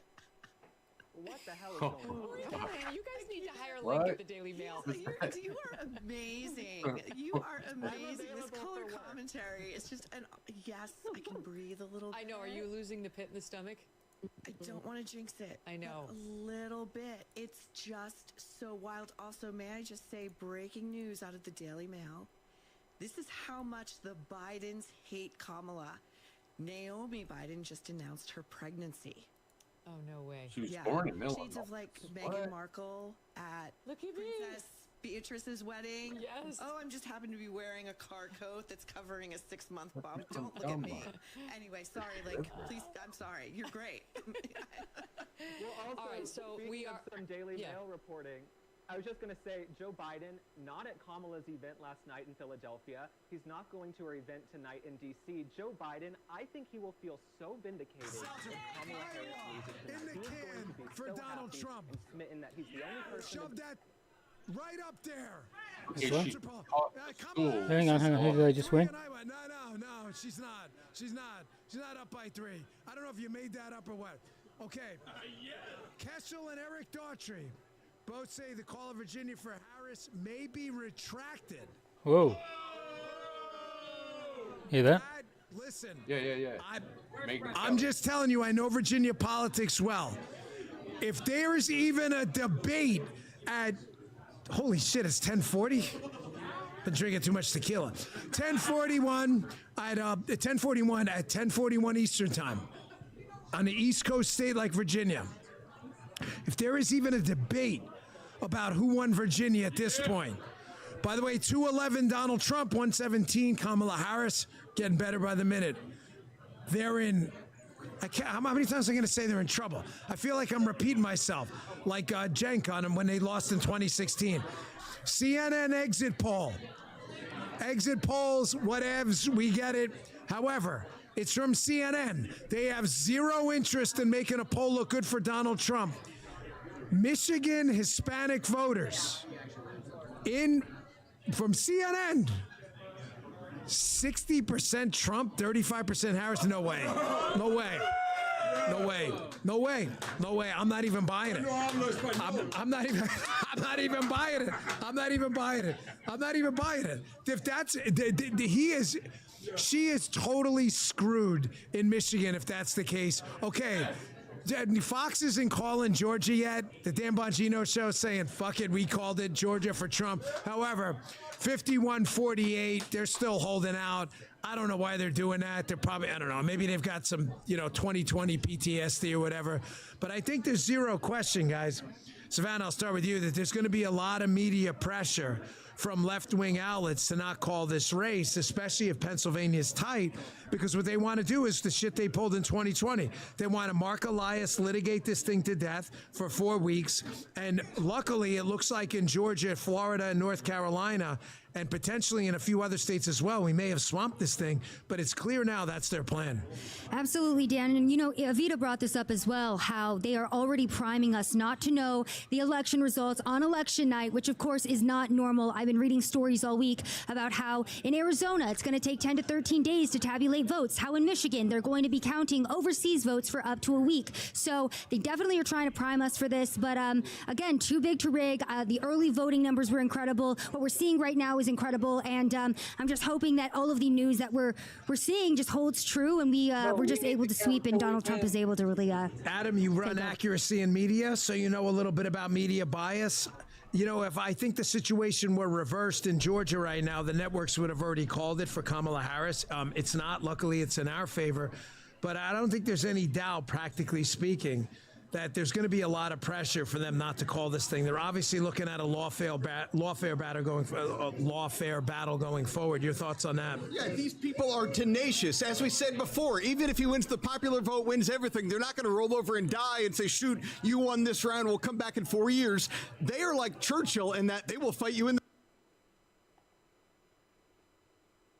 Sometimes, what is it, like the frog in the pot, right? Yeah. So you see this happening to your community, you kind of become numb to it. But then he opened the floodgates and like, oh, it's not just here, it's everywhere, and it's progressively getting worse and worse and worse. I thank Elon for so much of this because it opened everybody's eyes. And also, it also allowed the tech industry to be openly pro-Trump as well.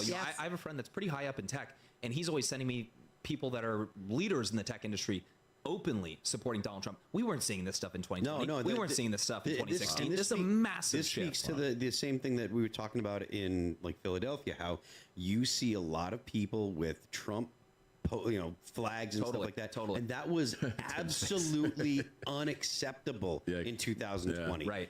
Absolutely unacceptable. I mean, You even would up lose until your 23 job, for a lot of you would places. be attacked. There were people that would literally physically attack you if you wore a MAGA hat.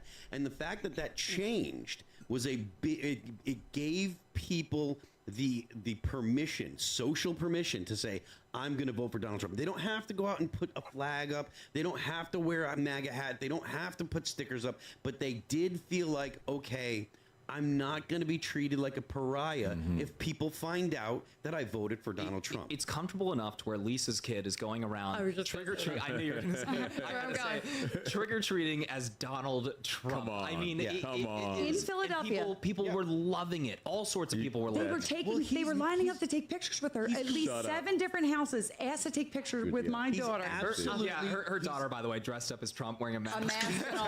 And the reason is because once you get past the fact that he's been demonized by the left and by the media, 20 he's minutes? totally Hold on. memeable. He's completely Just memeable. about 20 minutes. So that's it. 20 minutes. Jeremy you was get it right. one. Trump now has the popular vote estimated by a single point with a projection of 299 electoral votes, 87% chance of victory. Don't count your chickens, everybody. Don't count your chickens because we don't know just yet. You $2.99. count them, but you can estimate your chickens. Hey, look! We're all gonna sit here and cheer for. What was that? Wake up and who knows what's coming next? At 39% Don't count chickens, but have a good time. Have a good time. I don't know what the Enjoy yourself. percentage. Keep the what's positive percentage attitude. of the total Enjoy tally. yourself. Right. That's 100%. How about pray? Look, Can we there- all have 12 o'clock? Everybody say a good prayer. It's too late to vote now, definitely. But I am still of the opinion that What? I mean, No, it's, they're gonna flip it. It's They're gonna already flip it's it. out of your hands now. Yeah. But I'm Not still tonight, gonna tomorrow. vote. It is Yeah, next remarkable week. how close it is Next in month. these blue wall states. Decision Desk, Next which year. I will stress has been bad all night, has Trump up with 61% of the vote. He's up by 0.3 in PA. He's leading Wisconsin by 1.1 in Wisconsin with 57% in. Arizona with 53% in. Kamala Harris up by 0.2, but everyone's basically saying that's because Flagstaff, Phoenix, and Tucson have already voted. And rural red districts are going to get their results in soon, so it's likely going Donald Trump. I'm getting reports that they are celebrating at Mar-a-Lago because the internal polling says they already won. I don't want. I'm just saying that's what's coming through my phone. I like that. We can I'm just letting you know. That's what I got. I They just got a celebrate text. Tennessee too. Lisa, how long did you work on the Hill for? 12 years. Your sources are good. My sources are very good. All right. Well, I hope this is what's going to happen. So CNN sources is are good. hold on. Yeah, CNN they're is, doing listen, well. CNN is saying this is reporting. Oh, it could take days for Pennsylvania, et cetera, et cetera. This is something that's really, really bad, in my opinion. Like, these things should not take this long. And I don't know that there's anything one individual or it's not a federal issue, but the individual states need to do what Florida has done. Florida is done counting. We mentioned this earlier. They were done counting 2 hours after the polls closed. Right. This is completely doable. It is absolutely something that every state should desire. They should want to be able to do this. And if they don't, it is literally because the Democrats do not want them to do that because they want to have ambiguity. If you have room if you have ambiguity, you have room to cheat. And that is what the Democrats want. It's the same thing that the left wants when it comes to law.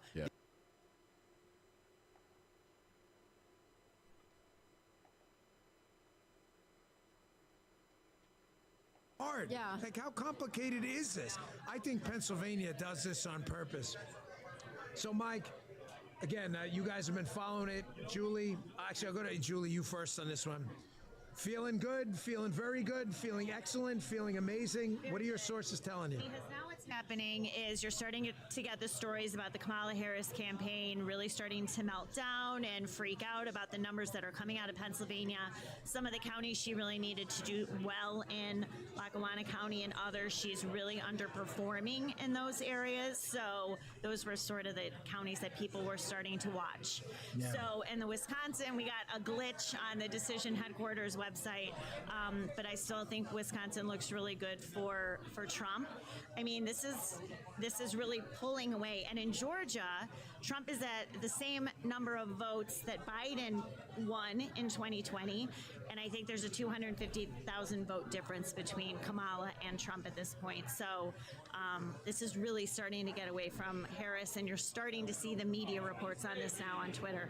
You know, Mike, you can sense the energy. I've been following the Kamala Harris campaign. They're doing it over at Howard in Washington, D.C., and you can almost see like they were already anticipating there's going to be negative energy. I mean, you can just see it while the intensity grows in Palm Beach for Donald Trump.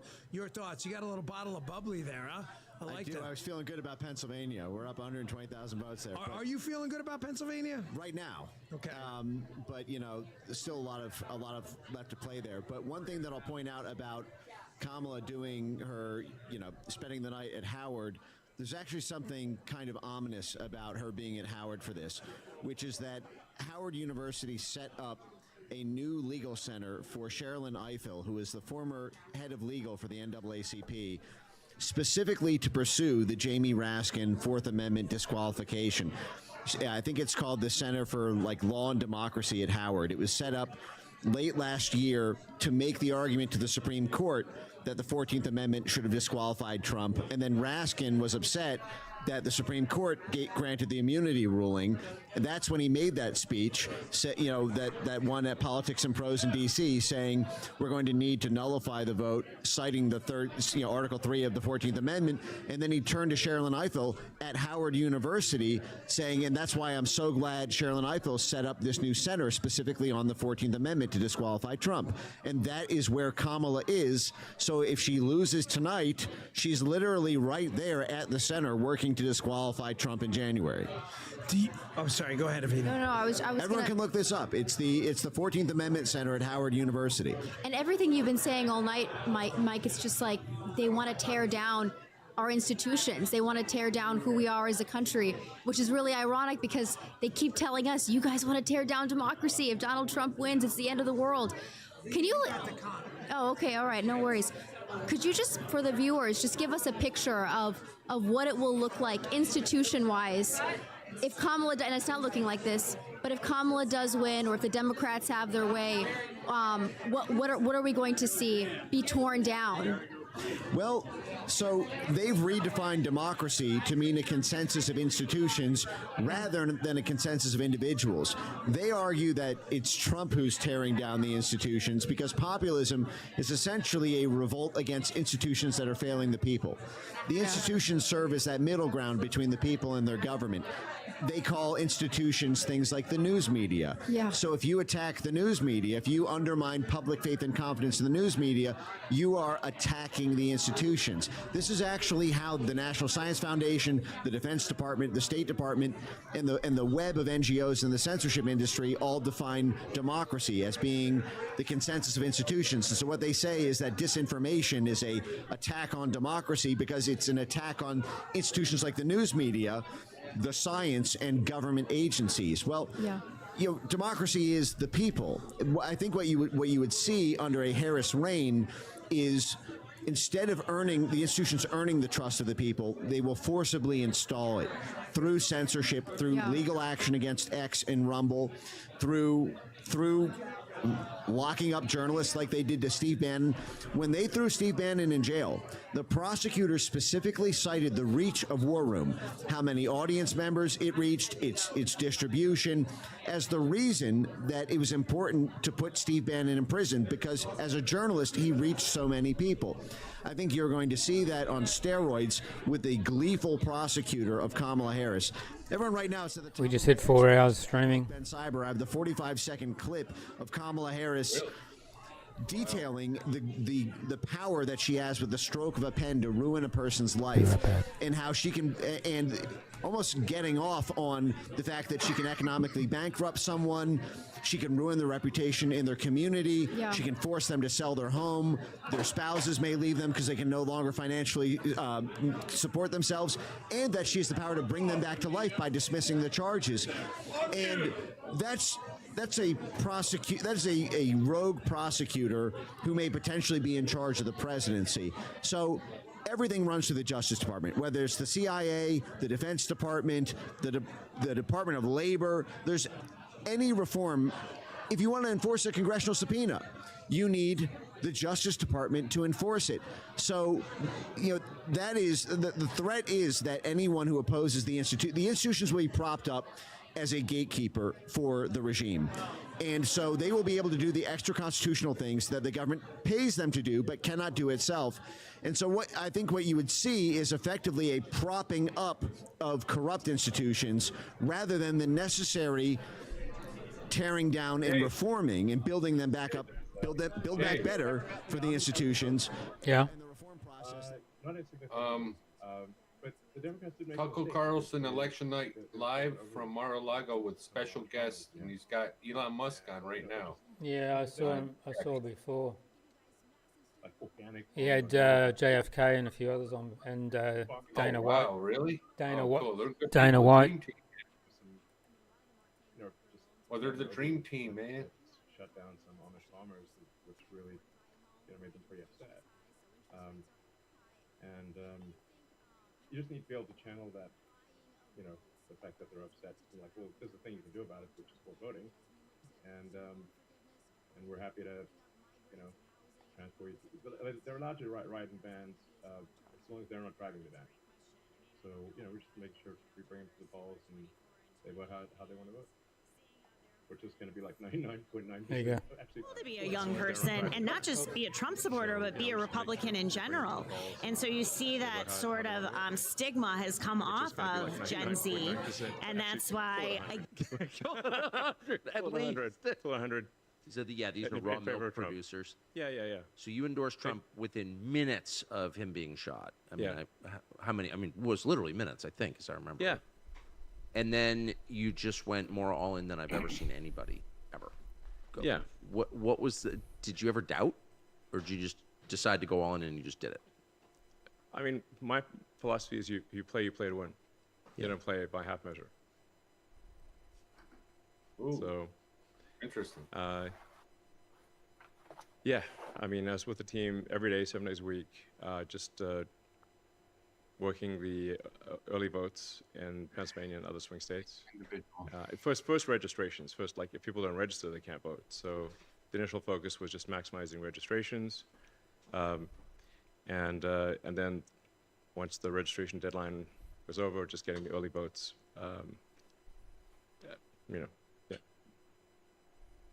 X, from my perspective, played a pivotal role not just in this election, but in keeping the country alive.